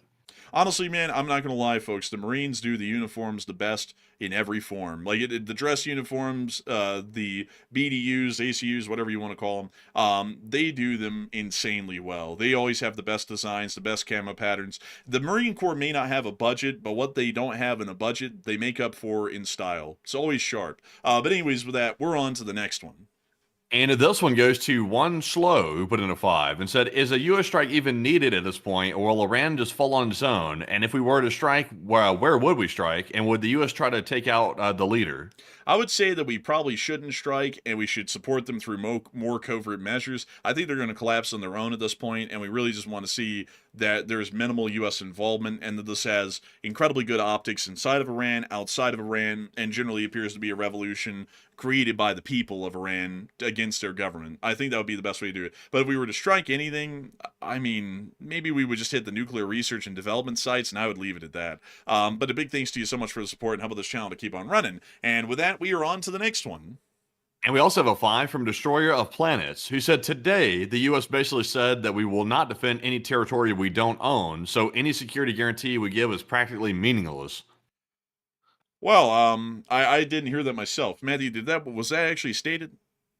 There was a lot of things stated today in this meeting that occurred in the White House. I'm not really sure about that exact statement, but I wouldn't be surprised if it was said, but I didn't hear it personally. And then they'll be backtracked on next week, and then it'll be doubled down on 2 weeks from then. I gotta say that's fairly concerning to hear, but at this point, the president says everything under the sun, and really almost anything he says means basically nothing because he never sticks with it. But I do thank you for the support and helping this channel to keep it running, and I hope that does address that the best that I can. And with that, we are on to the next one. And our next one goes to Jack Ray, who puts in a 5. And thank you very much, Jack, as well. He said, a quote for U.S. helping the Iranian people, Margaret Thatcher. Remember, George, this is no time to go wobbly. Help doesn't have to be the strikes. And I thank you for the support, and I would agree with that. Help does not have to be the strikes, and I think that'd be probably the most destructive way to help, in my opinion. But a big thanks to you for the support and helping this channel to keep on running. And with that, we are on to the next one. And our next one here goes to none other than Measure Man, who puts in a 5. And he said, the Iranian people look unbothered, moisturized, and clearly in a lane. Good for them. Honestly, they do kind of look like they're in their own lane, and I respect that. Moisturized, too.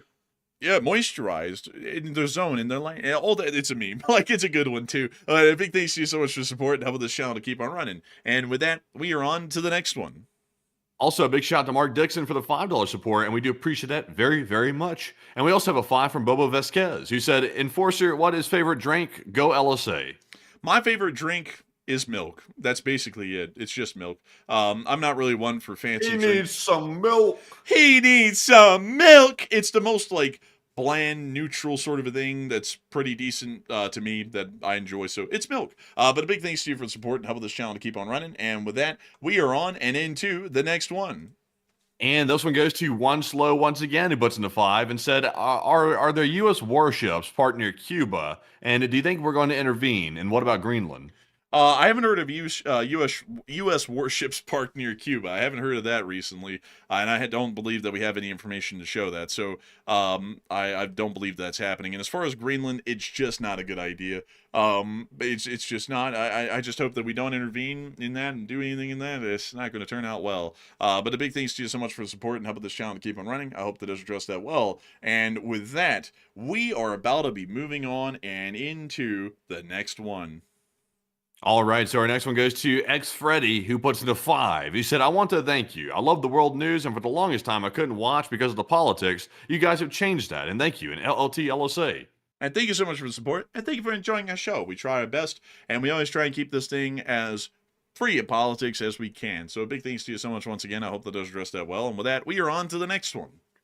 And we have a 5 from WKRP in Salt Lake City, who said, this Iran thing is making me nervous. It can go really good or really bad. It's 50-50 what way it'll go. Honestly, I would say out of all the major stuff happening in the world right now, Iran is probably the least of my concerns out of all of them, because the Iran situation is totally, the accountability for that is totally on the people. So unless the U.S. steps in the middle of it and gets, bogged down in it, then Iran will either live or die based on the actions of the civilians. So it's up to them. So it won't really affect us necessarily, which is a good thing, just from a selfish perspective. But I hope that the people do prevail over the regime. But Enforcer, what say you? I'd have to agree. I would hope that they would prevail and that they will succeed. So with that, I hope that does address that well. And a big thanks to you once again for support and helping this channel to keep on running. And with that, we are on to the next one. And we also have a 5 from Rye Guy once again, who said, make the Enforcer's night and ask a train question. And Matt found us a good train question from the chat. And sadly, I don't have any train questions, by the way. That's a damn shame. But Enforcer, what say you? Well. No train questions, huh? But still, a big thanks to you for the support and helping this channel to keep on running, Rye Guy SR. And sadly, it appears that we're fresh out of train questions. But I do thank you massively once again for support and helping this channel to keep on running. And with that, we're on to the next one. And our next one goes to P. Matthews, who puts in a 5 and said, good night, boys. Thanks for the facts and the great laughs and LSA. And thank you so much for enjoying our facts and great laughs. I hope that you've had many of them. I hope that you've enjoyed the news tonight. So huge thanks to you once again. And we're on to the next one. And our next one here goes to David Ford, who said, Tehran is worse than Bourbon Street on Mardi Gras Day right now. LSA. Is our Discord coming through good? Like, is there an audio glitch? What charges eating a meal? So succulent Chinese meal. But beyond that, I gotta say, a huge thanks to you for the support, helping this channel to keep running. Because if it wasn't for folks like you, we wouldn't be able to make this thing possible and keep it running. So big thanks to you once again. I hope that does address that well. And with that, we're on to the next one. And this one goes to Plazoth, who puts in a 2, along with Quantum Fighter and Marc-Andre Burnett. And we appreciate all 3 of you for that support once again. We also have a 2 from, it's Obama. He comes in the chat with a $2 support. This is the fake one. Hey, he said, you see that Doomsday plane landed at LAX last night? I actually did not. So, unfortunately, I had to declare ignorance. I did. I gotta have them ribs. I looked on the internet and I saw the Doomsday plane landed LAX. It was a pretty sight. I mean, they could have just, they could have been going on tour or something, who knows. But still, a big thanks to you for the support, Obama, and helping this channel to keep on running. Thanks, Obama. You're welcome. And with that, we're on and into the next one. But really quickly, Matthew, as a matter of fact, could you filibuster for just a minute or two? Because I have to go tend to something really quickly, and I'll be right back. So could you do that? Yeah, no problem at all. So in the meantime, while the Enforcer is going to tend to something unknown, hopefully it's nothing troublesome, I hope. Hopefully the coffee filter person is not back to reclaim the extra filters. But whatever is going on over there, which is a little bit interesting, we are going to filibuster for a brief second here. And we're going to actually jump back in and see if we have any breaking news right this second. And unfortunately, when the Enforcer jumps away from the screen, since he is the one streaming from OBS, I actually don't have the ability to change the screen. So that actually hampers me quite a bit with what I can do. But in the meantime, though, a big shout out to Crispy, who threw in another $10 support. And we do appreciate you very much, Crispy, for that support. And you've thrown in a lot tonight, and we do appreciate that very, very much. And in the meantime, I was actually checking on Flight Radar 24 yet again to see if there was any stratotankers or anything else unusual happening near the Iranian airspace. And I can report that that stratotanker that was right near the Iraq-Iranian border has actually made its way on back down to Al-Edid inside of Qatar. So it is making its way down there right now. It looks like it's going in for a landing actually right this second. So we do see that on the map. And also, I think the Enforcer is back. So can you tell us what in the world is happening? It was the police, sir. They came to report to me that Godzilla tried to read Kamini's post from earlier, and he had a stroke and died. What really happened, though? Technically, the truth is that there was a special feeding operation that was conducted. Oh my God! And it was Uber Eats. Okay, so just to explain this really quickly, folks, I was actually planning on that happening after the show. Like, I had made sure that this was like telegraphed so far out. I was like, there's no way in hell the show would be running by that point. And then it was dropped off, and I was like, well, I could go pick it up later, but it's 25 degrees outside right now, and it might actually freeze out there. So I was like, I got to go grab that now. So that's actually what happened.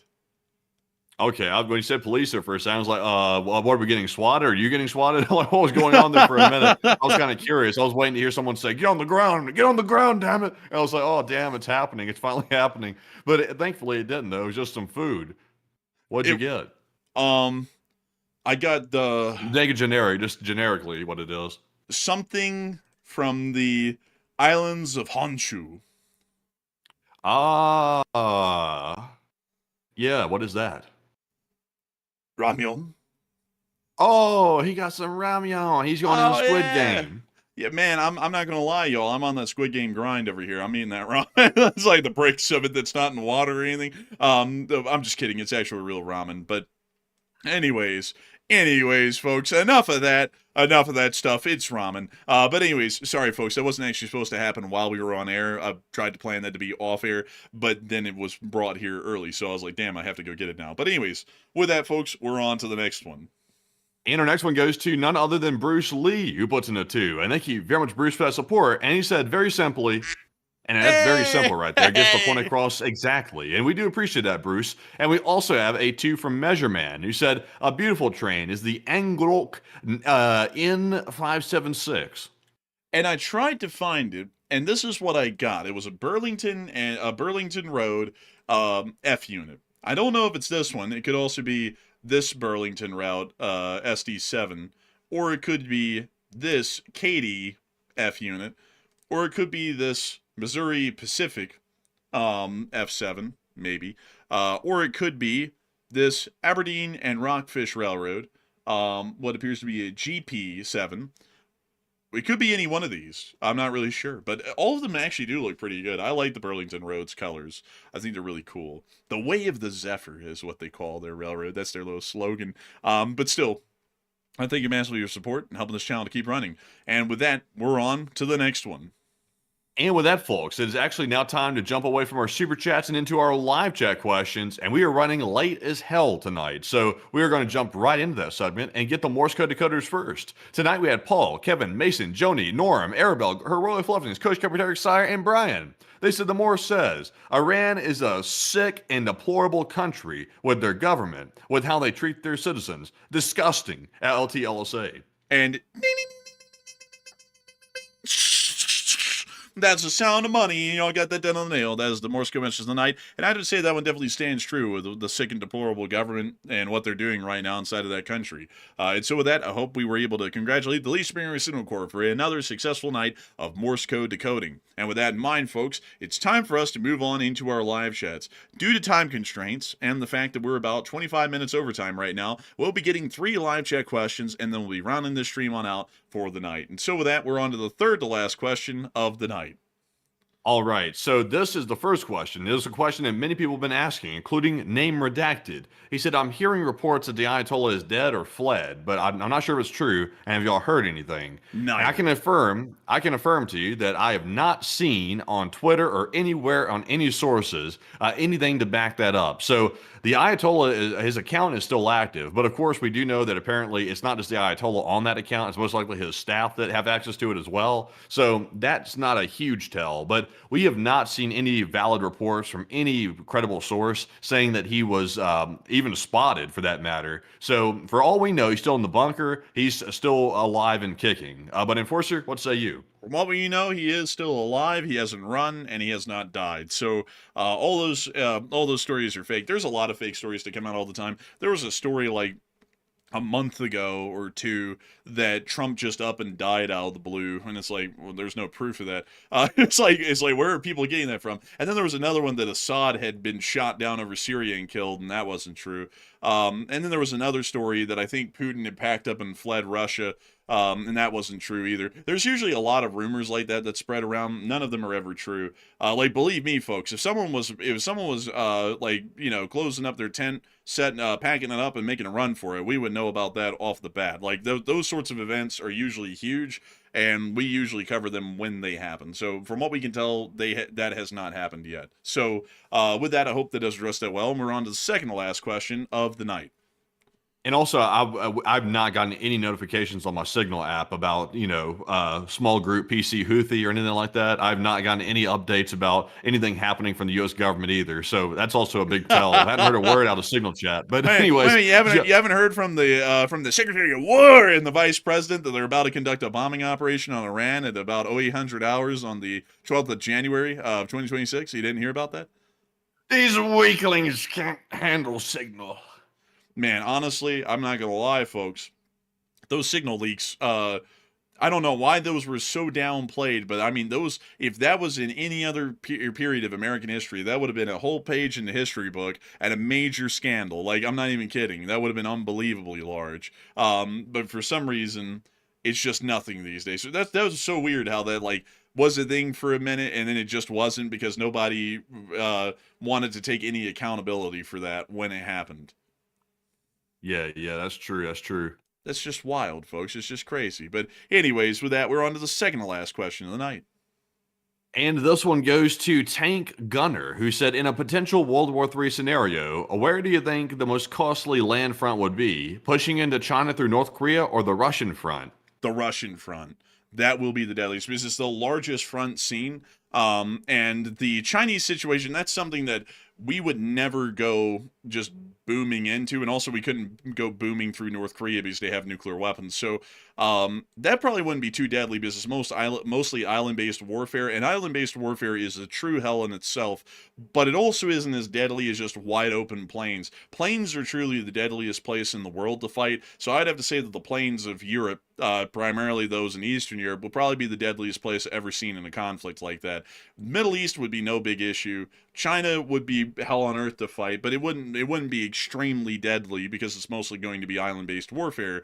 The plains of Europe will be where most of the casualties would ever be seen on any side involved in that conflict, at least in my opinion. But with that, I hope that has addressed it the best I can, and we are on into the final question of the night. And so, who is the lucky last person who threw in the lucky last question of the night? And that viewer is going to be none other than, let's see here, trying to pick from all. Oh, something is going on outside. I hear police sirens. I hear a lot of stuff. Something bad's happening outside. That sounds like a lot of cars coming down the street. I don't know what's going on in Utah these days, folks. Utah's having some problems these days. Like there was another shooting that happened up in Ogden the other day. There was a horrible shooting that happened at the church near the airport the other day as well. I don't know what's going on outside right now, but this place went berserk when we got here. I don't know what's happening, but it's like, I want Salt Lake City to be the nice place I moved to. I don't know what's going on out here. I'll be honest with y'all, folks. It doesn't bother me too much. Stay strapped. Stay strapped. That's all I can say. But it is what it is, folks. It is what it is. I never heard police sirens around my HQ. I haven't. I don't know what's going on, over there. But that's interesting right there. I have to say. It's even more interesting, Matthew, when you think about it. Like we never heard about any of this stuff until we got here, and then it's like, that's interesting. But there's such nice people around here. I don't get it. Watch it be there coming for me. It's like those damn sirens harass me. And all of a sudden they pull up to my front door and I'm like, oh, FBI, open up for me. Oh man. Also, the FBI doesn't show up with lights and sirens on. By the way, they usually show up without. And then they show up with a helicopter for psychological reasons. Like, but anyways, with that, we are on into. They're gonna pull up with masks onto my. Are you an American citizen? I'll be like, what the hell you think? You don't have any arrest power. Bam, bam, bam. It's like, yeah, okay. It's like, all right. Well, I guess while I sit here leaking out on the floor, I guess I'll be able to think about how well that turned out. Although legally they have very limited abilities. They're not like police. But anyways, folks, enough of that. It's time for us to move on to the final question of the night. Are you a citizen? Do you have your papers? So what do we got, Matthew? All right, so this one goes to Constitutional, who said, have you heard anything about Ukraine blowing up 10 Oreshniks in Belarus, or is it propaganda? That's not even propaganda. Whoever put that out is just faking a story for clicks. Like, the Ukrainian government never even said that. Nobody's ever said that. That's just some story that someone came up with. That sounds like those train hijink stories that were made back in the day of the Ukrainian Special Forces hijacked a train that happened to be carrying none other than all of the stealth aircraft in Russia, and then they railroaded that thing right into Ukraine. It's like BS. That didn't happen in Belarus. You ever put that, like, wherever you heard that story from, I never listened to that person again. They're peddling in straight lies. But anyways, with that, I hope that does address that the best we can. And with that, folks, we've reached the end of tonight's stream. I thank you all so much. Also, by the way, quick correction, because apparently it's got people going berserk. The agents do have arrest power, by the way, but it's very limited authority. But they do have the power to arrest, by the way. Well, yeah, but not like a normal police officer, like you don't just get to, you don't get to just, go around and do what you want, it's just it's a different thing, it's so different, it's you know what I mean, right? Yeah, I mean they have authority to they have very limited authority. I don't know the exact details, but they do have arrest authority, obviously, because they do have to carry out their abilities. I mean, but it's not like, like someone's drinking and driving, you get to pull them over and arrest them as an ICE agent, No, they don't get to do that. They don't have those broad arrest powers. It's like it's basically like they get some sort of a suspicion or a tip that you're an illegal alien or something like that, and then they use that probable cause to try and confirm that you're an illegal or not. And then if you are, then they have the right, I believe, at that point to arrest you and detain you, or detain you and then arrest you, whichever way that would work. But they don't, just get to wander around and do whatever like a normal police officer from, say, your city or the sheriff's office in your county. Their arrest powers are a lot more limited. Basically meaning they really can't arrest anyone unless if it's a very specific sort of a scenario or an incident. And that's what I was generally trying to say, folks, because I generalize. It doesn't mean that it's it is what it is, folks. It's so funny, folks. People can sit there and listen to the president generalize, and then they justify it. And then when I generalize, people want to sit there and have a problem with it. It's like, I don't get it. But anyways, with that, it is time for us, folks, to round this thing on out for the night and get on into the next day. I got to thank you all so much once again for enjoying this show tonight. We've had about 185,000 viewers, and not only that, we've had about 16.8 thousand live viewers at the peak. We thank you all so much once again for watching. We're always honored and appreciative of having all of y'all here, and we will see you all tomorrow at 10 p.m. Eastern Time to cover the next, oh, you guessed it, 24 hours of the news from around the world. And if there is enough news to make a short war video tomorrow, there will be none other than Enforcer Matt making that short war video. Hey! Of course I'm gonna make it. Who else is gonna make it? Of course we have to know. You're Enforcer Matt. We have to know. But anyways, with that, everyone, it's time for us to round out our show. So a big thanks to all of y'all again, and doot. Okay, well, that one fell flat. But beyond that, a big thanks to all of y'all once again for watching. We will see you all tomorrow. Good night, good luck, take care, stay safe. Slava Ukraine, Ram Slava. Long live the Leaf Spring Army, and of course, long live the Republic. And with that, folks, thank you all for joining us once again tonight with 186,000 viewers. Another whopping massive stream, by the way. And we appreciate all of you for joining us once again tonight. And we will see you all tomorrow at 10 p.m. Eastern on the next Nightly War News stream, and maybe midday tomorrow for a short war video if there is enough news to cover. But with that, thank you all for joining us once again. And of course, Slava Ukraine, Heroam Slava, get some rest, and good night.